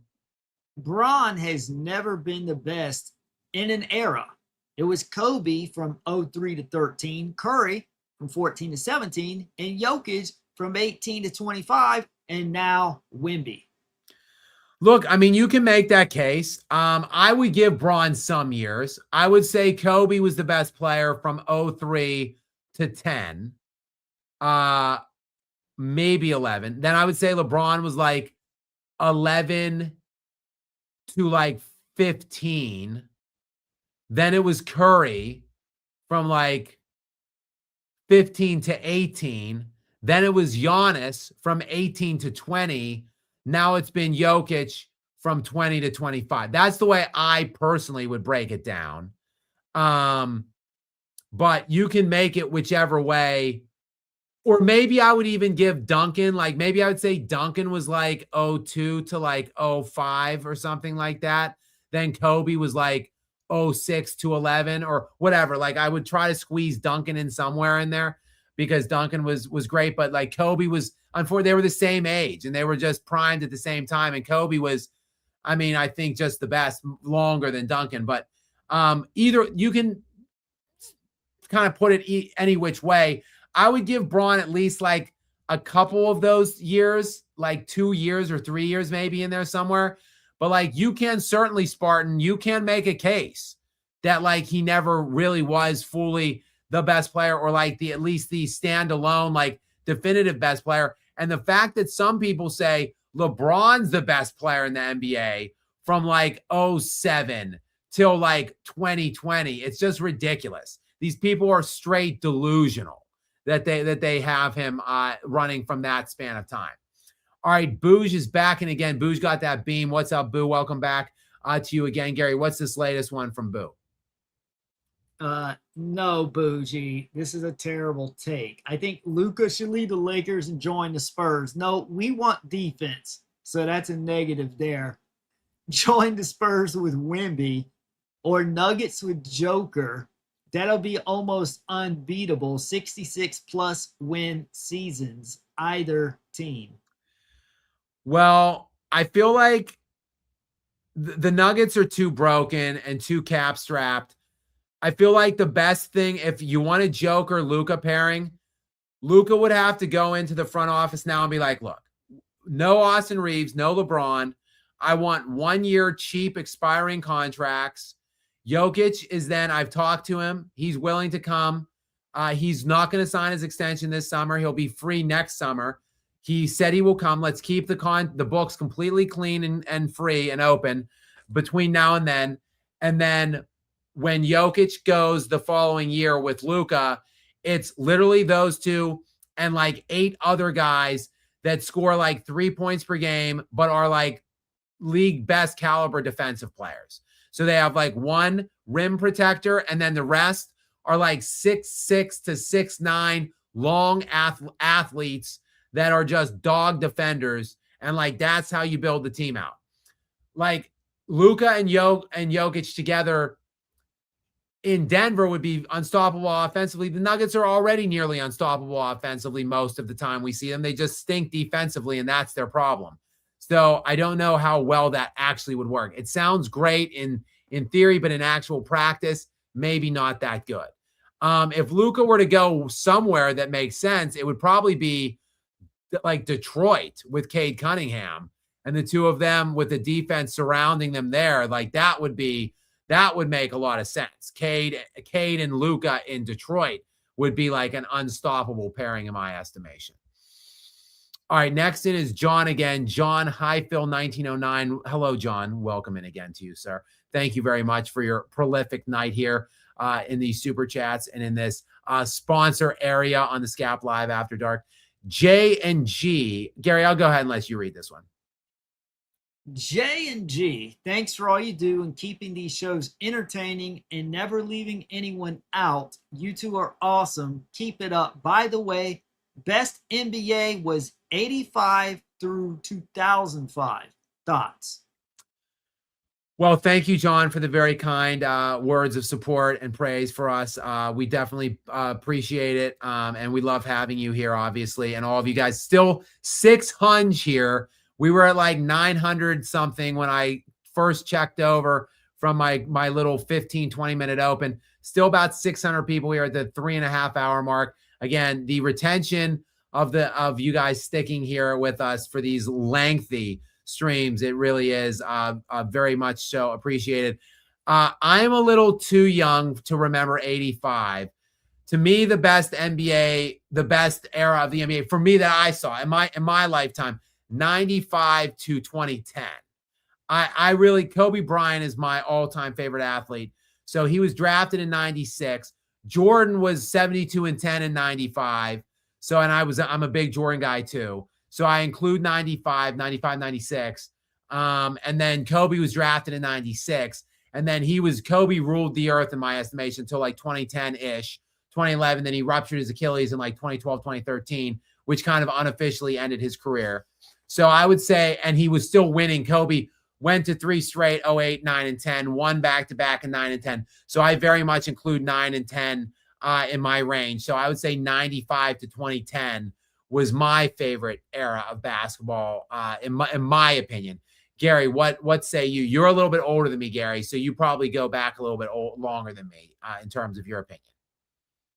I started watching in 87, but I was a kid. I just watched the finals because I didn't even have cable, but the finals would come on CBS. So I can't really say for sure. I just know that I enjoyed basketball, and then I got into it heavier around 1990 when I started watching the Spurs and David Robinson. And the first full season I started keeping up from the beginning of the season was 1990-91, the first year Jordan took over. So, and David Robinson the Spurs did well that season. They got beat up in the first round. I was so pissed off as a kid because we barely lost to the Blazers the first playoff run to David Robinson. I was like, we're gonna go further this year. Nope, went backwards. Ran into Run TMC, Tim Hardaway, Chris Mullin, and an international player I can't even remember, but he was running circles around us, eliminated us, upset us in round one. That's when I really started keeping up. I can't really say, to be honest, like which era was necessarily the best. They're different. They're all. I don't like the rules of the modern, but like the 90s was, the late 80s was good, the 90s was good, and also the Kobe Duncan was good. And although I don't like the rules as much, I honestly loved watching Steph and Clay at Golden State together, even before Durant got there. I just loved watching Steph Curry run circle. I know what you say. Well, LeBron ran into some bad luck with Kyrie and Kevin Love getting injured. Here's why I don't care about that. Because he manipulated a super team, whereas Golden State were playing from an organic build. So, no, I don't give LeBron a pass for not having Kyrie and Love. He never should have had them in the first place. That Warriors team built organically and turned into the best team. And I loved watching little Steph Curry dribble circles and shoot these lights out 3-pointers all over LeBron's dome. That was awesome. And that's why I love Steph Curry. Also, my mom loved the Hornets when I was a kid. She loved Muggsy Bogues and Dell Curry. So I was like, Mom, remember this photo of little 8-year-old Steph Curry playing one-on-one with Muggsy Bogues? That really funny photo. You could Google it. So I'm like, I said, guess what, Mom? I said, he's grown up. Let's watch him. And I showed her highlights of him schooling LeBron. And she can't stand LeBron either. So she obviously reveled in that the same way I did. So that's why I'm very fond of Steph Curry. And I know Steph Curry can be annoying. He's got his flaws. But the dude is the babyface assassin for a reason. He does have that killer mindset, and he's so competitive. And I know he can kick his mouthpiece and get all pissy and everything. Every competitor gets pissy. I don't mind. I can excuse that as long as you're not doing as long as you're not like unsportsmanlike to an extreme degree on a regular basis, as long as you're not dirty like Draymond Green, those are types of guys that I don't like. But I just love Steph Curry. Of course, I don't think he's the GOAT or in consideration, but he's just a really fun player to watch. And I just loved watching him in Golden State destroy LeBron and watch LeBron cry every year. Fair enough, Gary. Run TMC, by the way, Tim Hardaway, Mitch Richmond, and Chris Mullen, the Run TMC team. All right. And that international guy. Yes. Isun Min is in next yet again, back in yet again. You see 99% sports and awful coaching. Hilarious. I am familiar with them, but I don't watch much of the stuff. Honestly, I don't watch much on that platform, believe it or not. But I do know their stuff. So, and I like what they're doing out there. So I probably should. Go ahead, Gary. Awful coaching. There's been people in this chat when I go on my rants and they're like, wait, is that awful coaching? Let me just say for the record here, I'm not awful coaching. And I can't listen to him, but this is going to sound funny coming from me. As soon as I turn it on, he starts screaming from the beginning. I'm like, you got to work your way. I work my way up to it. And I scream for a little bit for like maybe 2, maybe 3 minutes max. And then I take it back down. You can't scream for 15 straight minutes at the top of your lungs. And I also do not know why this dude does not edit out his breaths.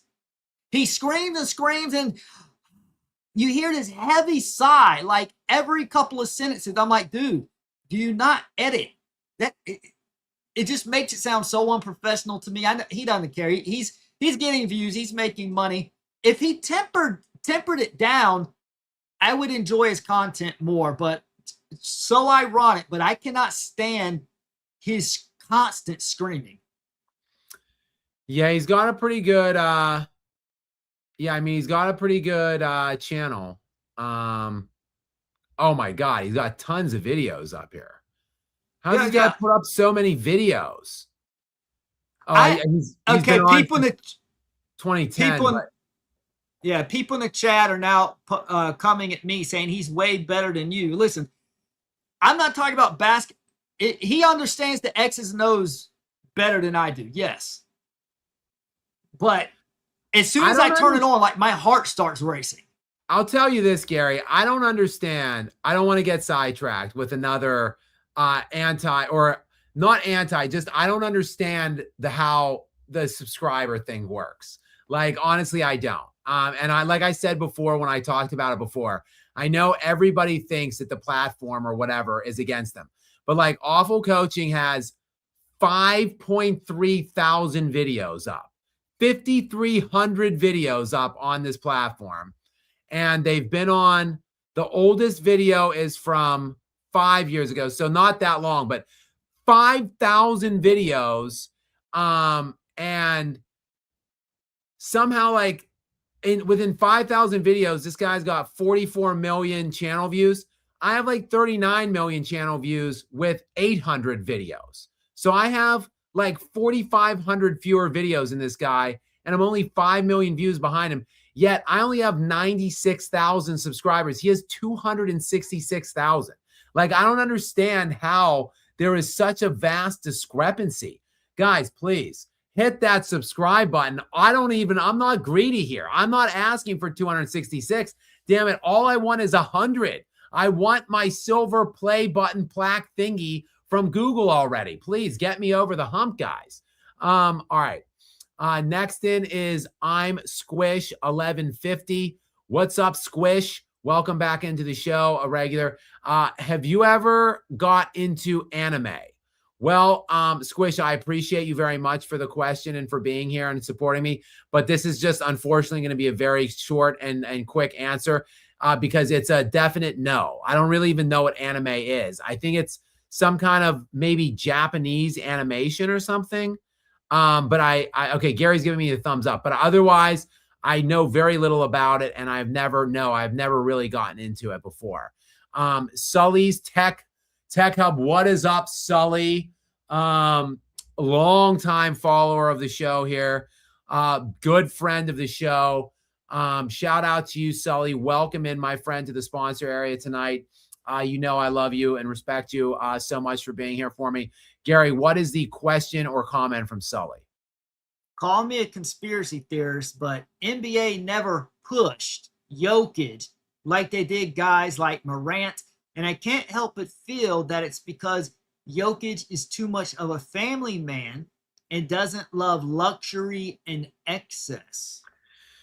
It's a myriad of things for Jokic. I think the fact that he is foreign and there is such a, now look, Wemby's foreign and English isn't his first language either. So like, but I think Wemby's English is a little bit better. There's a bit more of a language, not language barrier, but Jokic is a little bit more hard to understand. He also doesn't have a very aesthetically pleasing game. He's not like an above the rim guy or anything like that. So I feel like the NBA just kind of didn't want to push him very much for whatever reason. And then look, when he started absolutely dominating the NBA and he should have 6 MVPs, I feel like they totally glass ceilinged him and froze him out from winning any more MVPs because they didn't want the guy that was in that package to be this decorated where he might be. Look, I think if you don't want to give him 6, he should at least have 4, maybe 5. Like that would put him in,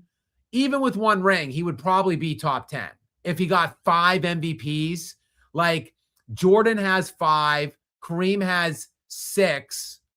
And that's about, I mean, Wilt has only 4. I think Russell has 5 too. I think Russell and Jordan have 5 and Kareem has 6, and that's it. So if Jokic got to 5 too, like that would have put him in an definite top 10 consideration. And I don't think the NBA ever wanted that. So, but he gets the ever-loving hell fouled out of him most games, and they don't call it. People call him a flopper and that he's a free throw merchant. He's never averaged double-digit free throws in a season before, and he gets fouled to hell every single game, and it seldomly gets called. So I don't understand that narrative about that. All right, we've got Uncle Rico's Revenge, 5280. A reference to obviously what was that? Napoleon Dynamite. Napoleon Dynamite, right? Thank you. A movie I've only seen one time. My wife and her sister, her big sister, love the movie. I think it's ridiculous and not funny at all. But I watched it one time with my wife and her sister, and I was just like in semi-disgust most of the movie. But nonetheless, Uncle Rico's Revenge is a hilarious name, and I do believe that is Rico in the thumbnail. I think this is how you pronounce the name for Dune movies director, pronounced Denis Villeneuve. Just what I thought. Someone correct if I'm wrong. I'm not sure. Dennis Villanueva is the way it looks to me when I see it in writing, but I could very well be wrong on that. I'm not certain. I'll have to check that out off air sometime before next show. But thank you for that. Thank you for trying to correct me if I was in fact wrong. Isun Min back in again. A very prolific night for Isun Min. People say SGA is choking on what exactly? Not going to touch that one, Isun Min. Not with a 10-foot pole. See what I did there? All right. Isun Min back to back. Best worst athlete actor. Best worst athlete actor. Best worst of their films. Cena, Cruz, Batista, Arnold, Chan, Norris, Kareem, Jim Brown, Weathers, Shaq, even more.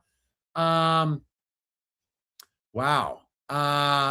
Yeah, you hit on a couple. Remember, Oj was in some movies. OJ Simpson was also an actor, athlete.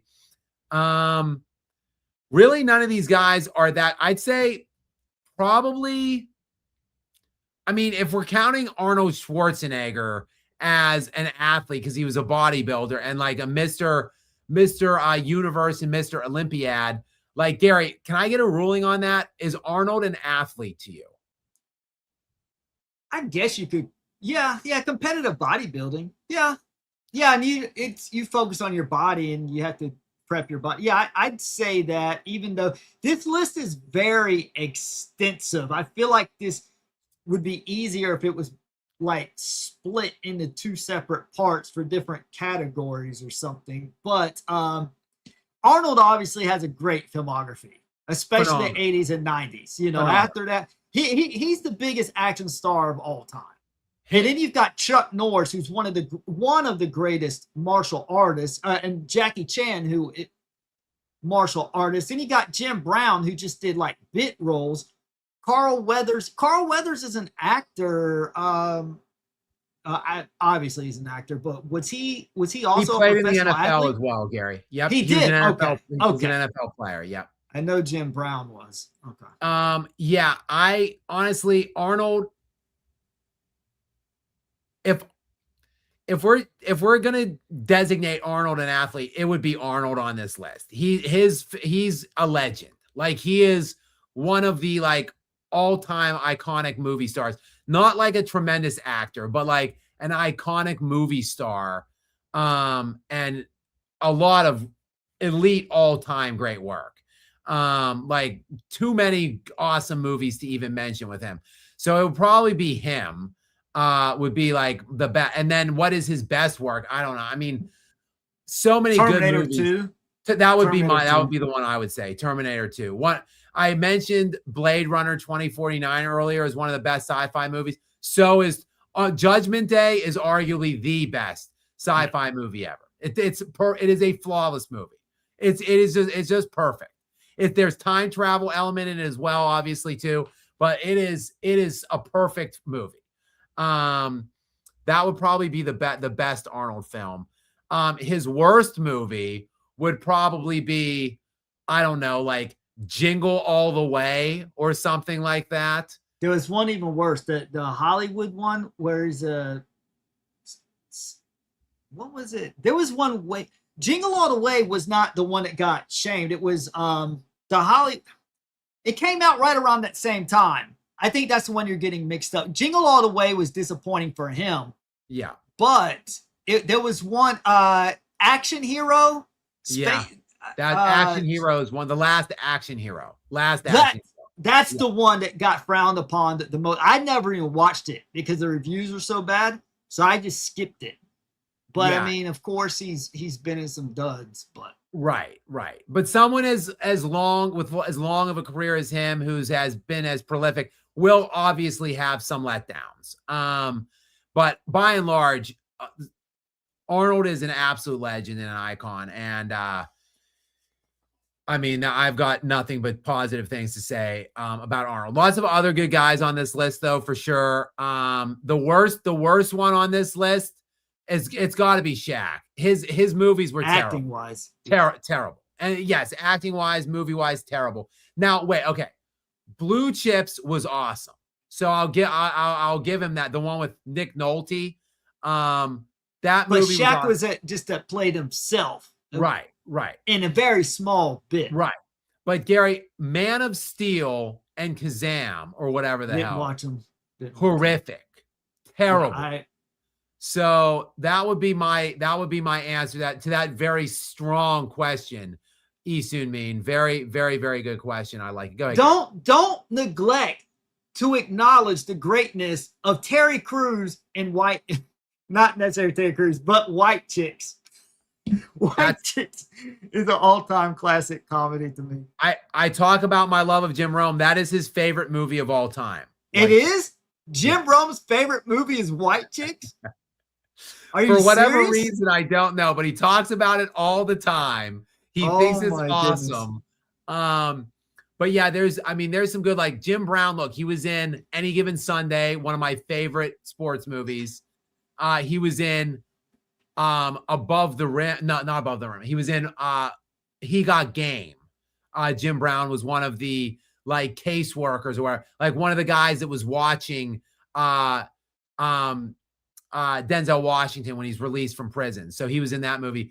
Of course, Carl Weathers was Apollo Creed and Rocky 4, one of my favorite sports movies.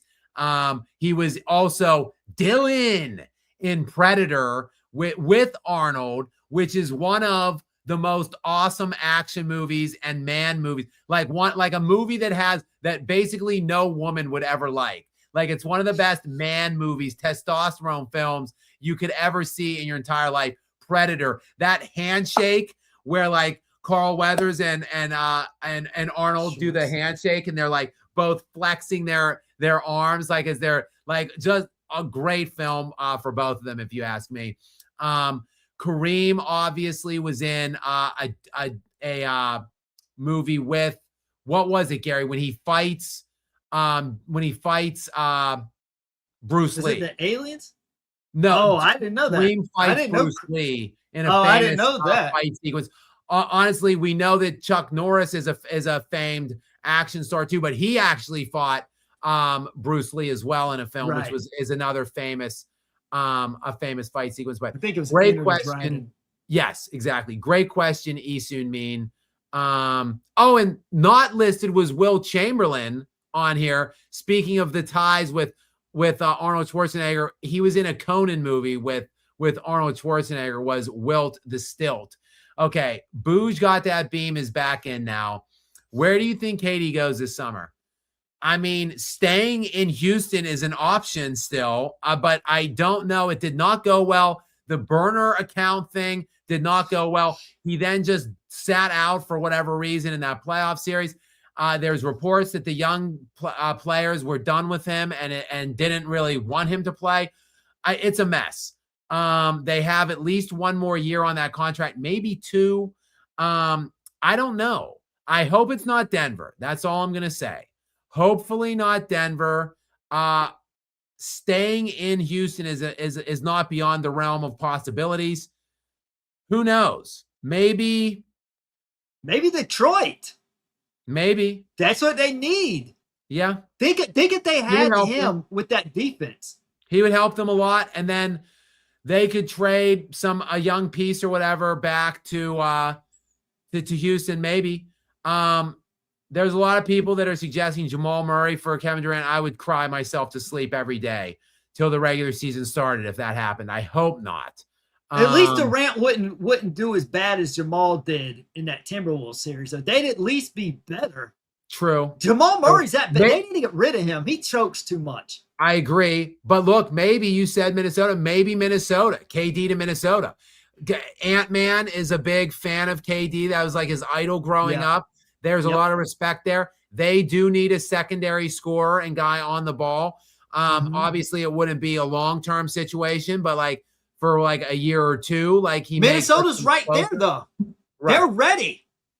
Yeah. So that would be ideal to go to a team that is on the brink, that needs to go to the next level, and that's Minnesota. They're very good. Yeah. Spartan 4196 is up next. Lob City, Linsanity Knicks, and the Grit and Grind Grizzlies were the most fun teams of the 2010 range. A shame none of them won a ring because of super teams.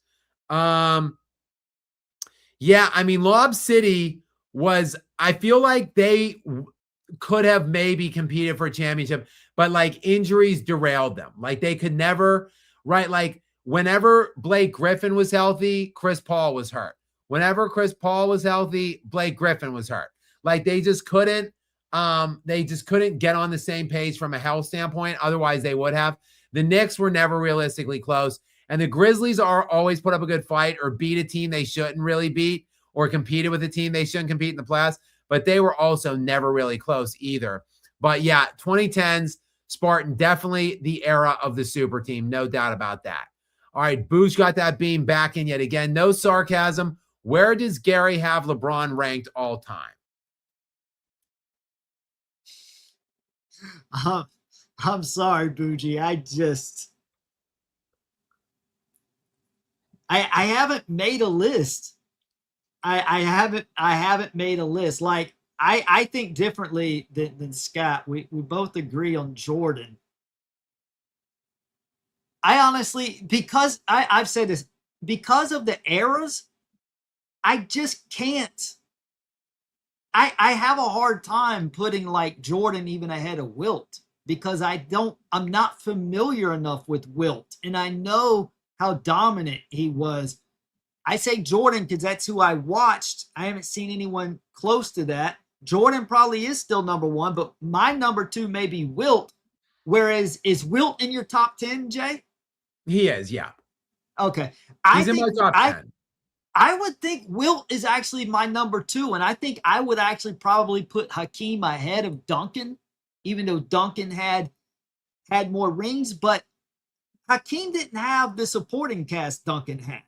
No doubt. So Duncan and Kobe both got jump starts, very favorable positions right off the bat. Hakeem, I mean, he did have Ralph Sampson, did make it to the finals like his second or third season in the league, where they ultimately lost to the Celtics in the finals. It's just so hard to say, Bougie. I would have to think about it more. But look, I think top LeBron's 10 though, Gary, you would say. Range top 10. Maybe not, but within the top 15. Top 20 to 25 I think he's an all-time great. I think he's an all-time great. That is no sarcasm, Booge. Somewhere 20 to 25. So and he could be higher. Could be higher. So maybe 15 to 25, maybe. Yeah, I'm sorry, Bougie, that I don't have a more definitive answer. I'll mull it over, and if I do have a more comprehensive rankings, I'll let you know in the chat, Bougie. Again, I'm sorry that I don't have a more definitive answer. Well, next in we've got this is Nigeria. Odu Phases. Odu Phases, or I'll just say Odu from Nigeria. First of all, Odu, shout out to you, my friend in Nigeria. Thank you so much for watching and for coming in here and for sponsoring the show as well. Very, very generous and kind of you. And thank you so much for tuning in. Thoughts about sports and fitness rants, not calling SGA out. Yeah. I don't really have much thoughts, Odu, on it, honestly. I do not make it my business or point to call out other YouTube people or content creators, unless they're like a very large platform like Gilbert Arenas, who is a public figure otherwise, who's a former NBA All-Star, or like Nick Wright or Stephen A. Smith. I call out things that they do on the YouTube platform because they are very big names. They have very big platforms, and I disagree with mostly everything they say. For any of you that don't know, Odu, what he's talking about, sports and fitness rants, and I go pretty far back on the platform. We were on a handle that doesn't even exist anymore, that we started doing group live streams on, and we agreed on mostly everything except for Jokic was something that we very vehemently disagreed with. And to this day, that dude can't keep my name out of his mouth. He's just obsessed with me. He's obsessed with my channel, obsessed with my platform, obsessed with my defense of Nikola Jokic. He says some very untrue and unfair things about me. And I don't really care. Like, I don't care. He's of no concern to me. That's why I've not made even one. Some guys, I will make a brief video responding to them, challenging them to like a one-on-one debate, and no one has ever taken me up on it. I don't even care to extend that offer to Sports and Fitness Rants. He means so little to me at this point that I don't care what he says about me, and I don't know what he's doing at all on his platform. But I'll take your word for it, Odu, that he is not calling out SGA for a clear underwhelming series now, 39% shooting, and he very well might pull the series out, or check that, his team may very well pull this series out for him. But yeah, I think he's kind of being exposed in this series. But I guess Sports and Fitness Rants doesn't want to call him out for whatever reason that may be. Isun Min is back in yet again. Can a stat be made that removes dead time stat pads? Maybe like a first, second half split or games where losing team is behind 10 plus points for X minutes. I like that. I like where you're going with there, Isu. Mean, I think maybe it's like fourth quarter where your team is up by 12 points or more. I'd say maybe not 10. Maybe even we go to 15. So down or up, like with clutch time is like last 5 minutes, up or down 5 points in either direction.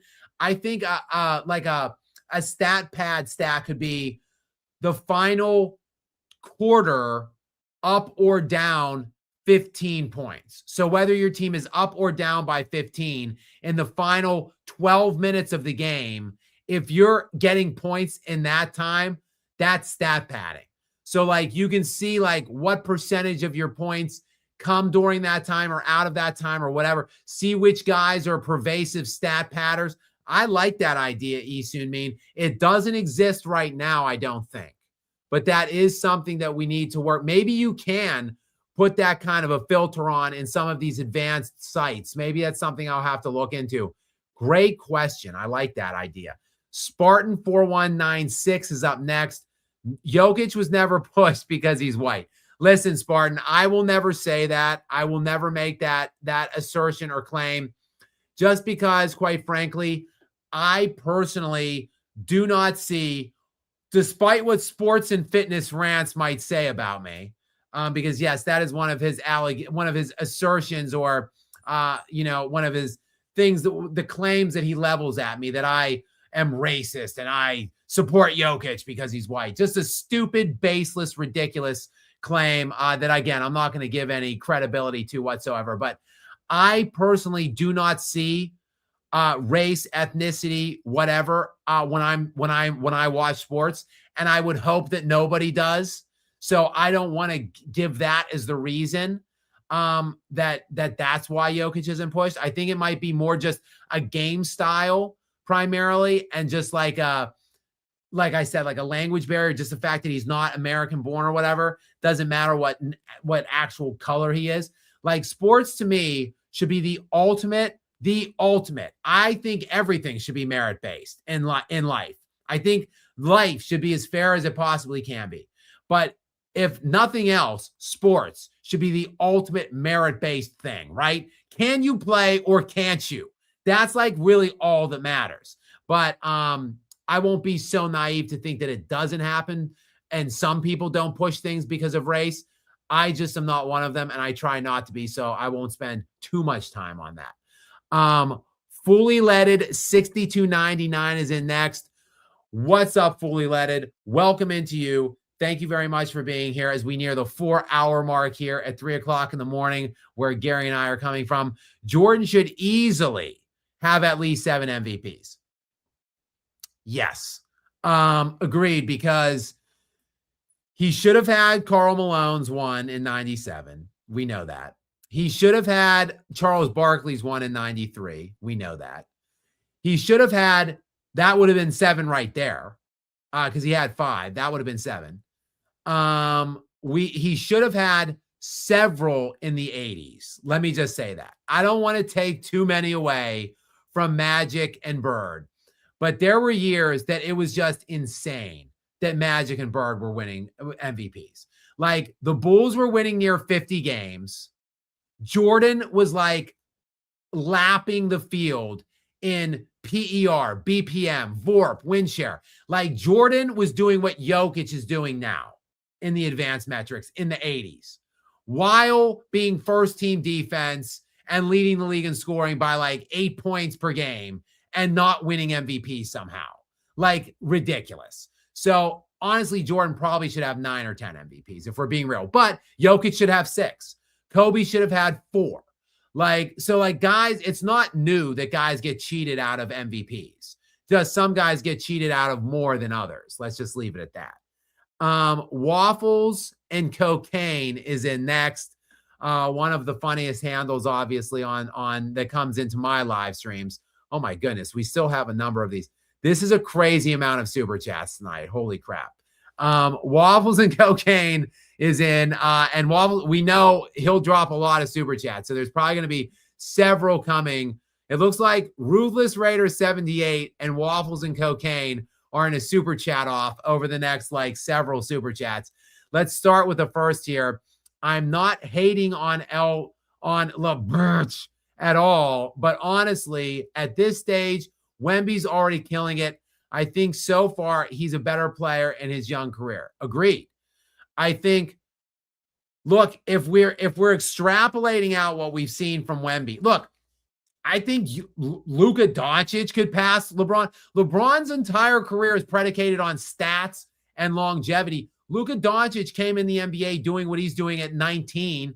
His averages are all better than LeBron's already. If you think LeBron is top 10, Luka could pass LeBron. Wemby can pass LeBron. Giannis can pass LeBron if he gets healthy all of a sudden and has a back 5 years that's crazy. Nikola Jokic could pass LeBron. There's a lot of dudes that are active right now, realistically, that I think could pass LeBron. So I agree, Waffle. At 22, for sure, Kobe was better at 22 than LeBron. And Duncan was better at 22 than LeBron. And now Wemby is better than LeBron at 22, in my opinion. Ruthless Raider 78 is up next. Will Chet ever star as Brock Lesnar in his biopic? Extraordinarily and extremely unlikely, Ruthless Raider 78. In fact, I will put that, I usually in life, I never say never. But I would put that at a 0% probability at this point. To quote Gary's favorite movie, only not really quote it, I'm saying there's not a chance. Not even a 1 in a million that would ever happen. All right, Waffles and Cocaine back in. The only thing that LeBurch can do better than Wemby is pass the ball, shaking my head, remove all the accolades, and just look at pure game. He's better. I agree. I'm not pushing back at all. I agree with you. Same with LeBron. Look, LeBron had a 6-year defensive peak where he was exponentially better at defense than Nikola Jokic. Full stop. Agreed. Admitted. Other than that, there is not a damn thing that LeBron James does better on a basketball floor than Nikola Jokic. Jokic scores at every level better than him.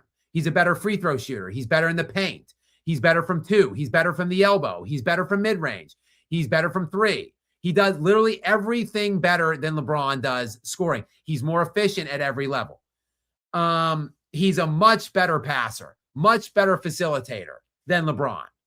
And he's a better rebounder. There's literally nothing LeBron does better than Nikola Jokic. So, and I agree with you about Victor Wembanyama. Only we can throw defense in too.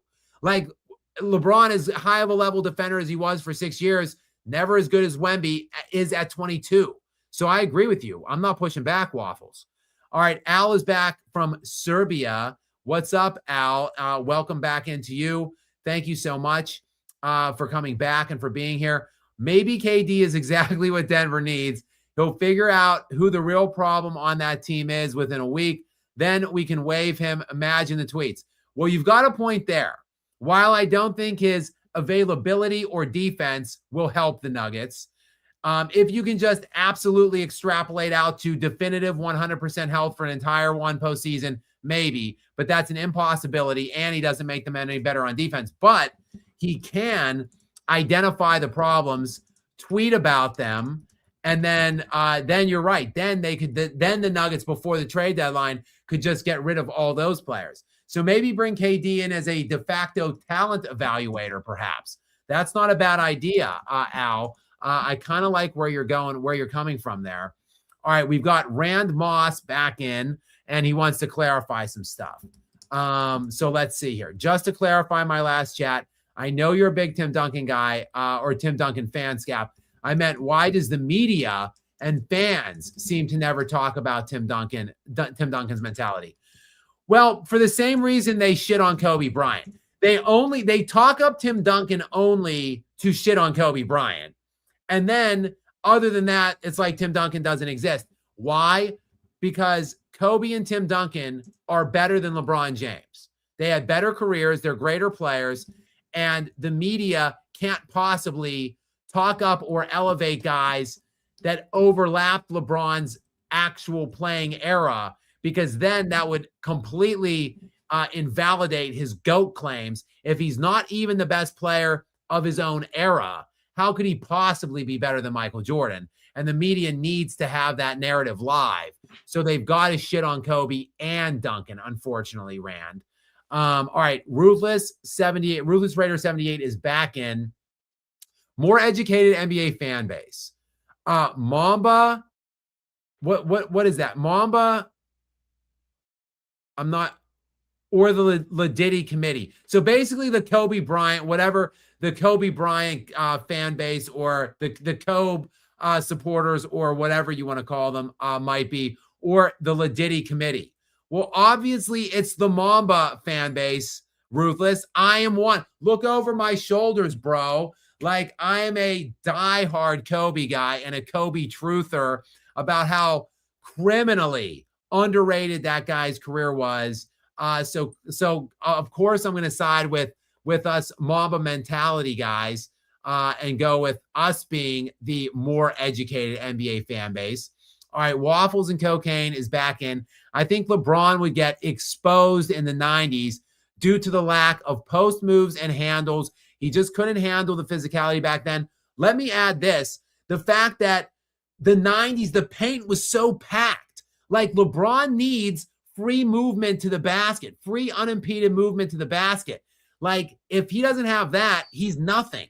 He has an inconsistent, unreliable jump shot, a pretty underdeveloped post game still, in my estimation, for his size. And really, he's all about athleticism, attacking the basket. And if in lieu of that, like, he doesn't have much, and he's going to get hammered every time he goes under there in the 90s, I agree with you. Hey, look, LeBron, with his physicality and size and durability, he would be able to be translatable to other areas. But his numbers damn sure wouldn't look as good. And he wouldn't be, as elevated now as he is from if he played back then.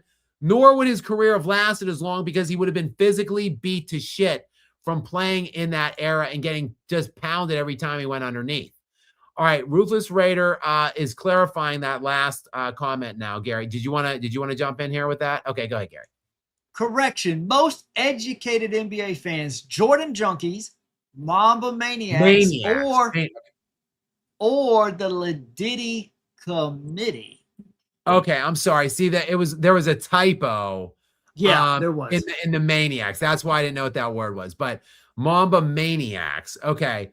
Well, look, I'm gonna just be honest with you, Ruthless Raider 78. There's crossover here, because the Jordan junkies basically became Mamba maniacs.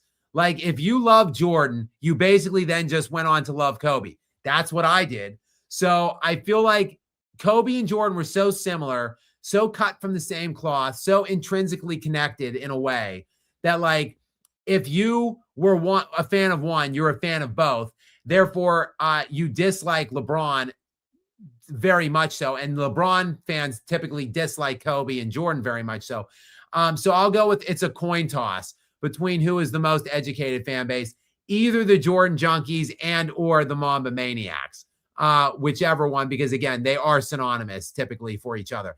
Okay, Waffles and Cocaine is next. Honestly, I take Kawhi over LeBron. It's just that Kawhi's career has been held back by so many injuries. Otherwise, I think he'd be even better.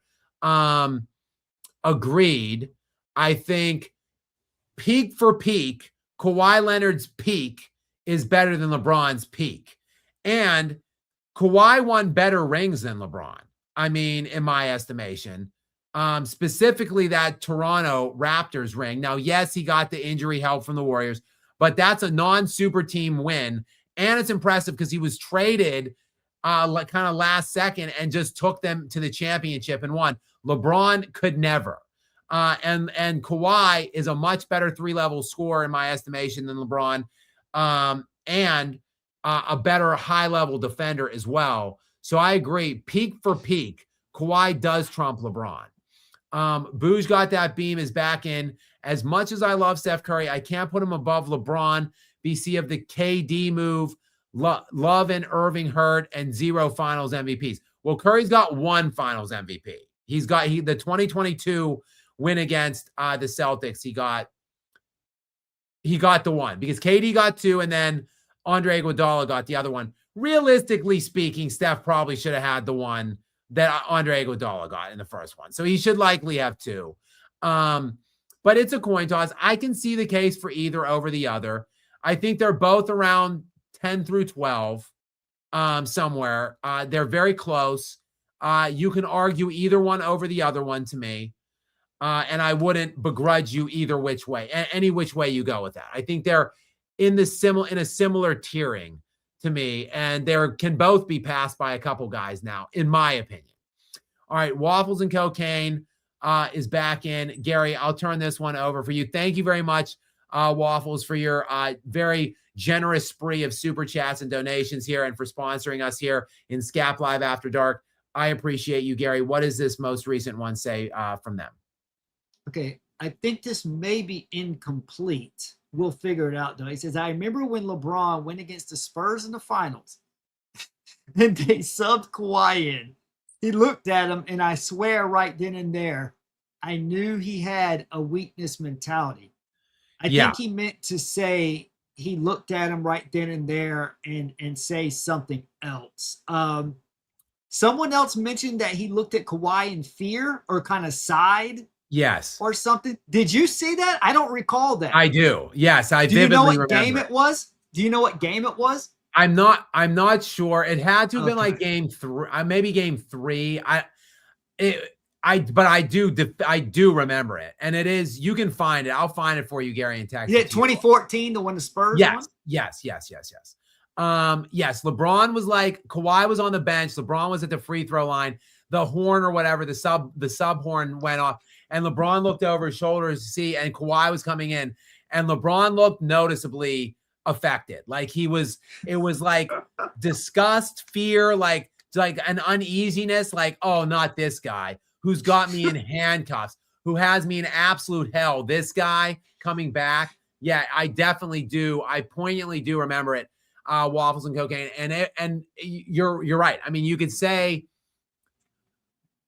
maybe then is when you knew, but I knew way before then. I knew in like 2008 that LeBron had weakness mentality. I knew in 08, 09, like when LeBron was gagging against the Celtics and then had his inner circle leak that he vanished because Delonte West was tapping his mom. I knew he had weakness mentality then. When LeBron took his talents to South Beach in the first place, I knew he had weakness mentality then.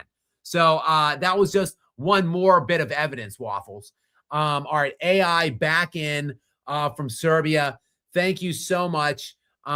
Gary, go ahead and read this one for me from AI or Al. We'll say Al. Al from Serbia. Thank you, sir. And Gary's going to read this one for me. What's your take on Jokic's frustration with no calls this year? I feel like he did himself a huge disservice. All that complaining just threw his usual game completely off balance, nothing more. Yeah, look, there's a couple things that I think that are criticisms for Nikola Jokic that I think are fair. Most of them are unfair, and I push back against them, and I will continue to do so. There's 2 things. He gets a little too intertwined with the officials from time to time, and I don't like it. And he tries his best to not do it, but he gets fouled so much and with such regularity and so often doesn't get the calls, and he's just getting beat to shit that I understand the frustrations. I do. But he does take the bait a little too much sometimes, but it's very hard not to. When you get fouled as hard as he does and gets as infrequent calls as he gets, it's very, I can understand his frustration.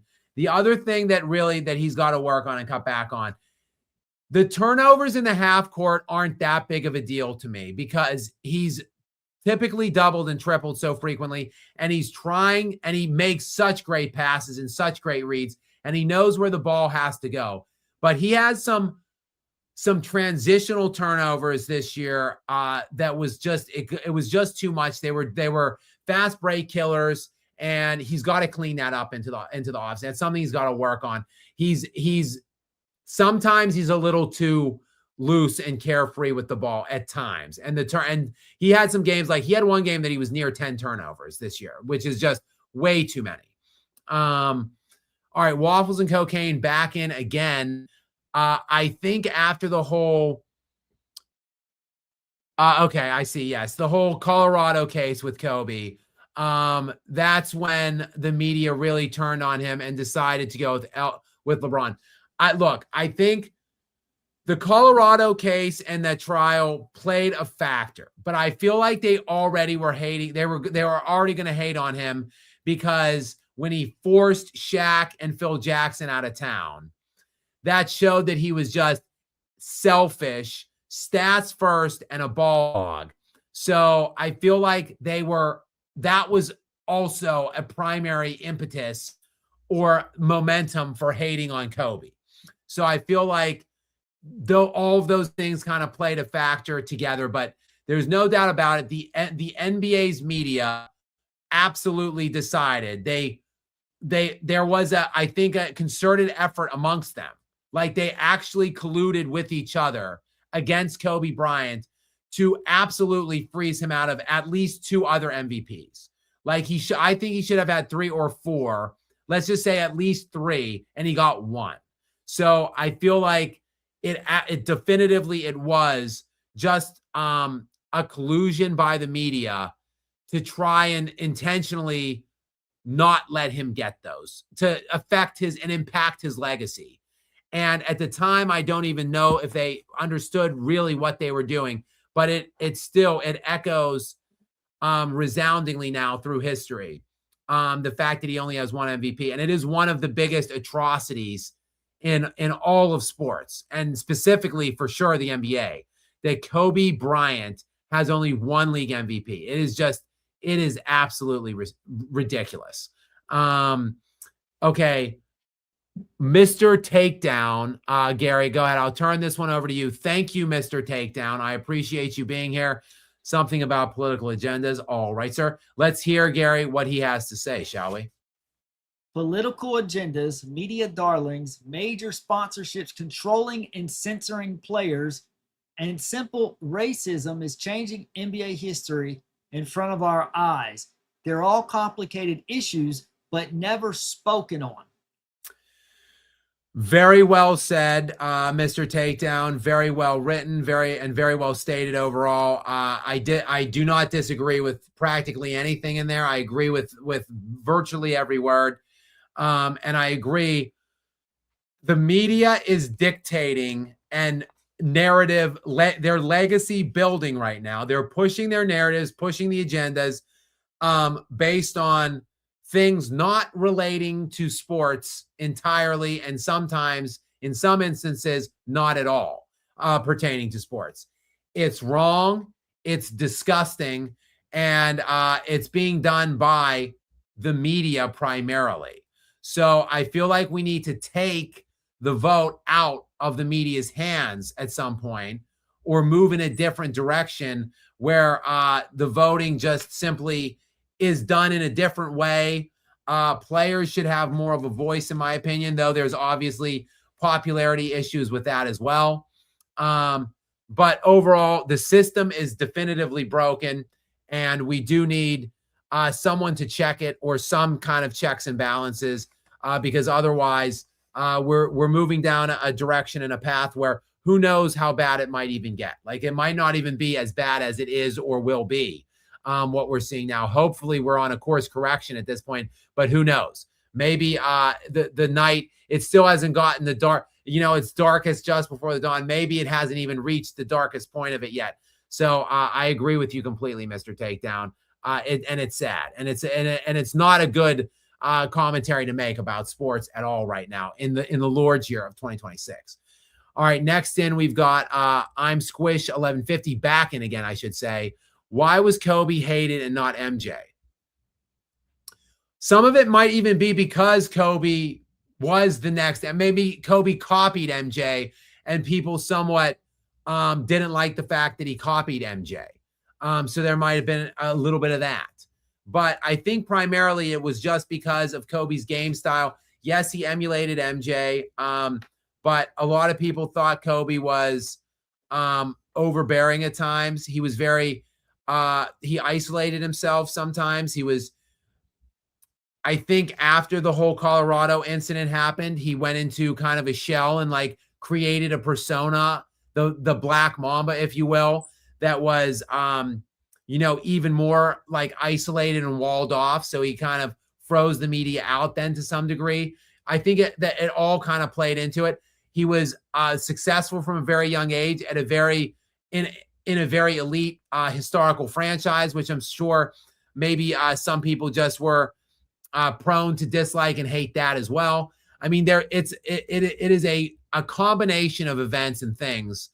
The reason MJ was beloved is just because he was the first of the kind. Like he came before Kobe and he elevated the NBA to a level realistically that no one could ever have dreamed of before Michael Jordan stepped into the NBA and took off the ground and flew through the air and left all of our jaws hanging. So I feel like Kobe, though, was hated by the media. I think this is an important distinction. Kobe was hated by the media, not the general public or fans or players. There was such a immense level of respect and admiration for Kobe Bryant by the players and his peers. And I think he was beloved by a huge portion of the fan base. And Kobe was really a globally beloved icon. He was like royalty in China. So I think it was the media primarily that hated Kobe because they resented how close he got to Jordan. They resented him because he did it his own way and he wouldn't like bend down to them or whatever. And I just think it was a combination of events, but it's still obviously they still are hating on him, the media by and large, to this day. Guys, it's been a great night with you guys. It was a great game. Maybe not a competitive or enjoyable game from a competition standpoint, but for anybody out there that was rooting against the Thunder or rooting for the Spurs, it was a great game, obviously. We still have 520 people in here outrageously at 3:30 in the morning where Gary and I are coming from. 4.5 hours into this thing, and we still have over 500 people here. I'm always very taken aback by your guys' support and kindness and generosity and just the fact that you show up and stay on here for this long and care to listen to what we have to say. It's just humbling to have you guys here. I'm very thankful to all of you guys and thankful to Gary as well, as always, for doing great work in here for me and for us. So thank you very much, Gary.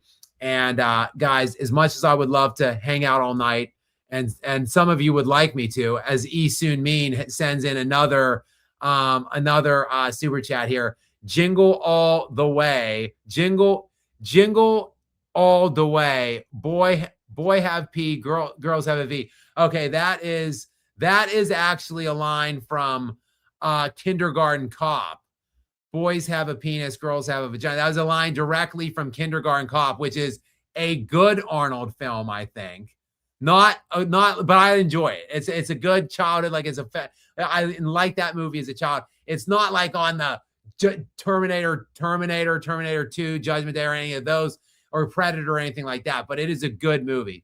Thank you, Isu, man, and thank all of you guys. I gotta get out of here though. I got to. It's like 3:30. I thought we were gonna have a longer night, but it looked like we were making pretty good time at one point, but then it just got out of hand and outrageous. 118 super chats from you guys. Again, I can't thank you enough. You guys are the ones that make it possible for me to do what I do here, and I really do. I am eternally indebted and grateful for you guys, for your continued support, kindness, generosity. And like I said, Gary, thank you so much. We will be back tomorrow on Labor Day. Happy official or Memorial Day. Happy official Memorial Day to everybody out there. Anyone that might be watching that might have served. Thank you very much for your service. Enjoy the holiday tomorrow. If you're here in the U.S., Monday tomorrow, and we will be here Monday night, tomorrow night, following what I expect will be a New York Knicks sweep and coronation, at least for tomorrow. Their return trip to the NBA Finals for the first time since 1999, 27 years. So Gary and I will be back on tomorrow to unpack all of that and, of course, get into whatever crazy directions you guys want to go in. Oh, and wait, one more. We've got fully leaded $62.99 back in. Just one more to keep you on longer. Thank you, fully leaded $62.99. And again, thank all of you guys. Have a great holiday day tomorrow. If you are coming here, viewing us, tuning in from the U.S., and all of you guys watching from all around the world, many thanks to all of you guys. Have a great rest of your night tonight and a great day tomorrow. Gary and I will see you guys